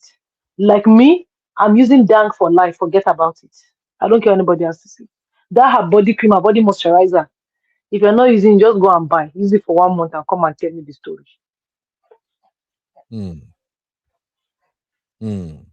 Okay. Now, the reason I brought betrayers. Okay, sorry. How do you spell betrayers, Seth? You not go fight. Give me £50, I'll tell you. When I go fight, well, now see this one now. So I have a poll right now. I don't know if you guys can see it in the chat, but there is a poll on my screen right now.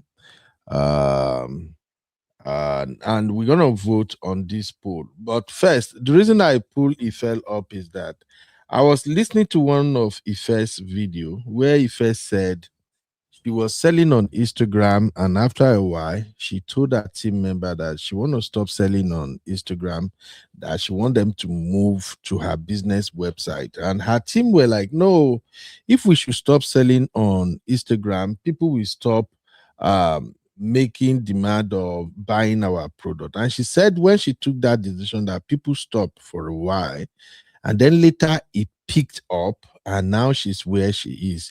Now, one of the reasons she moved out of Instagram and moved everything to her website was because of data. Marketing and sales data are key. If you don't have data, if you don't have analytics, you don't have what tells you the numbers, what's really happening to your business, you can't make quality decision about your business. Yep. If you don't know who are the people buying my products the more, what are the age of these people, what is their location, you can make decision. People can enter your DM on Instagram and say, I want to buy this, I want to buy, but how many? Where do you get the data? No. So I brought that into this conversation because I've seen people said accuse, especially women accusing each other of not supporting each other. But I'm glad that my real farm sisters, God bless you, you always bring it 100. I'm glad that the sisters are able to point it out now that look, there are so many other factors around selling. You can't be a celebrity, even forget celebrities. We ordinary individuals that we are marketing or selling product. Sometimes we just feel like, oh, let me have a good design, let me do this, do that, and it will work without doing the actual marketing work. So a lot of brands that are successful, they put in the work. Instagram, for instance, like I do say, I'm not like a big user of Instagram, but I get many of my content from Instagram, and I see how some people master the act of selling through Instagram, especially if you are a celebrity or an influencer. You should be able to follow where the market is going. All right. So Ife is a typical example. When Ife said that after the move out of Instagram, the sales drop and then he picked up later, for me as a business person and also a marketing person, I understood what's going on there. What drove the traffic from her DM to her website was the quality of the product. Absolutely. That product brings value. The people who are using the product, they see that the product is actually doing what it promises that it's going to do. Number two, her pricing. I think she has a friendly pricing that she did not overprice her product. So that is why people now move from her Instagram to her website. So I just bring this into this conversation so that sisters or brothers, those who are feeling like, oh, no, people are not patronizing my product. I don't even know why people are doing me like this. Why don't they come cook for my product? Yeah. Please listen, my brothers and sisters. There is so much that goes into marketing and sales. Okay, so thank you for understanding that first. Now I want to show you a video. I think I bring the video here. Another thing I notice about Nigerian celebrities and many other people doing business in Nigeria is that their prices are bogus prices at times, and I don't understand why they do that shit all the time. Now, this lady you see in the picture, I get to know this lady, I think, yesterday for a different reason completely. She was trending. I think they call her Abuja Hair Boss or something. That's her name. So she was trending for the wrong reason. They said maybe her husband unalive her because of her success and things like that. That is how I found her page. But what the reason I'm showing you the video is that I discovered she's selling hair. And when I check the prices of those hair, like this one she's marketing here right now, this one she's marketing right now, the price is 650,000 naira. Now, the thought that came to my mind is how many of her followers, how many ladies in Nigeria can afford 650K hair? Don't get me wrong, there are ladies that can buy it, especially those ones that are dating senators, or Yahoo boys or all of that. But how many are you going to sell for 650K? How much marketing you have to do in order to sell this here? So I looked through her page and I'm seeing prices that were scaring me. Then I remember we had a conversation here one time, and I think I've been mentioning that Uncle Ben, sometimes there are some here that goes as high as 1.5 million. What? 5 million? Say now as high as 1.5. 5 million? Yeah. 7 million. Yeah. Which can 7 million. I don't know for them. I don't know for So, them. so these are the issues. In business, numbers matters. Look, when I was learning about business, somebody taught me one thing that is stick with me forever. If you want to become a millionaire right now, a millionaire in dollar, all you have to do is figure something you can sell for at least $1. Something that's going to give value and you can sell it for $1 and see how you will automatically become a millionaire. Because you know why? $1 is not a lot of money. Even the $5, if what you are selling gives value that people need it, just imagine 1 million people buying your product for $5 each. That is $5 million. You are made for life. So to become rich, sometimes it's in the numbers, but not just in the numbers, but in the value that you are giving out to customers. Now, if you create a product that has values and all of that, and then you lack the marketing skills, it don't fail. So I look at IFE and how many things IFE was doing to promote her brand. And you can tell that Ife is not a lazy woman. This lady, they work, man. She really put in a lot of effort into what she does. So now, having said that, let's now come back to the poll I have on the screen. Do women hate each other? 1 for yes, 2 for no, 3 for women are betrayers. Cast your vote so we can begin to round up. Cast your vote real quick. Anybody want to add anything before I move to the final topic? Since we cover women, All right. So adding to what you said about that lady, you said you saw her hair for 650. Let me tell you why she'll be selling. The reason why she'll be selling is that same hair. You find some people that have hairline, those celebrities, they're selling it for like 1.52 million. Do you understand what I'm saying? So the reason why now she'll be selling, people will now go and check that price and they now see that her own is cheaper. People will buy her from her place 10 times before they go to buy those 1 point something. Do you understand what I'm saying? Yeah. So that's what she'll sell. So Let me- sometimes, and like you said, the first price, no, her prices are very fair. Very, very fair.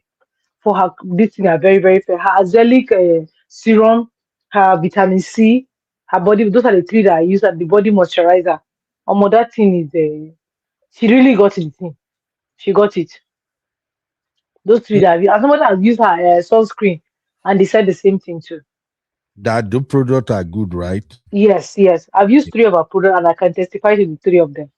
Yeah, so seriously, it's good to create value. I remember Sister Natu is not because you are here. Sister Natu oils are very, very good. I was surprised that one time Sister Natu, I don't know that, so Sister Natu, they helped me package them. One time I gave one to somebody, and the person keep that oil. They use them small. Me, I no cook man. Me before, and I bath at the bath without the people tell me say, you be. So the person could just use them small. And one day I saw the bottle with the person, and I'm like, now me give them, but I don't forget. And I was telling the person, oh, you know Qualisa? Wow, when did you order? He said, boy, now you give her to me now. He said, eh? He said, I see the users. He said, Sanatu, you know those one I ordered last with those big bottles? That's the one I give the person one. So can you imagine? Good products sells themselves. They sell themselves. And don't say because you have huge followers, oh, all these followers, they must patronize me. No, it doesn't work like that. You will just get frustrated. It's like this YouTube thing. You can have, how many we have now? Almost 16,000 subscribers here. But you can tell that it's not everybody that's here all the time. Whenever we are going live, I am not expecting that, oh, all of these people should come. No. People have life, they have engagement, they have things they are doing. Your job is create the content, leave it there. People will scroll through. If they see the thumbnail, they feel like, oh, I think this would be interesting. They can click and watch. But the point is, always make sure you brings out quality products. Invest time to research your material. And Abby, since you are into all of these things, is there anything you want to add? Because we'll Abby, please, before you round up, Abby will round up. Before you round up, Abby, no. Let me give you one example. Could be, you know that I've been trying to take. Remember one time I told you guys I'm trying to take my business to TikTok. So I've been studying TikTok recently. I'll tell you another celebrity that's been doing nonsense on TikTok, and that celebrity is White Money. So there's this thing that they call the battle that they do on TikTok. So for a couple of rooms that I visit, those people they will teach, they'll give you value, they will help you give you ways to expose your business, put your business on their platform. If those people want to battle, you want to contribute to their battle to make sure they win. White Money will come to battle and he will say, oh, you people should come out, please support me, bring your mortgage money, bring your what money, bring your this and that, buy coins and support me. So in my mind, I say, what value are you giving? You're not giving any value. You don't want to come online because you're the winner of Big Brother. You want to just come and chat with people and say, we are going for a battle. And you tell the people, guys, let's win, let's win, let's win, let's win. Guys, somebody should put it, somebody should put that. Did you give them the money? Like the guy is not giving anything. But when it comes to battle, you want people to make sure that he wins. How? How? Abiyama Benu, my dear. Continue, Jari. No problem, sis. I just wanted to say that I think this pricing thing is a very dicey conversation across social media. I think people don't understand. I'm going to talk about like professionally strategy. People don't understand that what's on Instagram, right? What you're selling is image. That's the difference between Instagram versus maybe YouTube versus maybe X, right? So on X, if you're going to be a popular X influencer and make money from X, you have to be controversial. You only have your words. Nobody cares about the visuals. On Instagram, you sell the visuals. And that's why you see things like BBL, fashion, and all sells, right? You see somebody that has like maybe a boo-boo or a kaftan line. They are making sure that they pair it with trendy bags and shoes. That's not what they're selling because they sell visual, right? Now, I'm Vicky James. I decided to get my body done or have a certain kind of body because I'm not just selling clothes. I'm selling the body, right? And then you may forget that you don't have Vicky James body and you want Vicky James as well. That's kind of also what Fashion Nova sells. So lots of Fashion Nova's models, they all have BBLs and certain kinds of girls. But you forget that it fits the way that it fits because they have BBLs and may not fit you that way. So that's kind of the whole idea of Instagram as well. So Uncle Ben, this girl, and we spoke about this as well with Blessing CEO when we're talking about the reason why people would not go to actual charity homes that need this help and give to Blessing CEO, because sometimes people want to buy proximity to someone that is popular. So a lot of these girls are popping girls. Lagos Eats girls, they started a hair business, they have BBLs, they're light skin, all of these things that you sell on Instagram. And that's the only reason people are going to patronize you. You have become an it girl on Instagram. And that's why most of the time, a lot of these girls, they try to push their own personal brands. Because the only reason now I'm associating with your brand and wanting to buy a wig from you is because you're an it girl and I want to tag you for you to notice me. That is how Instagram works, okay? Now, strategy. People always forget, and this is for business owners that are even just starting out to have small businesses. You only need 10% to stay afloat. When Uncle Ben spoke about the numbers here on YouTube, right? Even across the board for any digital marketing product, any agencies are going to reach out to you for ads, Uncle Ben, for your analytics, right? What they need to say is that you can engage 10%, max 20% of your audience. That's all they need to see. If you engage way more, congratulations. But that is enough for you to stay afloat and for you to be a successful influencer, right? So I just wanted to put that out there as well. So there's even Beyonce. Beyonce will have, I don't know how many million followers she has. Can have 30 million followers. She's only going to get to 2 million likes. Yeah? She's only going to get 2 million likes. 30 million people are not liking her pictures. Or, do you understand? Now, 15 million may see it, because also seeing the content or seeing something is also engaging. Do you understand? So at least for someone like Ife, like you said, Uncle Ben, not everybody that goes to the website is going to buy. I've gone to our website today. I'm not going to buy, but I've gone to our website. Many people will go to their website because they're listening to us that they may not buy. Do you understand? So all of these things add up to your traffic as well. But generally, you need 10% most of the time, 10 to 20% to stay afloat. And in the digital world, to actually be considered as successful. That's great. That's really good anyway. Just like on YouTube too. On YouTube, if you can get at least 6 to 10% of your viewers to watch your content, you are already staying afloat. That is why sometimes you will see people who have like 1 million subscribers and their video is only getting like 80k view, 100k view. What happened is the number is still a good number, right? Sister Ika said, when I took my RTW selling off IG and to my website, I didn't sell anything from the site for almost 14 months, but I stuck to it. When it finally hit, I didn't have to worry, just load products and go. All right, I think Uncle we've been. Ben, let me test your knowledge. What does RTW mean? I have no idea. Ready to wear. Now Gen Z language. Taika is It's not. Last question, Uncle Ben. What does efulefu mean? Efulefu, useless people. Okay. Abi, you think I'm not gonna know that one? Don't worry. Well, Uncle Ben, we have to be honest. You are not completely correct, but I will take that. I no get fight. Leave me. The small food where I rescue from my son, no can collect time for my belly. All right. So as I'm leaving this particular one, go to the last. The last one is about men, and it's one particular man. And I just want to have your honest opinion, and then we wrap it up. But this here, where this woman wear now, this here goes for 199k. Uncle Ben, when you said her hair was 650k, her hair is affordable, though. That's considered affordable now. 199k here. What did they this here? No, that longer one that you said is 650k. I was surprised though. That's a good price for hair these days.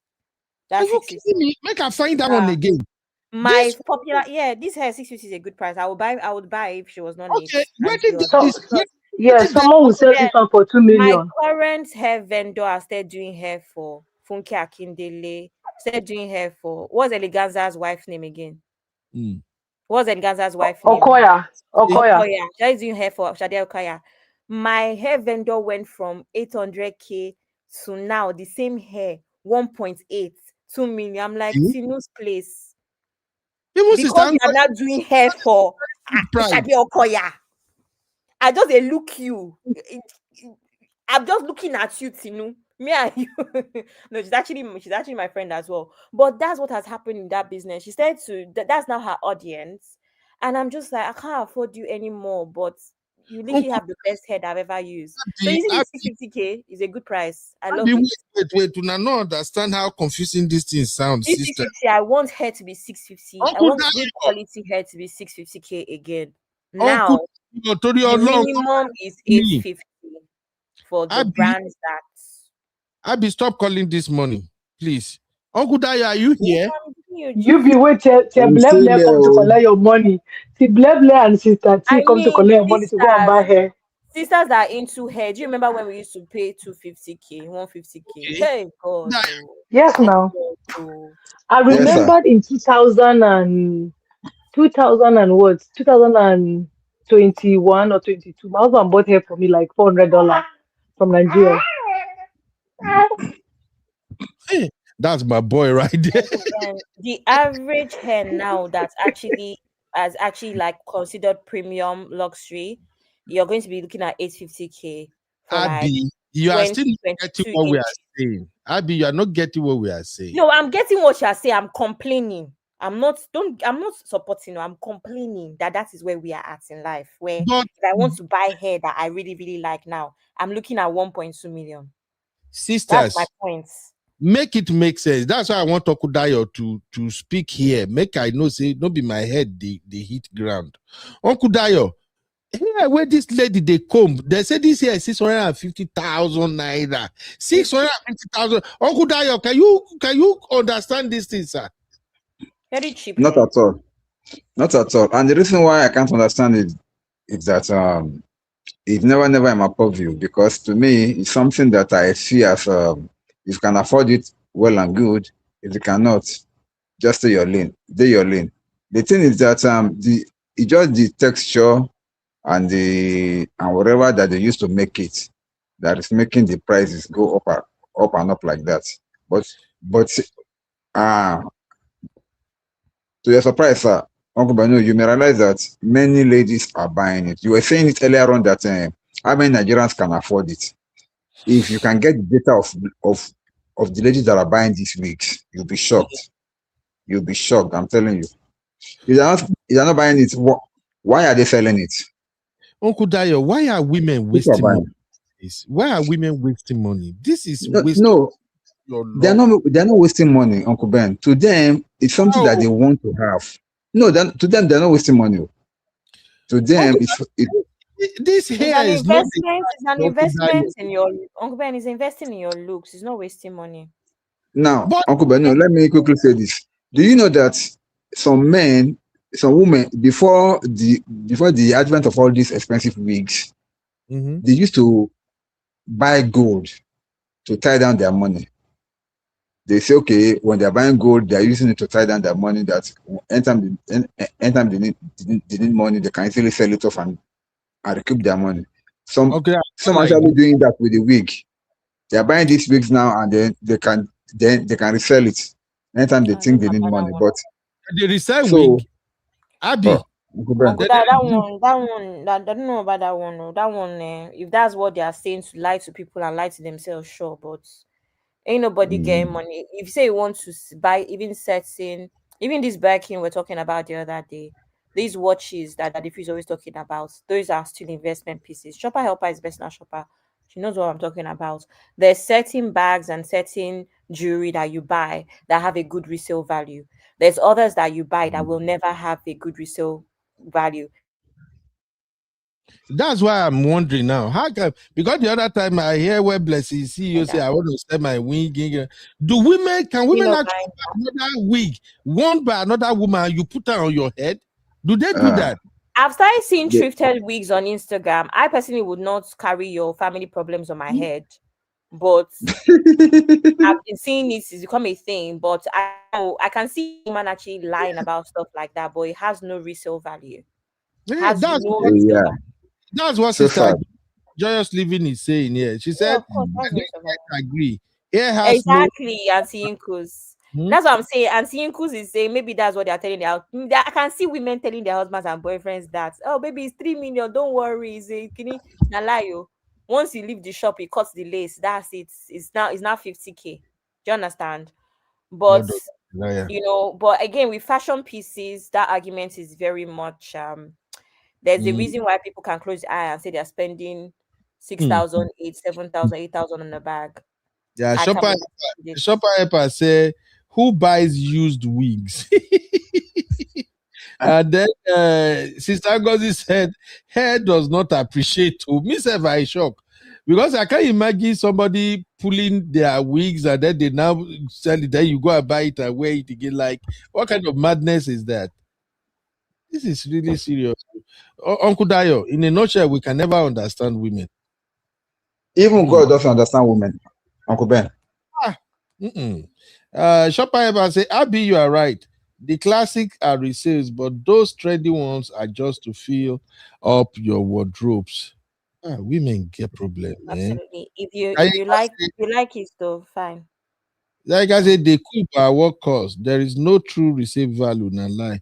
I'm so happy that sisters are the one who are actually telling us this truth now. Because when I hear some people say I'm gonna sell my wig, I start asking myself, like, can this really have value like that? That you will buy one wig and then you resell it, and how does that? Uncle Ben, one thing I'm going to say is that so I've gone, and this is not even to everybody should do what they want. But for instance, there was a time when I kind of got frustrated with these expensive ass wigs from Nigeria. And then I started to go on TikTok. There's people that are saying, oh, there's this hair from AliExpress. You buy Ali Pearl, you buy Ali this, or whatever. I'm not even trying to be funny. Not comparable. There's no hair that I bought from my hair vendors in Nigeria that I've not had for 5 years. This 800K that we're talking about, there's no hair that I've not. All my hair, they are there. I'm just buying new hair because new hair makes me happy, not because I need it. Hey, Abby, stop buying it. Say what the apple. I'm just telling you that at the end of the day, if you're someone that you care about these things, it's actually not too bad of an investment because it's there for 5 years, 6 years. Abby, you're not lying. Every time Abby, you're not lying. I've had one hair for 7 years. Those £250 wigs from AliExpress, everybody is talking about on that one is fake. I really hate it. I hate it after the first or second wear. It doesn't work for me. So you see, it's my 1 million naira wigs. They work for me and they work for me for years, Uncle Ben. Facts. Never had to worry. Yep. But every time I go and say, okay, now the London girls are saying Ali Pearl, I should go to Ali Pearl. I hate it after 2 weeks. I don't like it. I'm sorry. I can't do it. Maybe I'm spoiled. I won't lie. I know this hair looks good on women. It adds to your beauty and all of that. But that amount one that they spend is too much. I remember one time, I don't even know the hair where people say you won't buy. And as soon as she tell me the price, I did it was maybe above $200. And I'm like, lie over my dead body. Well, at the end of the day, she said, okay, daddy, just give it to me. And then she promised me, say, for the next 3 months, she no go bother me. So I gave her 200. I guess maybe she added money to buy that hair. But the point was that when she bring the hair, as she did, girls, maybe she did show her to her friend for TikTok, they brush her or something. She drop it, and then she went down. Then Denzel, Sissy friend, Denzel enter her room, go mess with the wig. My daughter was like, if you see BBI, like say she go to cry somebody. And I can't understand it. Like, what Uncle Ben, it's like people messing with your camera. Why would anybody enter your studio and mess with your cameras? Abby, waiting there. So I told her what it is. And even me, I was so pissed that I said, today I go show this guy paper. So I called the mama, and say, do you imagine that your daughter, if you see the way he reset your son brain because of her? And then my wife was like, why the boy go mess with the hair? Do you know what he takes? Now, so the thing turned to me and my madam fight because I was completely lost. Like, what the heck? Yeah, what would you mess with her hair? Heck here. Where on a life person for? What is wrong with women? Yeah, Uncle Ben, let me tell you, girl math though. Girl math is right. £1,000 wig. That's £200 per year for 5 years. It's not bad. Abby is bad. That's girl math. £200 a year. Abby is bad. £200 a year for a hair. £200 a year. Uh-huh. That's how much you're spending if you buy a £1,000 wig. It's £200 per year. That's girl math. The math is mathing, Uncle Ben. No, I can't relate with this conversation. I'm sorry. But the math not mathing to you? Does it not sound right? It's not mathing nothing. It's a waste of money. You ladies are beautiful just the way you are. Carry shuku. We know. Carry shuku. Jeez. Just even said, I haven't bought hair in over a year. These hairs are cheaper on the long run.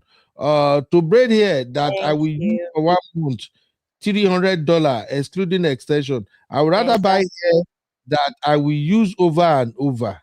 Yeah. Reason that problem I have with braiding my hair is that braiding my hair, I don't spend anything less than around £250. Around this thing, Sister Yinka say, love me hair is not pricey, and I love their hair, but you have to know where and what to buy. And see, you see that AliExpress thing. A lot of them start to market on AliExpress. So even Love Me Hair, they have an AliExpress shop because that became a big deal for them to market on AliExpress. But it just never, it's always hit or miss for me. So I'm just like, you know what? This is my personal story. We are going to revisit this topic. Sister Yinka, leave me. Sister Yinka, you don't start to shuku. Yeah, you women should revert back to making your hair. Let us see your score. We don't want to be. You see this here when they buy it. One of the aspect I hate so much about this here. You see this lady where they my screen right now.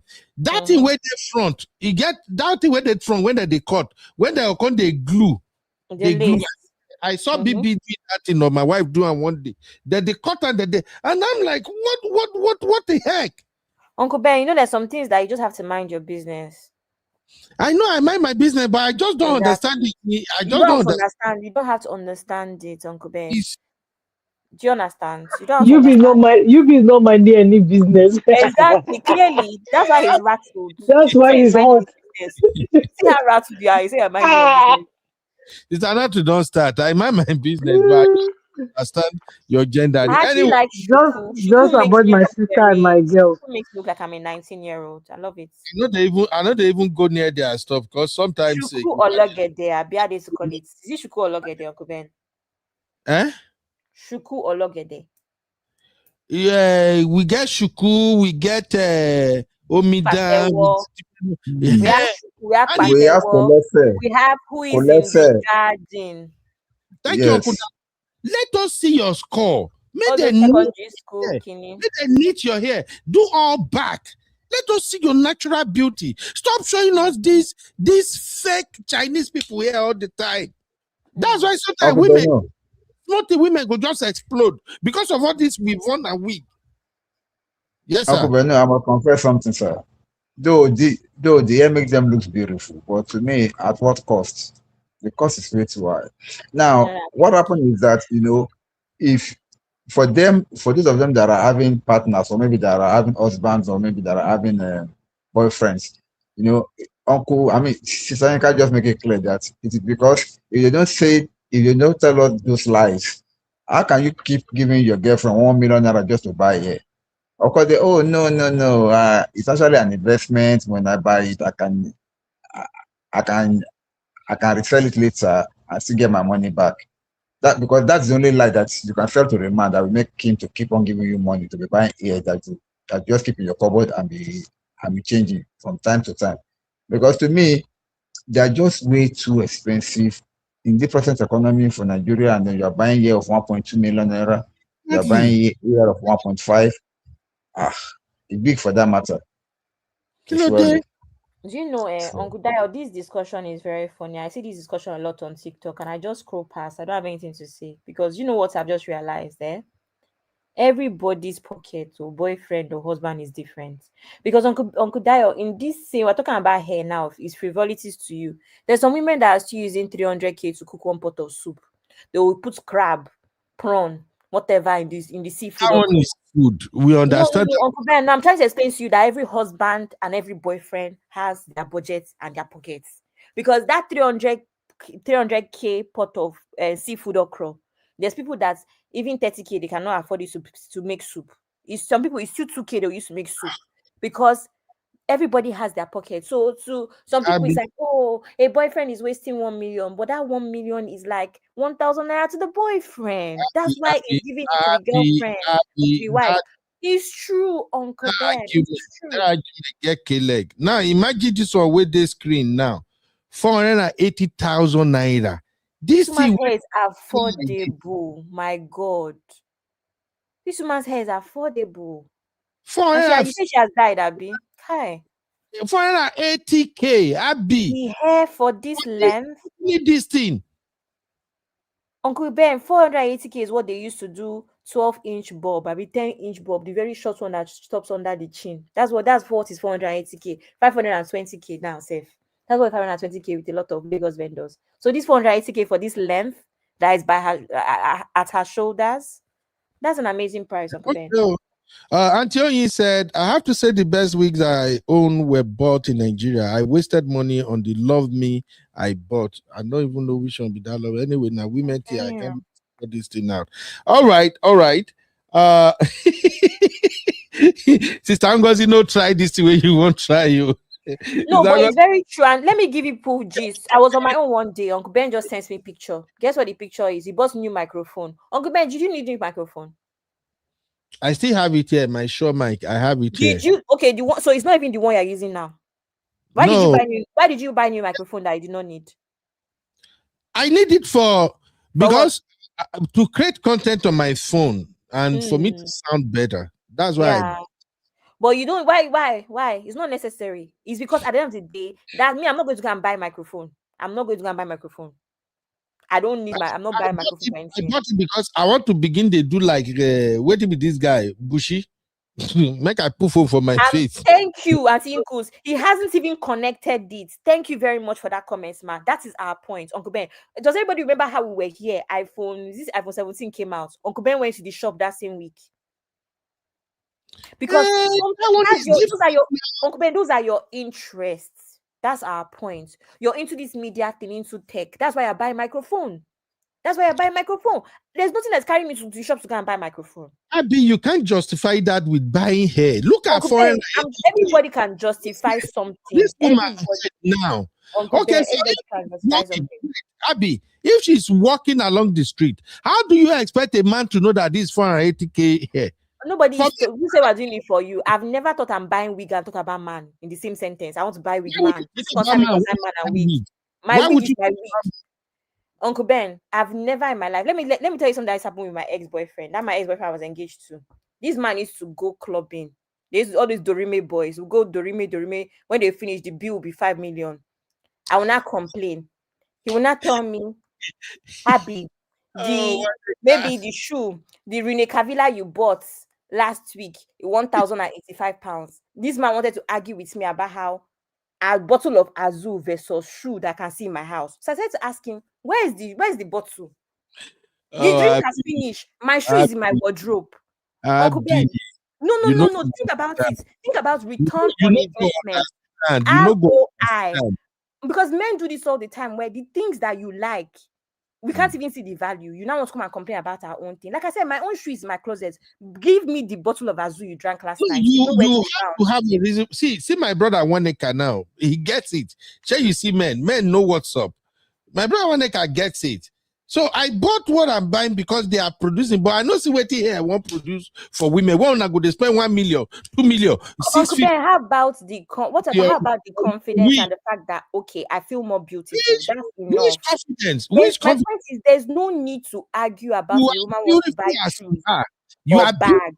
You are beautiful as you are, Abby. Uncle Ben, it's not up to you. Uncle Ben, the sound from your iPhone, the natural sound is enough for us. We don't need microphone. If you don't use microphone, we'll still hear you. You're the one that wants quality sound. Sister Yinka want to wait. Sister Yinka they do me now. You get one guy where they record this, Sister Yinka is the one that wants quality sound. Uncle Ben, if you use microphone, you don't use microphone, we will still hear you. We will still hear you. It will sound like the way it sounded right now. It's my voice, but we will still hear you. Abby, I'm not using microphone right now. Ladies and gentlemen in the chat, I'm not using microphone. Can you not hear me? Is my sound Abby, calm down. Abby, I'm calm. My point is, don't let men do what they want to do. Abby. That's why let me quickly say something. Uncle Ben, there's no point in comparison. Let women enjoy their things. Like exactly. You cannot compare. That's how the boys argue with me when I buy shoe. That's how he argue with me.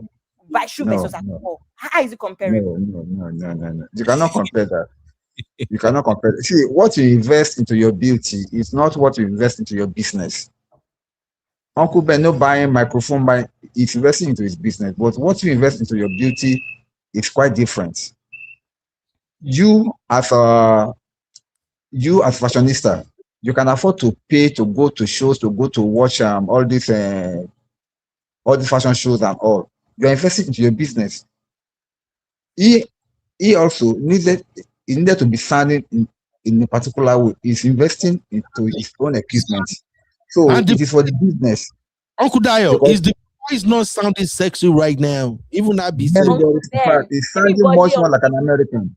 Everybody on this platform can say that my voice is sexy and I'm not using sexier than yours, Uncle Ben, and I'm not using microphone. Abby, where do we go from here?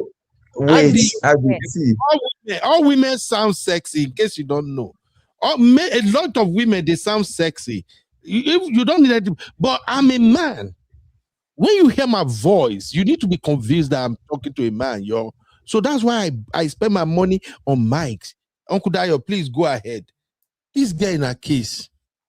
See, as I was saying, Abby, it's not about, if you want to compare, don't compare the AI issue with an equipment issue.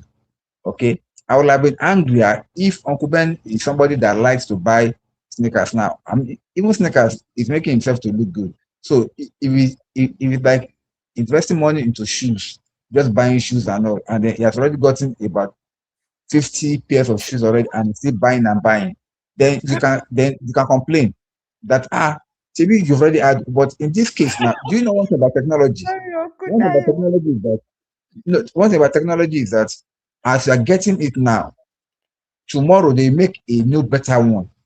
You still want to get it again. But so far you are using it. So far you're using it towards something productive. You are being very partial. But one thing I'm not being partial. Hold on, Abby, please. Dayo is always throwing Uncle Ben under the bus. Because I don't do that. He used that now to yab Uncle Dayo. Say Uncle Ben is sounding more American. The reason is that this microphone enhances his voice. Okay, you cannot compare my own mic now that I'm using to the one that he's using in the studio.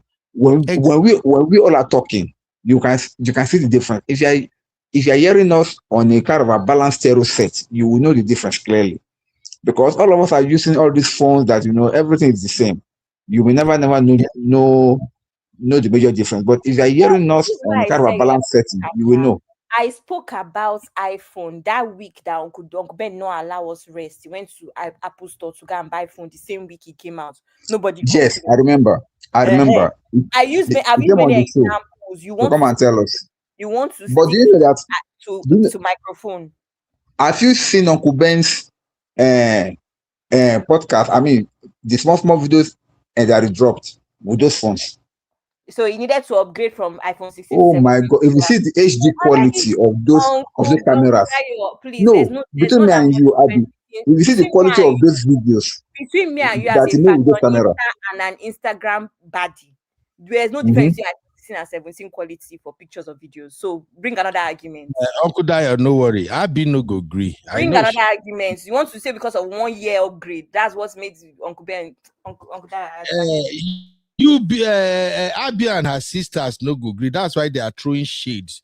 Wicked sisters. One let me just tell you something. I've been seeing the shade that you've been shading me. Let me just tell you something. This Eba and soup matter is a skill issue. Since I was born to being an adult, I've never put Eba on plate anyhow without presentation. That is a skill issue. That is not our problem. And also the other shade he said about my voice. So what happened to my voice? Can you see? Bora, even in Ibadan, Mr. Kene, you will not see. Even in Ibadan, you not. But it's true now. Shading my voice. My brother Kene said, UB sounds much better. We can hear the frequencies. Now only treble frequency we hear from Abby, which is true. So you see, that is justification for why I'm buying what I'm buying. But you women, Uncle Dayo, I feel bet my money. All the women where we get for this platform, if you go their house now, they go get shoes full everywhere where they know they wear. Sister Natu, I think Yabe said something. Yeah. I think Yabe said something. She is a shoe kind of a person that she has more than 50 pairs of shoes. Now, that's a passion. Sister Natu you let me tell you how fast Sister Natu has gone. Sister Natu is in the process right now of starting her own shoe business. She's starting shoe business. Because she has bought more than enough. She has too much. So she needs to sell it. She needs to sell them out. Hello, I'm here. Hello. What you guys say? What did you guys say about my shoes? Let me tell you something. Let me tell you, even my husband has given up on that one. No, people should not talk too much. But Uncle Ben, like Abby has said, my obsession of shoes has made me to create a shoe line. That's how bad my own is. How bad. Una the waste money. I don't understand. No, we're not. No, we are not. Something that day. I tell you, and make me feel good. I'll be bringing out your secrets. Let's close. Women, they hoard clothes too. I can bet you, Sister Yinka, number one, she's guilty. Even my madam, they're guilty. My madam, no. I wanted to para last week, but I'm like, Naista. Did you know for the past, since when we start this year, every Sunday, na different clothes, whenever I see with my wife body, na she they wear. In fact, I get one short video. I wanted to use it again, so I never get a time now. She was getting ready for church. Now, so she wear that clothes. I zoom in. I carry my phone. She don't know. I recorded her. And I was saying to myself, how can you be complaining that there is no money? For the past each Sunday, different. Now, so that they drop this thing from Nigeria, box, boom, for front of door, boom. Why do you women do that? What is wrong? Can't you just... Uncle Ben, I thought you said you mind your business. Why are you shouting so much? Because una not understand how far this thing goes. Uncle Ben, it's not. Uncle Ben. Uncle Ben. Like John, one of you buy stocks. Una they can buy hair, buy shoe, buy lipstick, buy because we're not buying microphone. Because we're not buying microphone with our money, we buy clothes. Uncle Ben, do you know one thing that I want to say to you, sir? Do you know I support only one person, and the only person that I support in this kind of argument is Sister Yinka. Have you noticed that Sister Yinka hardly wear the same clothes in her videos? She's always changing, and because I can see that does she wear the same glasses? She's always on spot. She's always on point. Every video she will drop something new. Every video she will drop something new. Just I purposely watch her videos mostly to see what she's wearing because she's always on point. So can you see, for somebody like that, if you want to be buying clothes every day, if I happen to be her husband, I'll be giving her money to be buying it because she's using it for her business. I can understand that one. No, it's too much. One waste your No, it's not too much. No, it's not too much, Uncle Ben. Because Uncle Ben, everybody has something they are obsessed with, honestly speaking. And you can't judge them. Everybody has something they are obsessed with. No. My own is shoes, and I can't apologize. I will tell you I'm broke, but I have money for shoes. I'm telling you. It's not that I'm calling my brother. We're gonna do something. He knows. Yeah, he just left the parlor now. He knows. I've been talking his ear. He knows. No, it's that part they are giving us. Uncle Ben, the conclusion is let all of us mind our business. No. We have to be in you ladies' business. You like fight, Uncle Ben. You like fight more than wahala. Where they painful. No, this is a serious thing. It's personal to me. Anytime my wife go Nigeria, 2 extra boxes, now clothes and whatever I go there way she won't go give out, and I'll be like, this is waste. No, why? It's not. It's philanthropy. At least she's not throwing it away. For her to give it out, it means it's even still good quality. So no,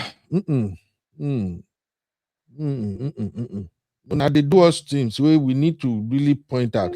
Anyway, let us move away before una go make me lose my mind. And the last thing today is since we are talking about buy him condom, una no go believe waiting we go take close today's show. Oh my God. You won't believe what we are going to use to close today's show. Make HIV go. You are watching Trending Vlogs with UB.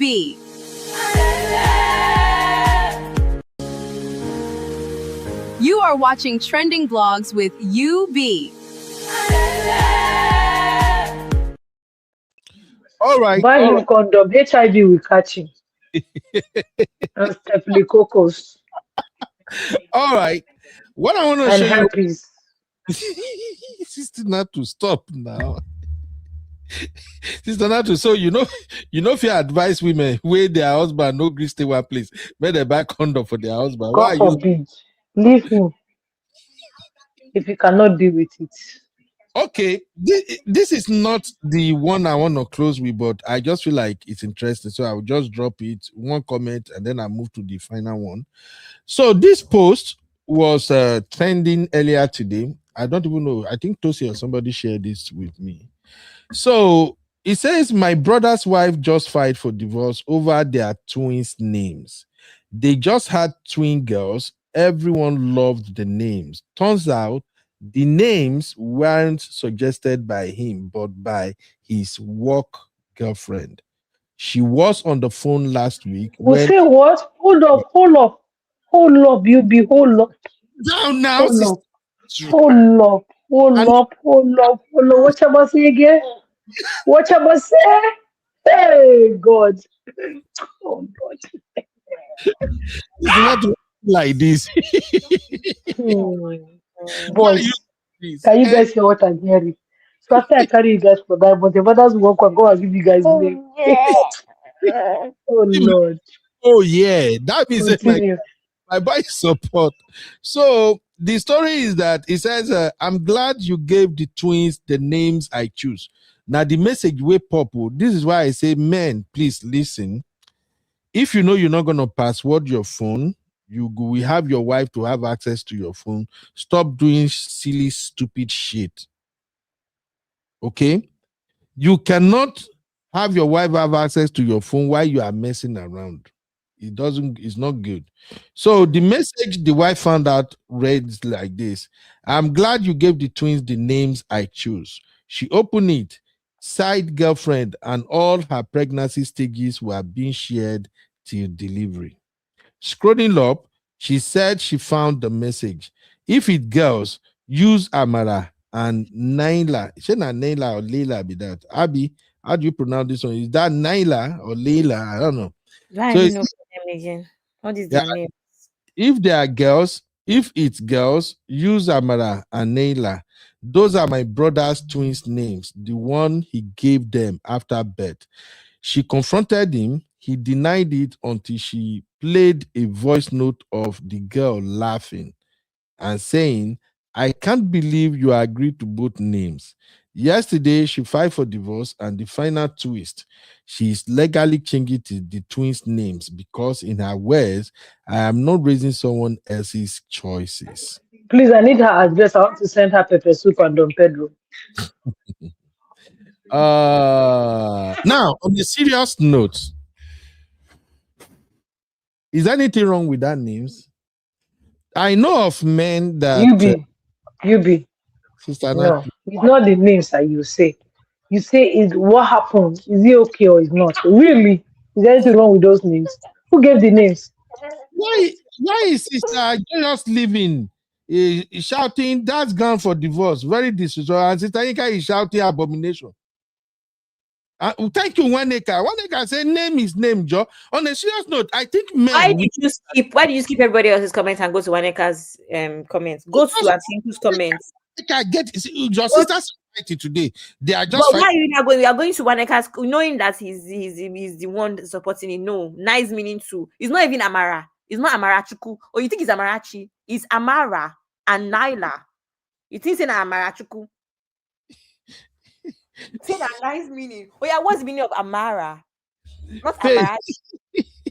I believe you first now. Faith said, it's Amara. Faith said the names are nice, but not by the work girlfriend. The work girlfriend is knocking the man. It's grounds for divorce. Why are you ladies drawing conclusion like this? Ari Kemi said that's very disrespectful and shows the man doesn't have a mind of his. No. See, I can explain this to some extent. Oh, Jesus, help me. God, help me. Let me drop link for any other sisters that want to come. No. I will not drop link. We are closing. No. I'm not. Do you know that sometimes when you love a girl so much and destiny happens? Uncle Ben, a married man loving another woman. No, let me explain. No, not married man. I'm not talking of married man. What I've said before is what I've try to be clear. Misty asked for the link. Oh my God, yes, Misty. No, drop link. Ever block Abby. Abby, no drop link. No drop link. Misty, here's the link for you. Let me tell you, Uncle Dayo, I like what Abby used to make Uncle Ben's blood pressure to go on. Uncle Ben, please, Abby make Uncle Ben to be shouting. You be. Wait, let me give you an example. Okay, I just gave birth to twins. Ever since before I give birth, I've been saying that if I give birth to boy and girl, I pick a name in my husband's tribe. My husband has not agreed to the name, so. But because me, where I grew up in my parents' house, my dad used to give the tribal name, my mom would give English name. That's they used to cut fight in our house. So I say I will implement the same thing. So when I came, I told my husband, hey, you pick me, I'll give them middle name. So when he picked the persons that he picked, I had different options. But because the middle name that I want to give, there might be a push, which is to name one after my dad and one after my foster son. I don't think my husband will leave, but Nami carry belly.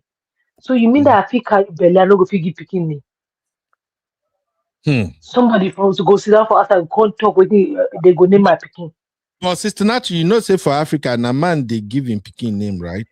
Uncle Ben.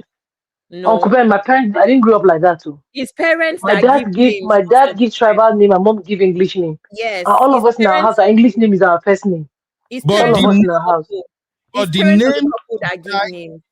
the name the child we go with is the name the father of No, the. Uncle Ben, do you hear me? I said in our house, our own Abby, in our house, all of us, our English name is our first name. And our mom is one that name our English name. Our dad give us our tribal name, all of us. And tribal name is the middle name. That's the And agreement between what my I parents. even know with most people that I've grown up with, and what I even know is that it's the grandparents that give names. Yes, Hausa people do that a lot. Okay, Hausa people do that a lot. let me quickly drop my take so I can at least go look for something to eat. And Misty has unmuted. Misty has unmuted. Just letting you know. Uncle Beno, why are you running? Has Why unmuted. are you running? Misty, I don't know Yes? whatever you did that Abby sent that link to you. I'm not ready to fight.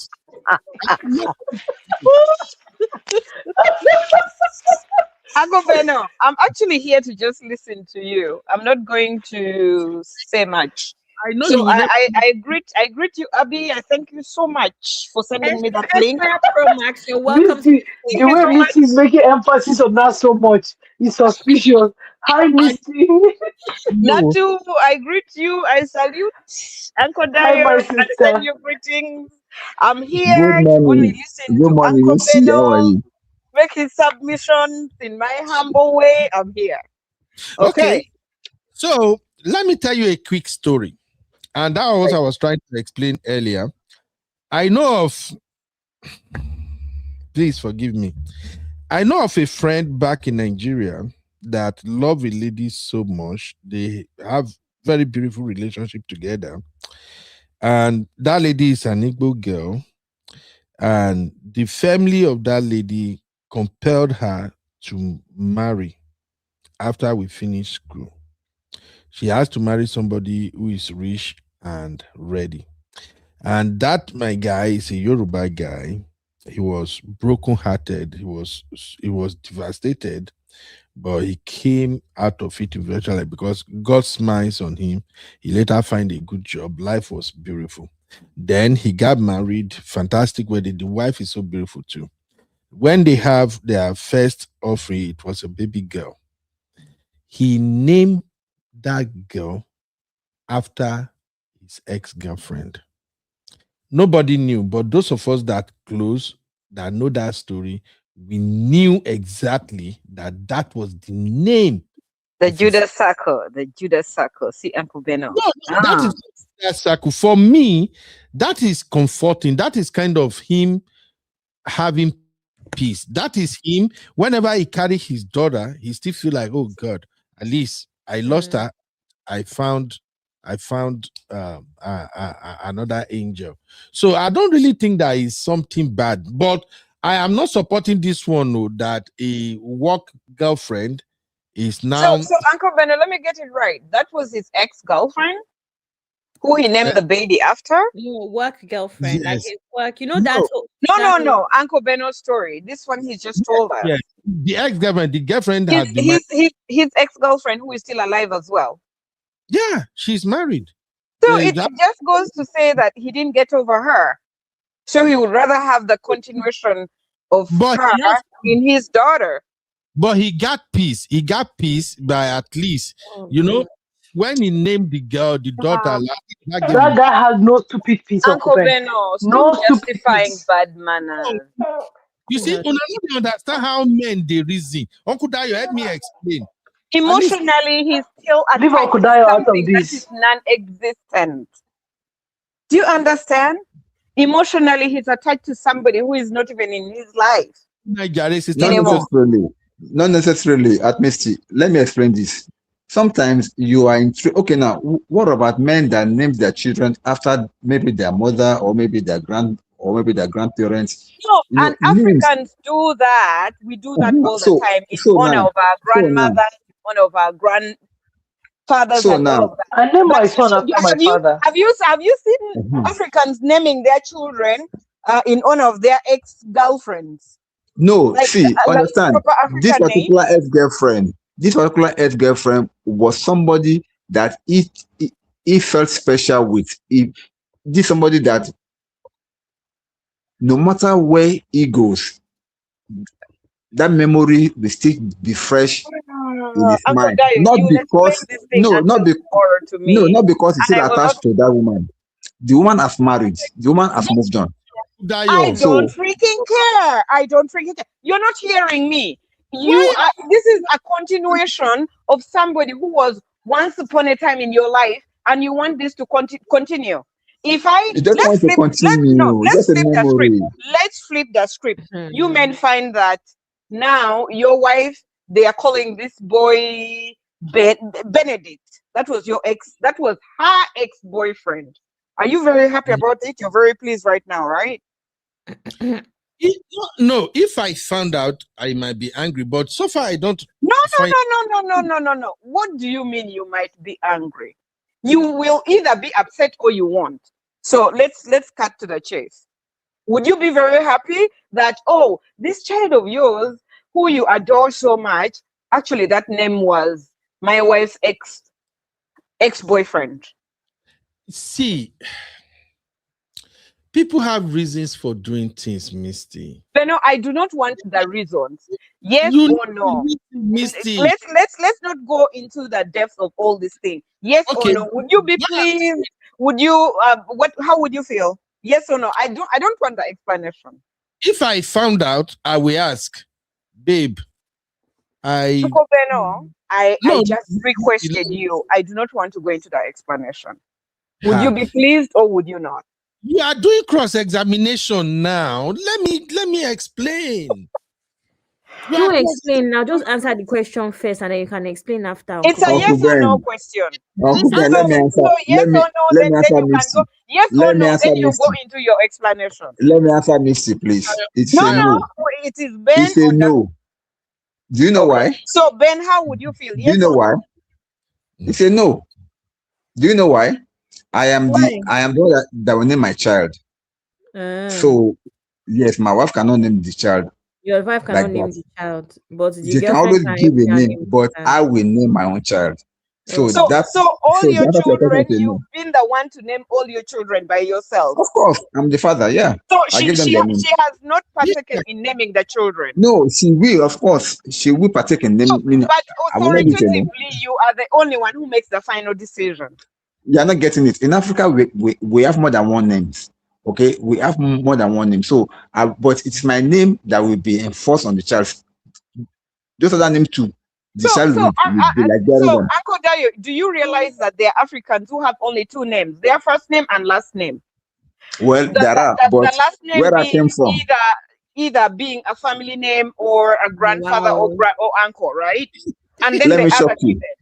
Let me shock you. No. Do you understand? It's not. No. Uncle Dayo, wait. It's not in every instance that somebody will have a middle name or very many names. I understand you. There are circumstances like that, but I'm telling you, I personally, my first daughter has 7 names because when you does she write them in all her credentials? That is the point. That's what I'm saying. She only wrote about 3 on her credentials. That's the point. Because everybody wants to name her. Now you have found out her government legal name is your wife's ex-boyfriend's name. Hello? We're gonna have a conversation around it if you can make it make sense. Cannot make it make sense. But you see, right now you are saying it's not making sense. But when the script was flipped and it was the woman, where has she gotten any problem? This is not an issue. It should be okay. You know, it was like, sister, she's carrying good memories. Baby. I really like the middle name. I really like the middle name.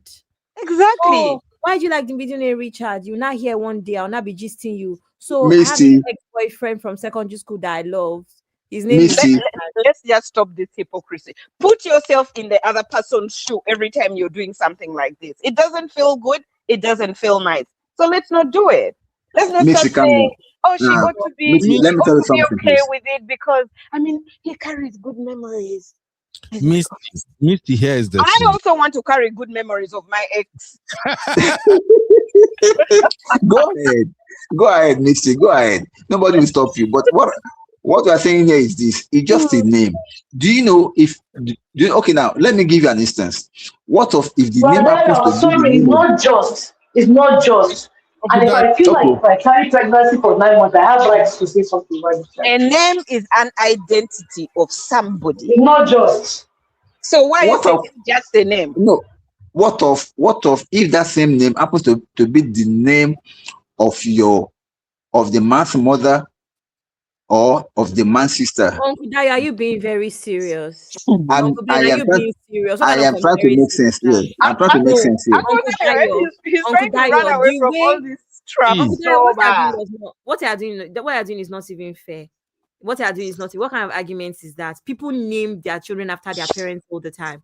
It's not strange. But for you to say the reason you're choosing Tamara as our daughter's name is because it's your ex's name is crazy. He never said that too. He never said that. He did say the wife found out. See, let's put this thing. Let us put these things in context. He never said that. In fact, if not that the wife went through the phone, she would have known what really happened. And then the wife would have. In fact, from that story, they said everybody loved the name. The only thing that happened was that. Wait now. It's the story of how the names came into existence that is so ugly and disgusting. The names are beautiful. As a matter of fact, Amara among my people, Amara means love. Misty, in another context, it means somebody's rib, like my rib. You know? Yes, Natu. Do you understand that? Okay, so you didn't allow me to give my child a name, but if the next one that is outside is not part of our family, to come in agreement with you to pick a name. Are you for real? There's an echo from where you are. She's walking. Sorry, I'm making the baby. She's preparing okay. Voice. See, okay, we have to move on. I know this is not the main thing. I just found it interesting, and it's like we may have to do another show on some of these things in marriages. I think women they are misunderstanding why men do a lot of things. Honestly speaking, how did Abby, what is that sound you always make? Because it's always very funny when it's very funny when Uncle Ben says things like this. Nigerian men have forced us to believe that they value peace. I know, right? They do things like this that goes against their peace. When you flip that script, then they're very uncomfortable about it. How can a man that values his peace do things like this? You don't like peace. Abby, wait. But Uncle Dayo, go ahead. They don't let me explain. Abby, personally, I will never do that. I value my peace. Okay? So why are you justifying the other? Now, hold on, please. Uncle Dayo, you want to go in the black never do that. Misty, please hold on. I will never do that personally because it is against my ethics. Number one, I don't carry over emotions from my previous relationship into any new one. I never do that. No matter my feelings, it is within me and within me alone. Now, what the man did, if I'm to say it's wrong, completely out of context, it is wrong. And then having to even hide it, that means the man is cheating. And the man is cheating. Emotionally. No, not even emotionally, physically, not even emotionally, because I want to believe that he's still involved with that girlfriend. Because for them to be chatting, and then the lady is still telling him, "Oh, she was surprised that means they are still close somehow." Oh, so to me, the main case here. Yes, I'm talking about the main case. I'm suspecting they are dating self. So it's not something strange. So the man is cheating on the wife, and then he has the audacity to even to even take the name that the girlfriend suggested to him to name his child. It is wrong. Let's call it what it is. It is wrong. But what we are talking in essence is this. The names themselves are not the issue. They are not the issue. The names are nice, but for the man to have the audacity to take a name suggested by a side chick to name his children, and the wife got to know. If I were the man, the moment the wife got to know, I will change that. I will change those names, and I beg my wife. Exactly. Because it is wrong. No. Very careless man. You know, Uncle Dayo, I cannot lie to you. The other day, we had a conversation when she think I was here about apologies, right? I find it very difficult sometimes to accept people's apologies because I cannot process how your brain thought about something and then you went through with it. As in, you sat down for 7 days and 7 nights. This thing made sense to you and you decided to hurt me like this. Now, I am forced to forgive you because you apologize. How can your brain process such nonsense? So, Uncle Dayo, after you finish processing it, I've now caught you. I will now have you now have to say, baby, I'm sorry, let's change the name. The audacity for you to have thought that was okay to begin with. If I didn't catch you, it would have been okay. That's why you cannot be God. That's why I cannot be God. No matter what you do to God, that's why I don't understand about. That's why I don't understand about men. Not even for an hour. She cannot do one for an hour. Men and lack of accountability. You will do something so bad, you will not catch yourself. Then the onus will be on the woman to work through healing. You will do something stupid. It's not the woman that will be suffering and healing for it. How can you think of this thing and now say, oh, oops? It's like, oops, you've hurt me. Oops. Oh yeah, let's change the name. Now so. Meanwhile, you spill water on the floor. Abby, oops is supposed to be like something you wrote with a pencil, and then you can erase it. Not a whole name. It's in the birth certificate. Like, oh man. I just use water on the floor. Let me clean the water. Okay. That's how you're saying it. Thank you. Let me put it this way. Maybe it can make sense a little bit. Uncle Beno, stop. There's nothing you're going to say that's going to make sense right now. I just want to ask you one quick question, Misty. If a man names his daughter or his son, would you have problem with that? Not at all. That is totally. I do not have any problem with it. Okay, that is why we are saying the problem here is the man was careless to let the wife find out. So if he had not been caught, it would have been okay. Uncle Ben, I don't believe what you're justifying. The child belongs to the man. Uncle Ben. So the man, it belongs to the wife, but at least these are his children. And by Uncle Beno, do you understand that we are not denying that these are his children? We are not denying the fact. But now you are making it so bad by saying that he should have hidden it so well that he wouldn't have been caught. It would have been okay. It is so wrong for you to have that emotional attachment to an ex and you're bringing it into the children. Like, why would you do that? You're not getting the picture here, Misty. Okay. Misty, I don't know when you join us today. I have been listening, by the way. Abby, tell him. Until yes, you find Misty has been listening since the beginning. No, you have been listening. You just want to come and fight now. No, Uncle Ben, do you know that, Uncle Ben? Because I was working. Ben, do you know that this particular one, you've actually broken my heart? Yeah. Wait now. According to tradition, who get Oh, no. Tradition permits you to cheat and name names of cheaters. Okay.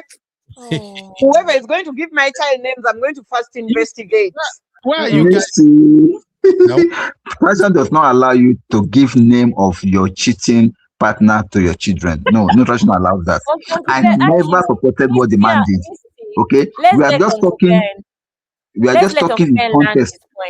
Uncle Ben, land your points. Okay. What I'm saying is Let's this. not interrupt him. Yeah, what I'm saying is this. There is somebody you care about. Things don't work between both of you, and you just like, oh, maybe this thing doesn't work out, and now you have a baby. a girl, and let's say the girl's name is Vivian. Now you have a baby girl and you want to name your girl. Your wife, of course, will suggest a name. You suggest a name. In fact, the way we move in our own tradition, daddy, mama, everybody, they can bring names. The list is usually long. You feel me now? So maybe you now feel like, oh, wow, I finally have my daughter. I love my daughter. Let me call her Vivian. You don't tell your wife anything. You just feel like it gives you calm, it gives you peace, it gives you comfort to name your daughter after this person that you thought you could have had something with, but it didn't work out. And it gives you peace. You love your wife, you love your family, all of that. It's not a big deal as far as I'm concerned. The only time it becomes a problem is when you open your mouth, you tell your wife, or you allow your wife to go and find out that there is somebody somewhere that you used to have something with too, and now you now bring the person's name, you give it to your daughter. I think that is when it becomes an issue.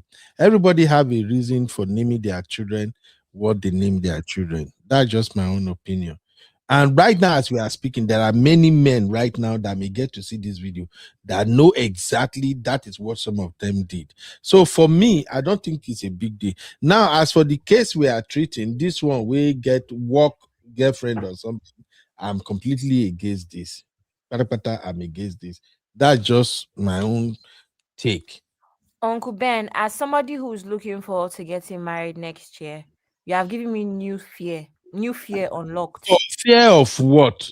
New What? investigation, new list, new thing to add to the No, list of no, no, no, investigation. no. Abby, Because no, Uncle don't- Ben, no. don't go and Uncle look for Ben, them. Uncle Ben, I cannot imagine myself, my husband and I coming together. Let's say now we're modern people, right? My grandmother will give name, will tell her thank you. My father will give name, will tell him thank you. But seeing that we're Gen Z, chances are our child's first name is going to be what me and my husband decide. So I will now come to my husband and say, husband, I really want to maybe I'm the one giving middle name, right? The middle name will not be my ex's name. My husband does not know my ex's name. I cannot imagine the audacity that will allow me to have those thoughts and then implement the thoughts. Abby no vex. I don't know. Arike and Sister Natu are making me Sister Yika, they make me laugh. The way the two of them they agree for comment.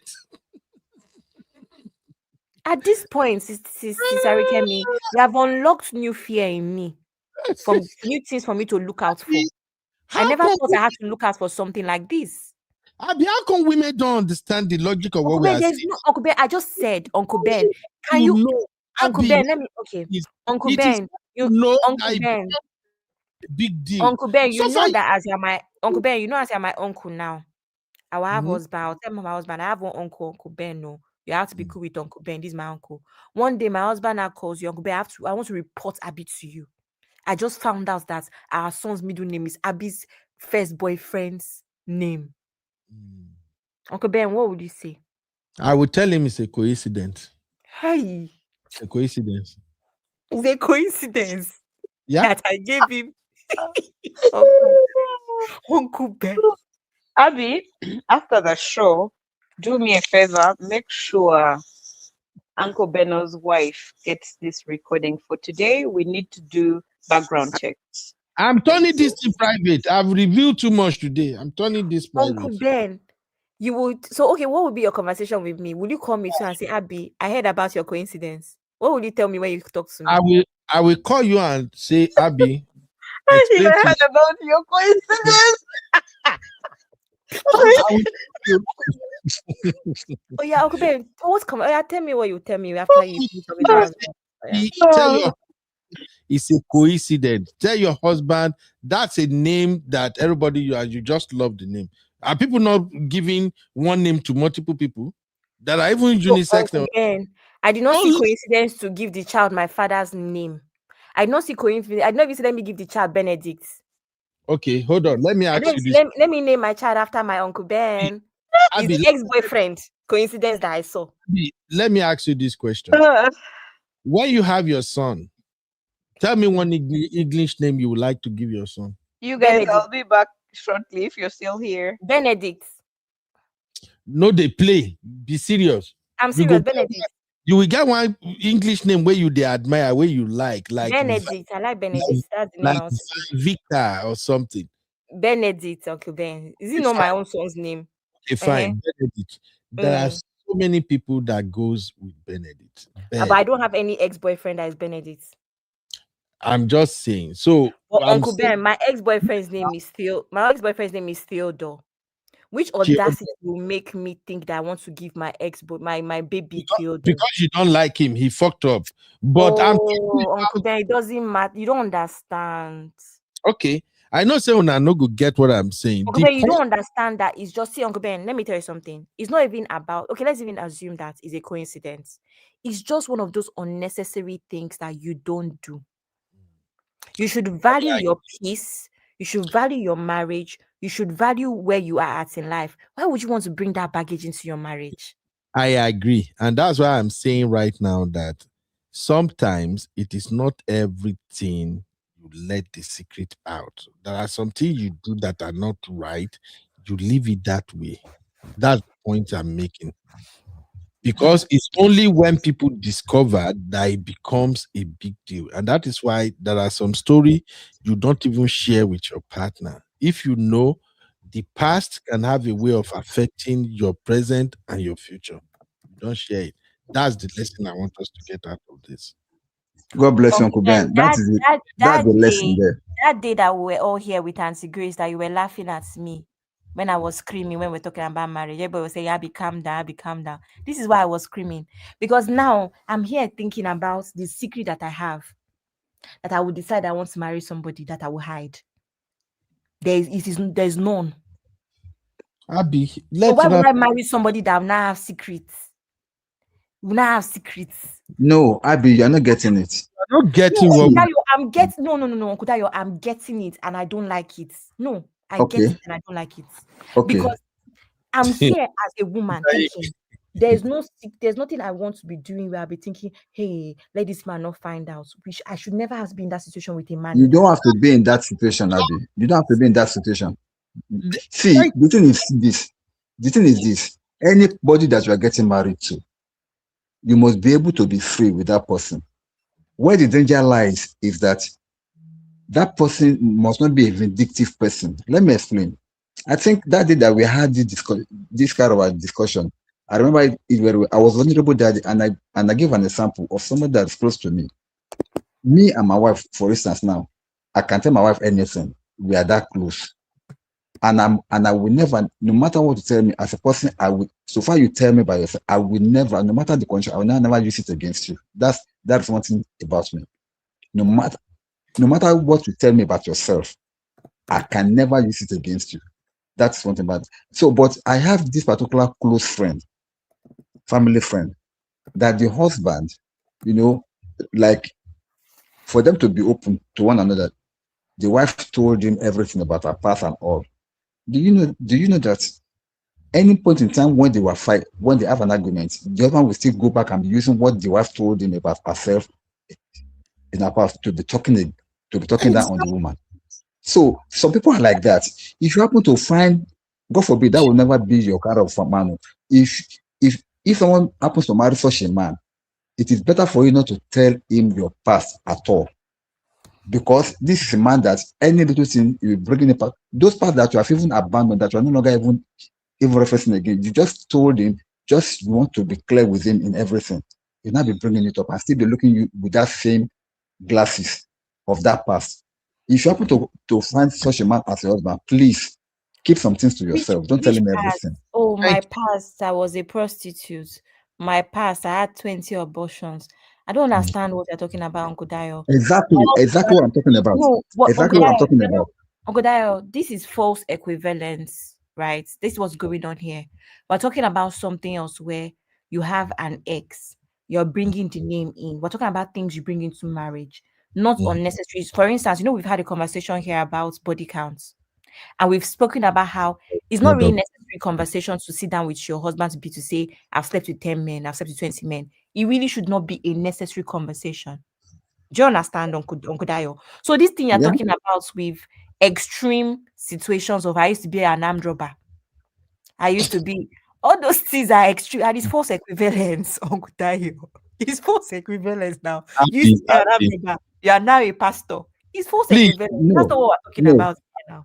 I think we will have to revisit this conversation because we've already done over 5 hours now. I know say we are not good agree, but for my own part, all I'm saying is that sometimes there are some things you don't let out in relationship.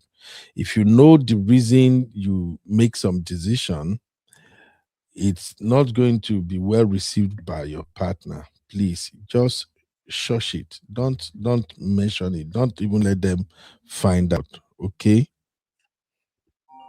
And do you know what? All of these past you're talking about, fair enough, right? But this thing now where you have now imagine now a woman, let's say runs girls, all these runs girls that gets married.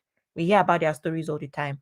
You will not get married. Uncle Dayo, imagine you've now gotten married, turn a new leaf, you're no longer a runs girl. Well, you're not your husband, you're a runs girl anyway, right? Or you used to be a runs girl. Is the problem, the new problem now that you now have, is it not if you continue to be a runs girl in your marriage? Abby, let us move on, please. Is that not the new issue now? Or you used to be an armed robber, and you say you've moved on and you're now married and you settled down. Is the new issue not if you continue to be an armed robber? Just hear me out. Please, sisters, I will cut this part, repost it, make everybody hear them again. Night shift, doing night shift in Africa. You're an armed robber. Just go back and get the real lessons from this conversation.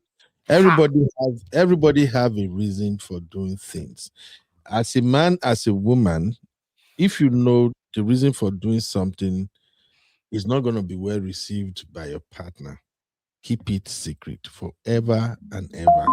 That's just the point I'm making.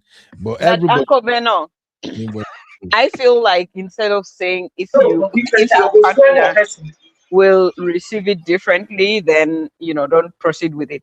Why not ask yourself, if I were the one to receive the news, would I be happy? Would it be something that would please me?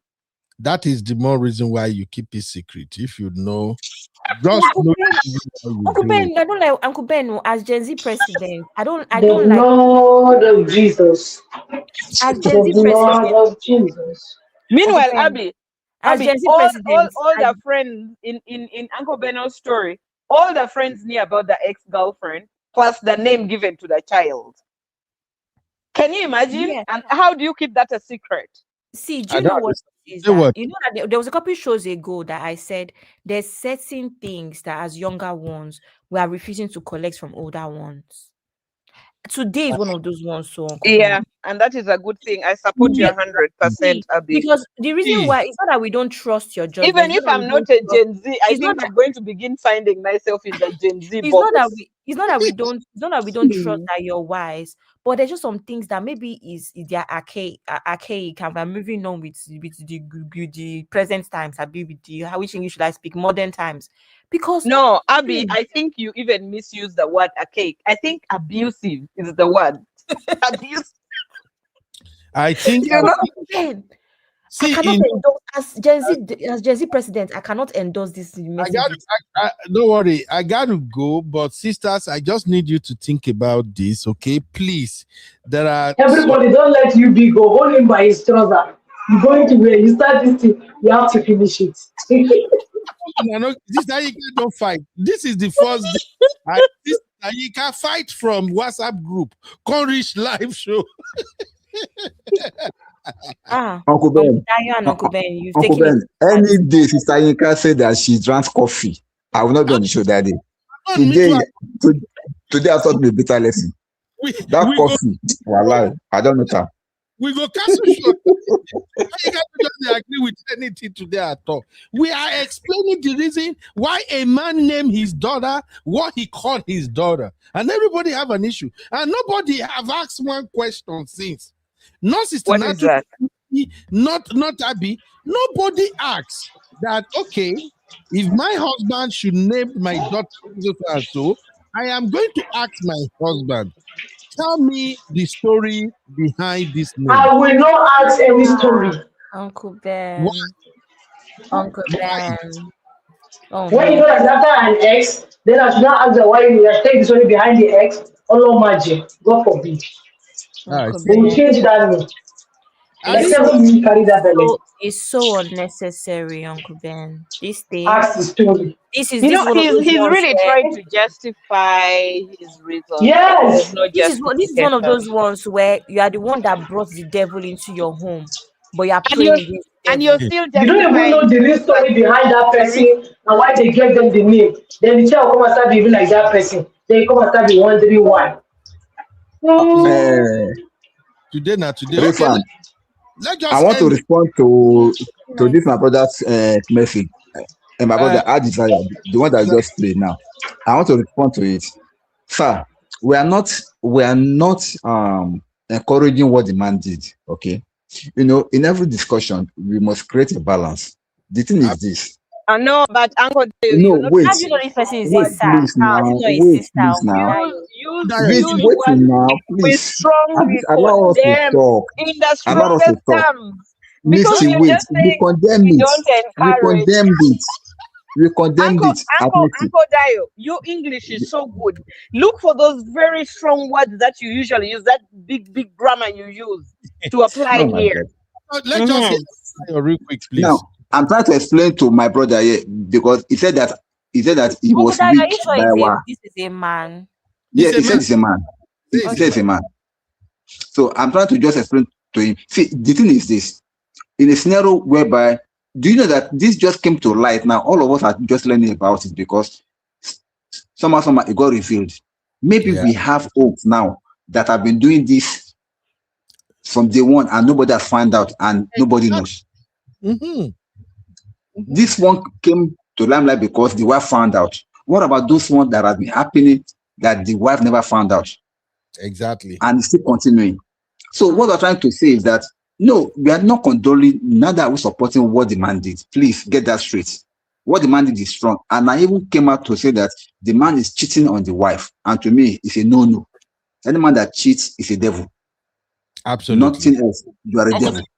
Uncle Dayo, you were very clear on your stance. Uncle Beno, though, on the other hand, still has reasons as to why he's going to do what he has to do. Uncle Dayo was not clear. Uncle Dayo was not clear. Uncle Okay. Dayo and Uncle Ben, I've told you so many times that it's the same thing as apology, right? When you say I'm sorry to somebody, and then you say I'm sorry, but it's your fault. I'm sorry, but I cheated on you because you don't do your hair and your nails anymore since you had 4 children for me. Your sorry is null and void. That's what happens when you say things like the man is wrong, but you should understand why he could have given the name. Let's just the man move. is wrong, but you could. That's what happens in these kind of conversations. Is the man wrong or is the man not wrong? You can't say the man is wrong. As a woman, we should understand. As a woman, we should ask questions. As a woman, the man is wrong, period. Abby, you are still not getting the point. I'm not getting it because there's nothing to get, sir. And the man is wrong, we agree. What we are just saying is some things need to remain hidden a secret forever. Period. If it brings you okay, yeah, sure. If there's no even points, we're not going to agree. So all right, Uncle Dayo, this is for you. Uncle Ben. Uncle Ben. Oh. Uncle Ben. What? What are you clapping for, Uncle Dayo? Abby, when are you starting your channel so you can also clap for me when I make submissions? That is true. Because I don't understand why you are clapping for Uncle Dayo. Uncle Dayo did not say anything other than buttress your points. That's Uncle Dayo gets it. Okay, my clap for sisters. Maybe this one go serve as a You don't want your clap. Why did what happened to Uncle Ben? I think his tech booted him out for his bad manners. Uncle Ben. Kick me out. This is what I should have done to you since. I love it. Modaro. Abby, did you do that? I didn't do that too. I didn't do it. Uncle Ben, it's a coincidence. You know, remember that coincidence of the name? The coincidence of giving your son, your child, your name. Coincidence. Even my laptop not with me. It's a coincidence. That is the strong spirit women have. It just booted you out. Yep. On a very serious note, sisters, I'm not the one that is responsible for Uncle Ben leaving the studio. But we don't even care whether it was you or not, Abby. For me, I'm just perfectly fine with it. Like, let's keep it moving. It was so perfect. Even StreamYard is tired. Even StreamYard disagrees. You are wrong, Misty, for treating me like this. Anyway, let's round up finally with this. You are watching Trending Vlogs with UB. Welcome to UB Reactions, the place where we keep it real. Today, we've got some hot topics, so let's. I am UB, your favorite Gen Z uncle. And this is my take. Your favorite Gen Z uncle, yo. I just give up. AI has come. Today I had an AI training, actually. Uncle it was Ben, very, I loved it. Ikweji. That's Ikweji. That's for us. Ikweji. You're really trying to make Uncle Beno be so Gen Z. Gen Z. You people are wicked people. StreamYard. Women power too strong. Una enter my StreamYard. Make StreamYard. I hope everybody has bought their Ikweji trousers because I'm throwing an Ikweji party on Sunday. Oh my God. What is that party?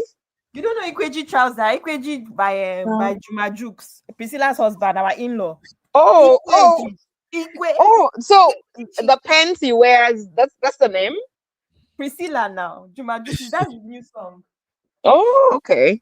Oh my God. Ladies and gentlemen, Arikemi, why now? Arikemi say, you are no favorite today, Joe. Arikemi invest. Only today, Arikemi, Sister Yinka. Everybody, they are just parried today. Sister Chinye, you used to be my paddy now. Why do you throw me under the bus today? Making a lot of... You're even lucky she didn't come into the studio. Oh, Sister Joy, say get the Ikweji trouser. Ikweji. I beg. All right, let us round up with this. I know we've treated a lot of conversation today, but I found this so interesting. That's why I think it will be like the crescendo. So this man you're seeing on the screen right now, that is Murayo. Murayo that used to work on TVC. That is her husband. And you know, Murayo have her own show now. So, and she and her husband, they are also doing their own podcast. You know, say, like my Auntie B will say, this podcast will scatter a lot of things in Nigeria.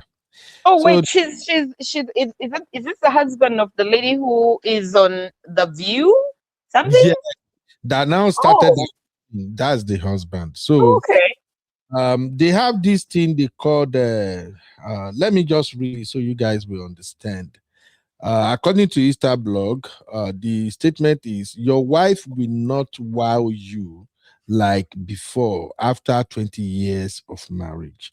Murayo husband is the one that said that. So journalist Murayo Brown's husband, Afolabi Brown. So the media personality Murayo Brown and her husband Femi Afolabi Brown are getting people talking after sharing brutally honest takes on love, intimacy, and how marriage evolves over time.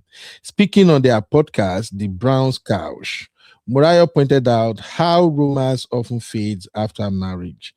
She noted that while dating comes with gifts, sweet messages, and effort, things can change once couples tie the knot. It's like they just expect you to lie down and be available, she said, highlighting a common frustration among married women. Her husband, Femi, didn't hold back either. According to him, the intensity and passion seen in the early stages of marriage naturally decline with time. The way you feel in your first year is different from 10 years and different again after 20 years. He explained, urging couples to be realistic instead of chasing unrealistic expectations.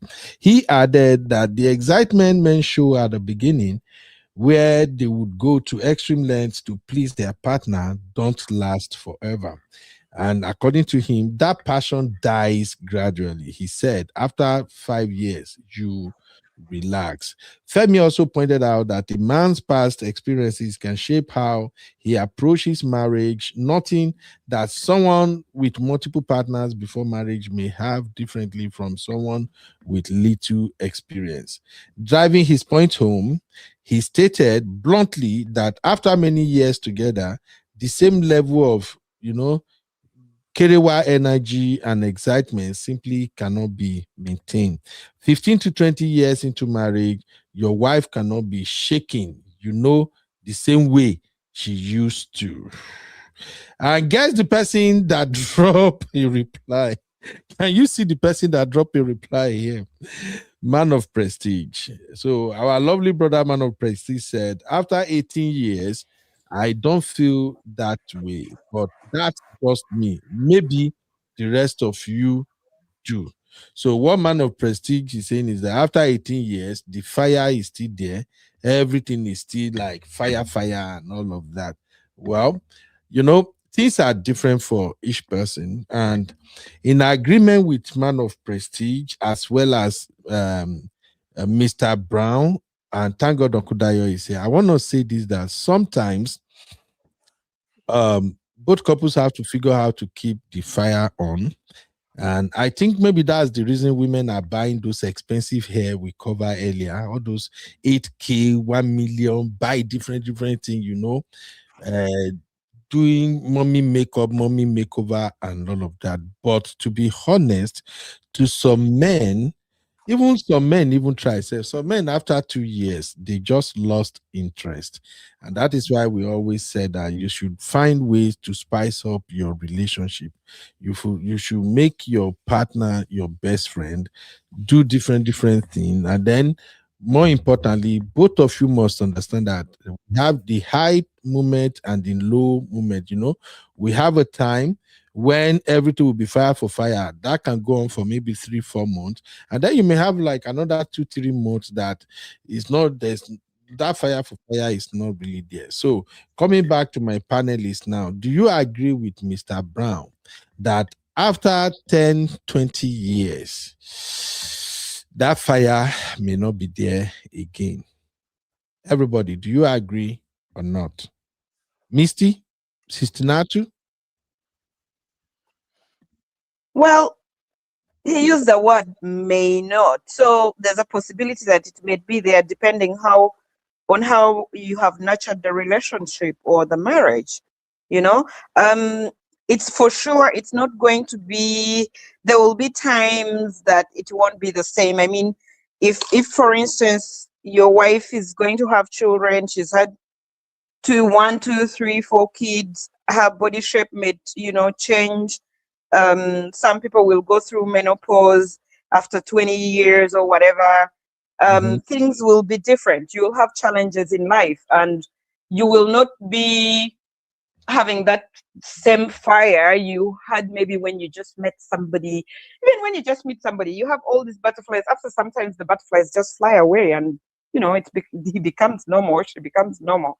But you tend to build a stronger friendship and a stronger bond in the long run, in that you have so much respect for each other and you just love each other in a different way. That is what I would expect. Okay. So not everything may be fire, right? It may not be fire, but there's probably more respect, more love, more tolerance. You've learned each other well, and you just do things in a different way, So yeah, it may not be the sparks that you saw in the beginning. Okay.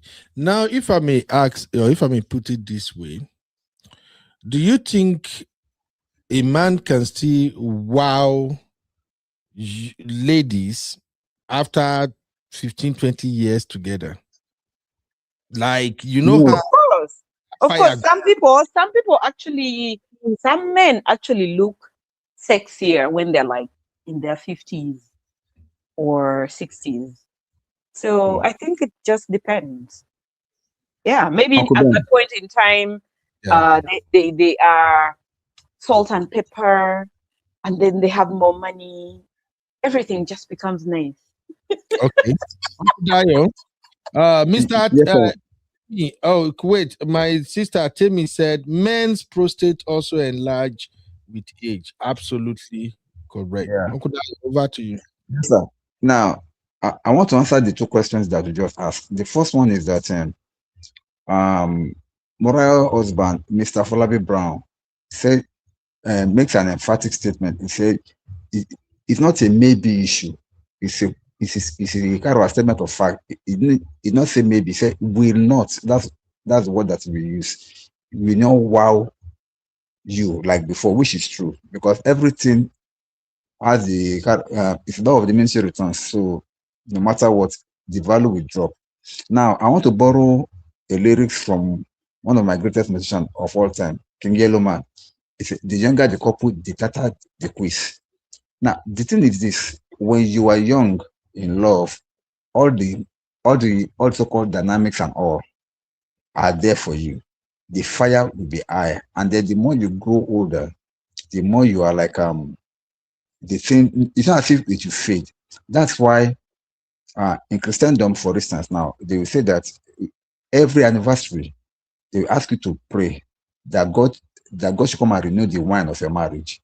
Why do you say God should renew the wine of your marriage? It's simply because that first love that you once had from the beginning, that God should come and renew it. That's why you can keep on sustaining that love, sustaining that fire throughout all the years that you will remain married to that partner. Otherwise, it becomes something else. Now, when you look at it from that angle, you will surely realize one thing that many times when you grow older, other things set in. Women after giving birth, men too after, because that first 20 years of your marriage is really a struggling phase because that's when you'll be raising children, that's when you'll be paying school fees, that's when you'll be doing a lot of heavy liftings. Okay. And then it takes its toll on both man and woman. At that age also, now I be a bit vulnerable here because this one happened just this week that we are in. A friend of mine told me, to my shock, a very, very close friend of mine told me to my shock that the wife told him to his face that she's no longer finding him attractive again. Why? The wife said that that my friend is looking like an old man to her. And this came after a discussion of why have you not allowed me to have Kerewa with you for some time? That's The so wife told him painful. my friend had to call me and was telling me this. I felt so bad for him. Now, the thing is this. They've been married now just around 20 years or so. Not even to 20 years because their first child is around 50-year-old. So to me, when the dynamics changes as couples grow older in marriages, and it takes a constant effort of both man and woman to keep that fire burning. If you want the fire to be burning, it takes both effort of the man and the woman for that love to still continue to grow. Because both of you will age. Both of you will grow older. No matter the makeup, no matter the pancake and everything. Of course, I love when women makes the effort of now. This will take me back to the issue of wigs. Buying wigs, trying to look beautiful. Even though you are 50, you want to be looking like 20 something. And now, last time Sisanika did a show, on one of our shows, where she was talking about women in their 50s dressing like ladies in their 20s.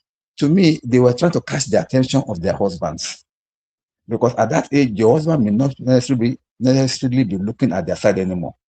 But sometimes they tend to like overdo it because what are you exposing again after 50? What are you exposing again? You believe your cleavages out and all. So when it comes to marriage, in the later years, it's a fact that both of you may not wow yourself the way you were when you were young. But if the two of you put efforts to it, I bet you the fire will still be burning in your heart, though you will love each other in a different way. as Mr. have said, but it's a good thing. Just keep that in mind. Thank you. All right, thank you very, very much. I really appreciate that. Let's just call it a day here. Okay, let me show you the video so that it won't look like maybe I just made it up. This is actually the video. It can be a conversation for another that day. just gets you in the mood, or getting messages that puts you on, and then you get married and it seems as if they just expect you to just lie down and just be available. Sweetheart, I will still go back to a lot of things I've said. There are certain things that men don't talk about, and we just have to talk about it. We have to be realistic. The way you feel in your first year of marriage, sweetheart, is different from how you feel after 10 years. Are you with me? The way you feel after 10 years is different from the way you feel after 20 years. Please, anybody listen, just take it. Don't listen to anybody preaching otherwise to you on the pulpit. They are not telling you the truth. The truth is that we change with time. The first, every husband is looking towards the first time. Thank you. Have a good night, Daddy. To hang one leg on the ceiling and suspend for 6 hours before he can even touch his wife, he will do it. He will do everything just to please the woman to satisfy himself. That feeling can go on for 6 months. Good night, Abby. 1 year. After 5 years, you relax. Mm-hmm. That passion dies. Sexual passion, sexual desire dies gradually with time over time. That is why you now have to. Not all men, no brown. There's some people that are still out there playing the game. Is that husband and wife? Yes. And those are those men. Those are the young guys. A man who had sex for the first time with his wife at age 24 is different from a man who has had sex with 50 women before he got married. Yep. Their positions are totally different. Yep. Their attitude to their wives are different. They are completely different people. You Good understand? night, Ari There are Kemi. certain things we need to realize and be realistic about it. 15 years after marriage, Mariah, 20 years after marriage, your wife cannot be shacking you like the way she was shacking you. But you know, 10 if they years. tell you that a woman will be getting Okay, this could be a conversation we will bring back, but to me, honestly, if you ask me, the man is being honest and is being sincere. It's Yeah, just that- but also the woman is being honest. What I see about her, like from that conversation, what I pick is that she's not getting what her expectations are not being met. Do you understand what I mean? Yeah, I feel like her expectations are not met and she's not happy. think But so.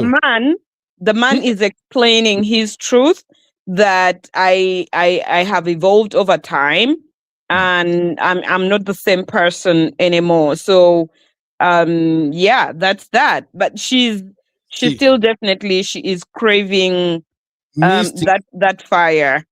Misty, every woman craves that fire, but we got to be honest with ourselves. People who are married. No, I'm not denying that, Uncle Beno. For me, my thing is I'm just trying to interpret that conversation they had right there. But is the realistic?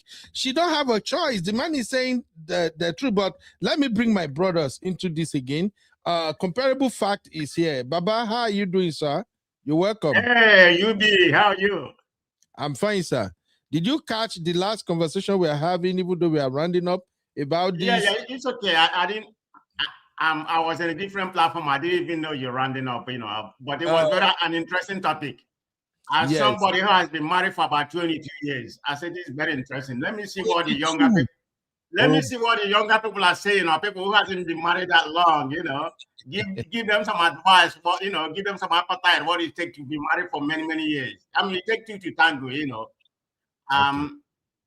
Okay. I don't really believe that the love or the passion diminish. It depends how both of you handle it, or what kind of passion you have, or the kind of space you give for each other. Like my wife, she does her own things.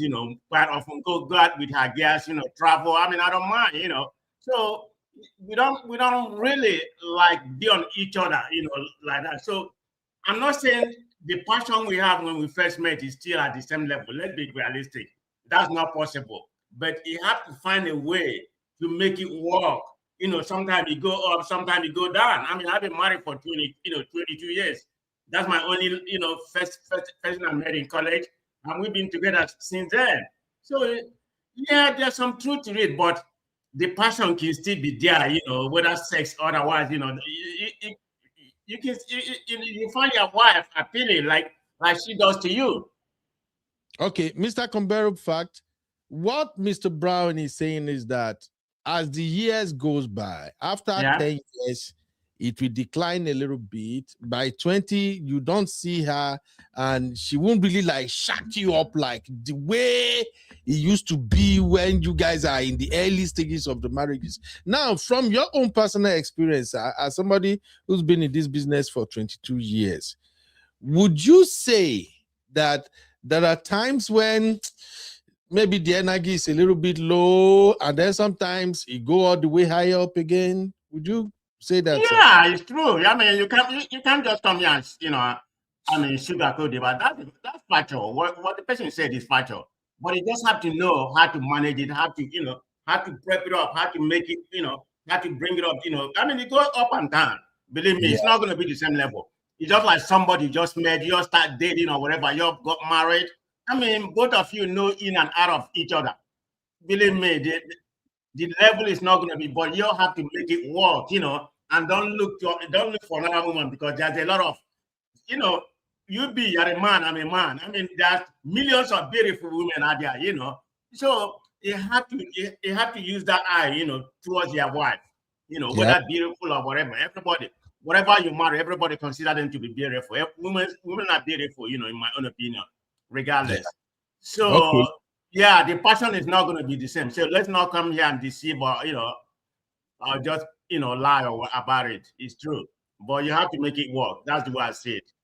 Exactly, and that's what my sisters are saying in the chat.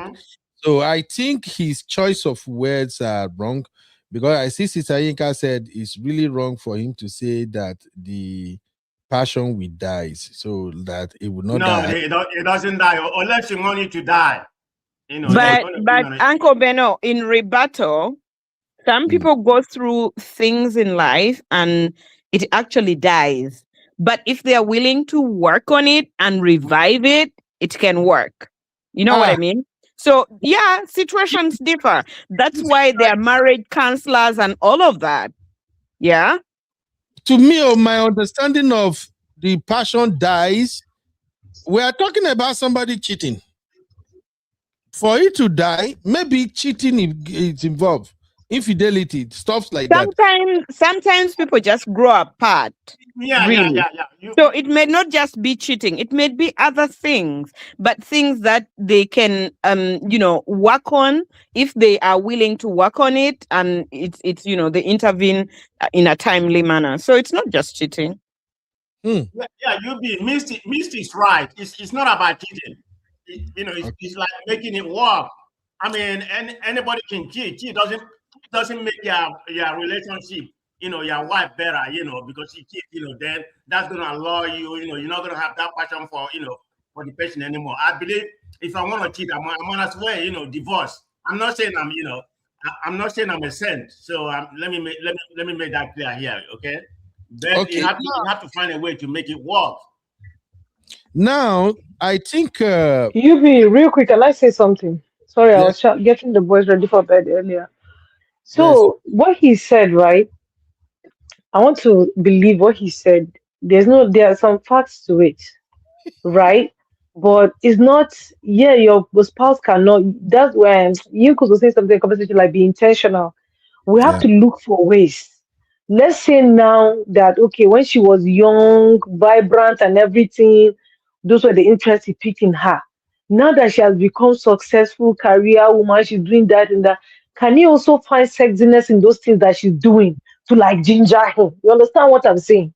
So instead of complaining like, oh, your wife cannot wow you anymore, I want to say yes, it's true, and I want to also say it is not true. Because if you're intentional, you always look for ways that your spouse will. I remember one of my friend's husband that I know that guy used to like bomb. And the girl that he married that time, like there are so many things that he liked about the girl, except that Bobo. And he was telling himself that if she start giving birth and add weight, she will have bumbo. Guess what? She has had 3 kids now, and she has like, do you understand what I'm saying, Uncle Ben?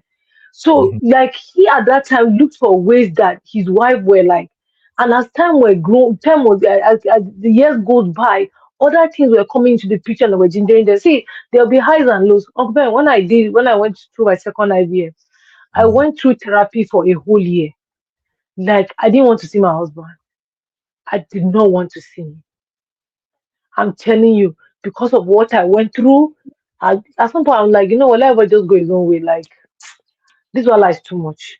Do you understand what I'm saying? So you have highs and lows, but you have to keep reminding yourself on why you're into this. You have to be intentional. Do you understand what I'm saying? Like that woman that said that her husband is looking like an old man to her.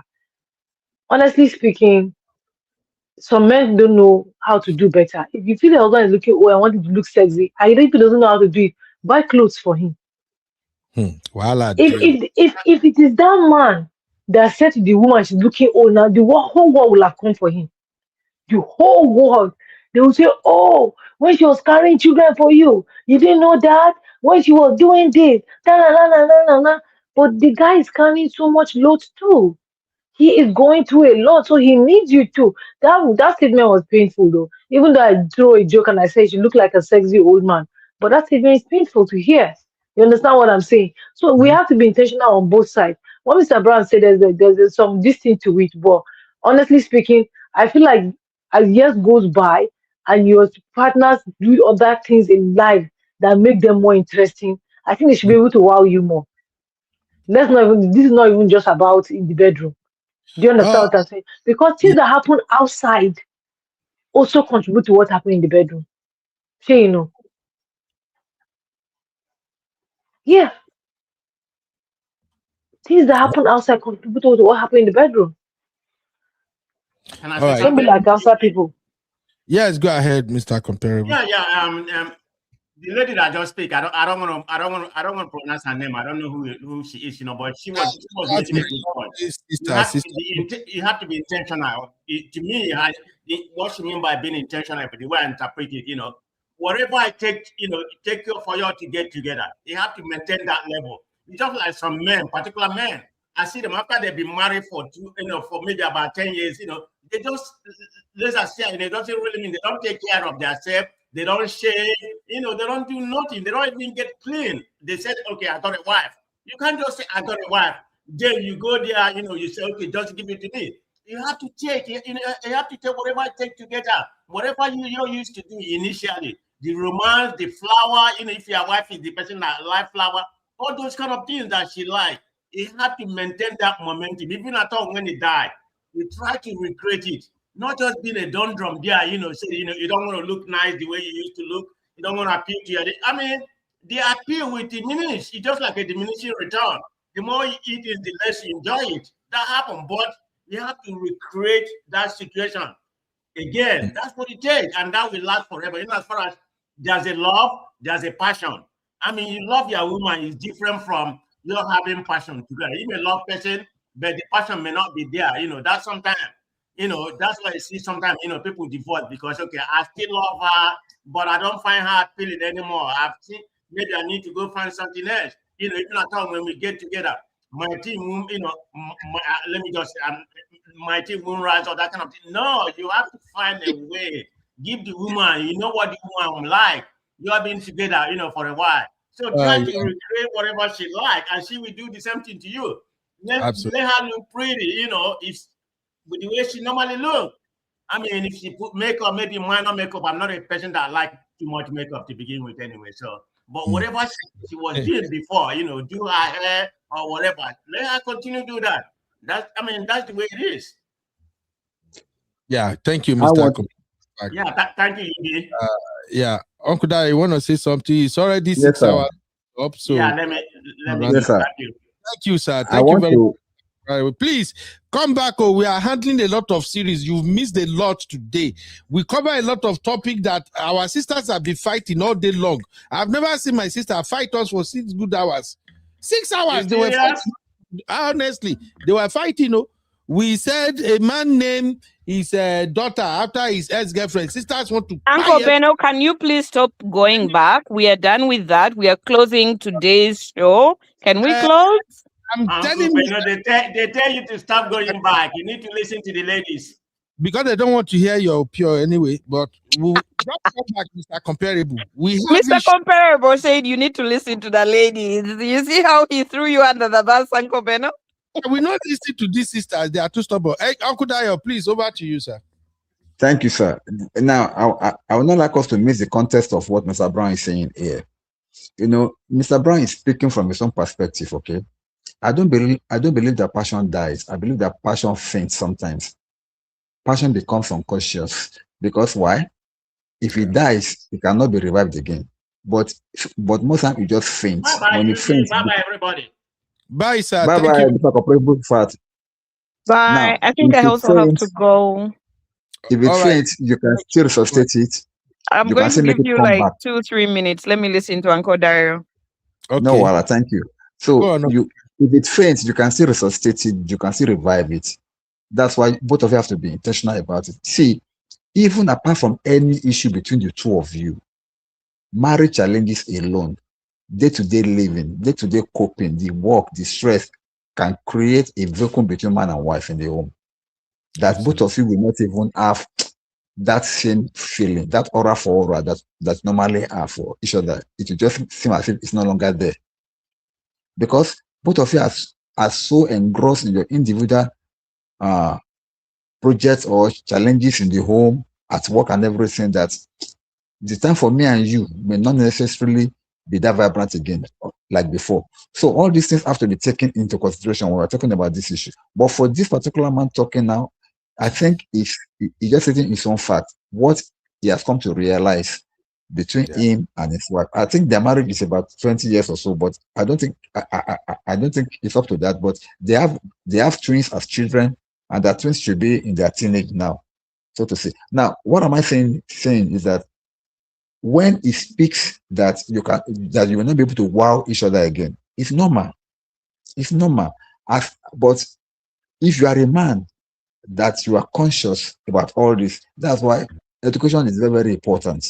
Once you know that this is what may most likely happen, both of you will be prepared towards it, and then you know that you can always revive. And then you must make up your mind that no matter the kind of challenges that you are passing through, no matter the stress, both of you must always come back together, because you are both in this matter too.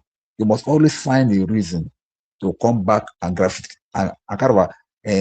towards one another again. That's how you keep the fire burning. If the fire is not there, fan it to flame. That smoke, fan it to flame. Do something to make each other happy. Remember those days when you started anew, when you are always toasting each other, when you are always surprising each other, those things that you normally do to make each other go gaga, then you can still bring it back. It brings back good memories, and then it can rekindle that fire again. But both of you must be intentional about it. That's why marriage that lasts 40, 50, 60 years, they are not just automatic like that. It takes the work of both man and woman to make it last that long. Because I bet you pressure alone will pull you apart. So left to me, even now, this my friend that I just gave his instance. This my friend is a fashionista, dresses well, cute. This is somebody that now, Uncle Ben, if you remember that day that I told you that I went to the club, it was with this my friend. He likes taking care of himself, looking smart, looking neat, looking good, and everything. And this is somebody that the wife just told that, sorry, I'm no longer attractive to you again. I mean, I no longer find you attractive. You are looking like an old man to me. It broke him, but I have to encourage him. Don't go by what she said. She's just picking what she thinks she sees, but I can bet you, don't let it get to you. But that is life for you. That's life for you. I see. All right. Uncle Dio, thank you very much. Here is what we're gonna do. I think this is a very good conversation. I will bring it back another day, but I think we've learned a lot of lessons from what we discussed today. this particular one about husband and wife, I will bring it back so we can have fresh ideas and fresh views on the matter. I will share the video in the backstick so people can actually listen to the conversation in order to grasp what it is all about. But I also wanted to like say something real quick. When it comes to this content creation space, again, if you are lucky to have a wife or husband who is not interested in content creation, thank God. Thank God. It is not a good idea to You know, I was gonna say that. I'm going to say she needs to stop inviting her husband. It's not a I'm good thing telling to you. bring your partner to your podcast, especially if you are married to these down to earth people who don't know how to lie. Don't do it. Mora is sitting there thinking that she's sexy to her husband. Our girl says she cannot wow him like before. Ouch. Uncle, Ouch. Uncle Ben, actually, when Mora started this show, she started it with the husband. Oh. They were doing the podcast together, like like a couple show. So then she'll be bringing questions because the husband is a kind of a down to the head guy. The guy will just say the way it is. That's why I like the guy. He does not color shade it. He will say his mind the way it is. He doesn't care whatever. But it's God. It's good. It's not good, especially when you are a celebrity and you have a huge following or something. Especially when you try to paint a picture of somebody who have a perfect home, everything is perfect because just do like Oprah. Mariah made that mistake. That is what she should have been bringing the husband to the show. The husband is a down to the earth guy. The guy will say he does not care. Many of the shows that I've watched, it's Mariah that be trying to like guide the husband not to say something, but the guy will just say it anyhow. So that's where the guy has been. So this one that He the guy does said not know is how not to be politically correct. Exactly. That's the right word. Yeah, Biji, that's the right word. Thank you. He doesn't know how to be politically correct at all. Look at the way he said it, that the passion dies. Passion doesn't die. It faints. If I have podcast, my husband will come on my podcast. Nope. There are some people you don't bring to podcast too because they don't know how to lie.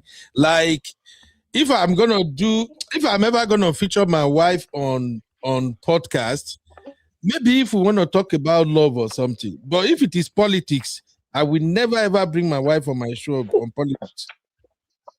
Uncle Ben, whatever I'm even discussing, I'm not bringing up. Otherwise, he just stay on his own. And that's why for me, I'm so happy that she's not even into all of these things. She's just like, dude, do your thing, leave me where I did. Because there are some people that I don't understand how they play this game. You see bros now for screen. Bros open mouth, they talk everything, they go.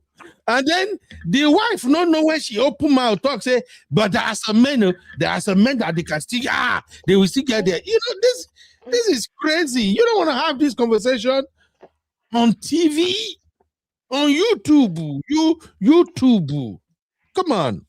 So this is it get us a B, but in all we got to go. Shout out to my sister Ice Ice. Ice Ice, you actually put me in trouble today. You know how much I love you, my Ice Ice, but you put me in trouble today. As we are leaving now, one of the material you sent to me, I added to this show, and all my sisters were fighting. Missy enter studio to come fight. Ice Ice, please, shadow me.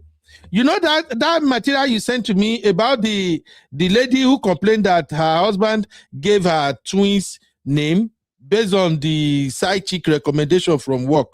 I play it here and I say in reality it's nothing, but sisters no agree. They were fighting. They're not one year. So Ice, thank you, my sweet sister. I love you, Gary. Thank you. But today the beating was too much. Sister Yinka fought all through. And like Uncle Dayo said, any day, in fact, every day now, the first way I go ask Sister Yinka, did you take coffee today or not? If Sister Yinka will just say, you be, I take one shot of coffee. I don't run be that. Now fire, Sister Yinka fire out through today. Then Misty have no other business than to wait until that minute to come here and fight. That is not how. No, I was working. I could have come earlier to fight you, so be happy that I came at the end. Don't do that. Okay, now see, Ice, God bless you, my sister. You see, I get it. As I said, if men are honest, many of their first daughters bear the name of their first love, whether they dated or not. I have two brothers that did it. You see, one thing about we Africans, we don't like to face the truth. We like to pretend that. So, Uncle Benno, you're actually going, just because Ice came and brought this thing, you're actually going to go back into your argument. Abby is not here. I'm not going. What is this? I'm not I'm going here, back. Missy. Don't worry, I'm here. Good night, everybody. Good night, Esheko. Eshe. 6 hours of bashing. We're not doing this again. I go find another show. It be like say, I don't like this hangout with Ife. It's like he's We like it. Bash bush. No, una no want to dey agree. Now fight, una they fight. Arike fight me today for the first time. My own Arike me. She was agreeing with Sister Yinka fighting me. Just imagine that. We not go do hangout with Ife again. I not like him. We not go do him again. It's too much. Bash, boom, boom, back, back. Why are you feeling sorry for yourself at the end of your video? Because I was expecting you guys to work with me and Okudayo. You people were not following. This is why you don't bring your family to podcast, so like Morayo and her husband. You see what my sisters are doing now. Everybody fighting. Instead of to agree to say, yes, men can actually give their ex-girlfriend that they did not marry, they can give the name to their daughter so they can. We do that all the time. Make I even confess now. I almost. That now why when they collect for Gen Z hand. Because they no agree again. Make I confess. Any name I won't give, they go probe. I almost give my second daughter one of my XXX name. Chakam. I'm telling this is Sister Tina. I said, if madam go find out one day, she go crazy with me like Sister Yinka done the display here since. So I'm like, okay, let me just back up. I'm not going to ask you. So I call my wife, what name do you want us to call baby? My wife bring her own name. Then my elder sister, I love my elder sister so much because she's the one that raised me. You know, I tell her story here. So my elder sister's name is Victoria. That's why I now give Victoria to my middle daughter. So, and Vicky is what everybody call her now. So, but I almost say, you know, I told you before I met my wife, you get one girl where the eye for school, where I see for my dream. I almost say I call her the name. That's why I was telling you guys that women don't understand where some of this thing comes from. It's deep. It doesn't mean that anything is going on. It's just a way of us to have closure. You know, sometimes in some relationship, you don't have closure before. So you look for a way to close it. So Ice, love you, my sister. Thunder fire closure. Sister, not to go to bed. Go take care of my boys. I'll see everybody. Your boys don't they sleep. I get time, no worry. No, we don't close. We do not get time. This topic carries Sister to come here. Can they swing? They fight today? Hell no. Uncle Dayo, good night, Gary. Thank you very much. Good night, good morning. Bye-bye. I still have like 20 videos of Ife that we can discuss, but Natu is here. Tomorrow. I know why you're not going to discuss it. Natu is here. I'm here. You're not. We will look for another series. As Honor is in the chat. The energy is too much for this one. After somebody have taken 3 coffee, what do you expect you be? Sister Yinka, I never seen Sister Yinka they swing like this before. How can a sister sister go find trouble?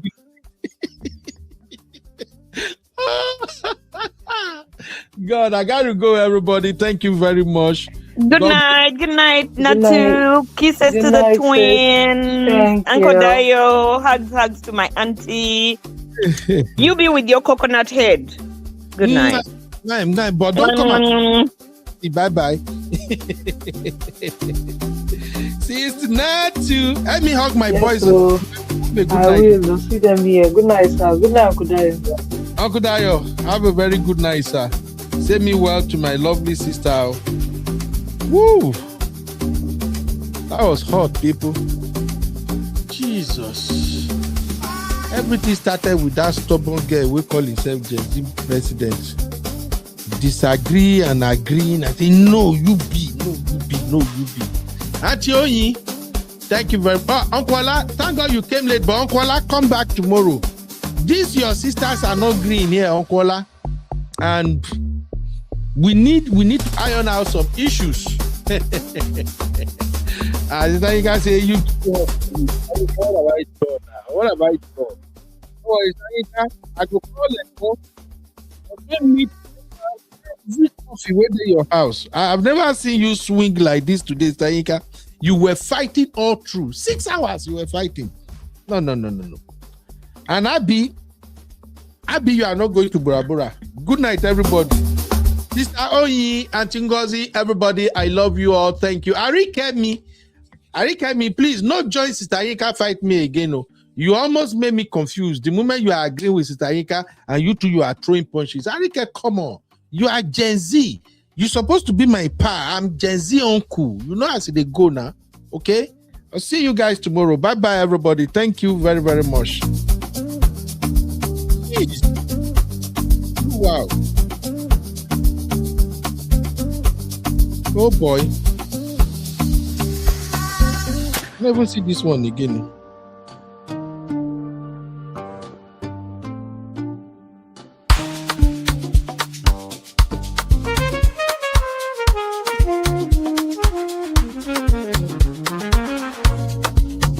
Yeah. You be in the building. Hey. Vibe with Uncle Bino. Let's go. Now happy hour things, you know. Hang out with you, babe. It's our vibe tonight. Hey. Laugh and learn. We shining bright. Oh yeah.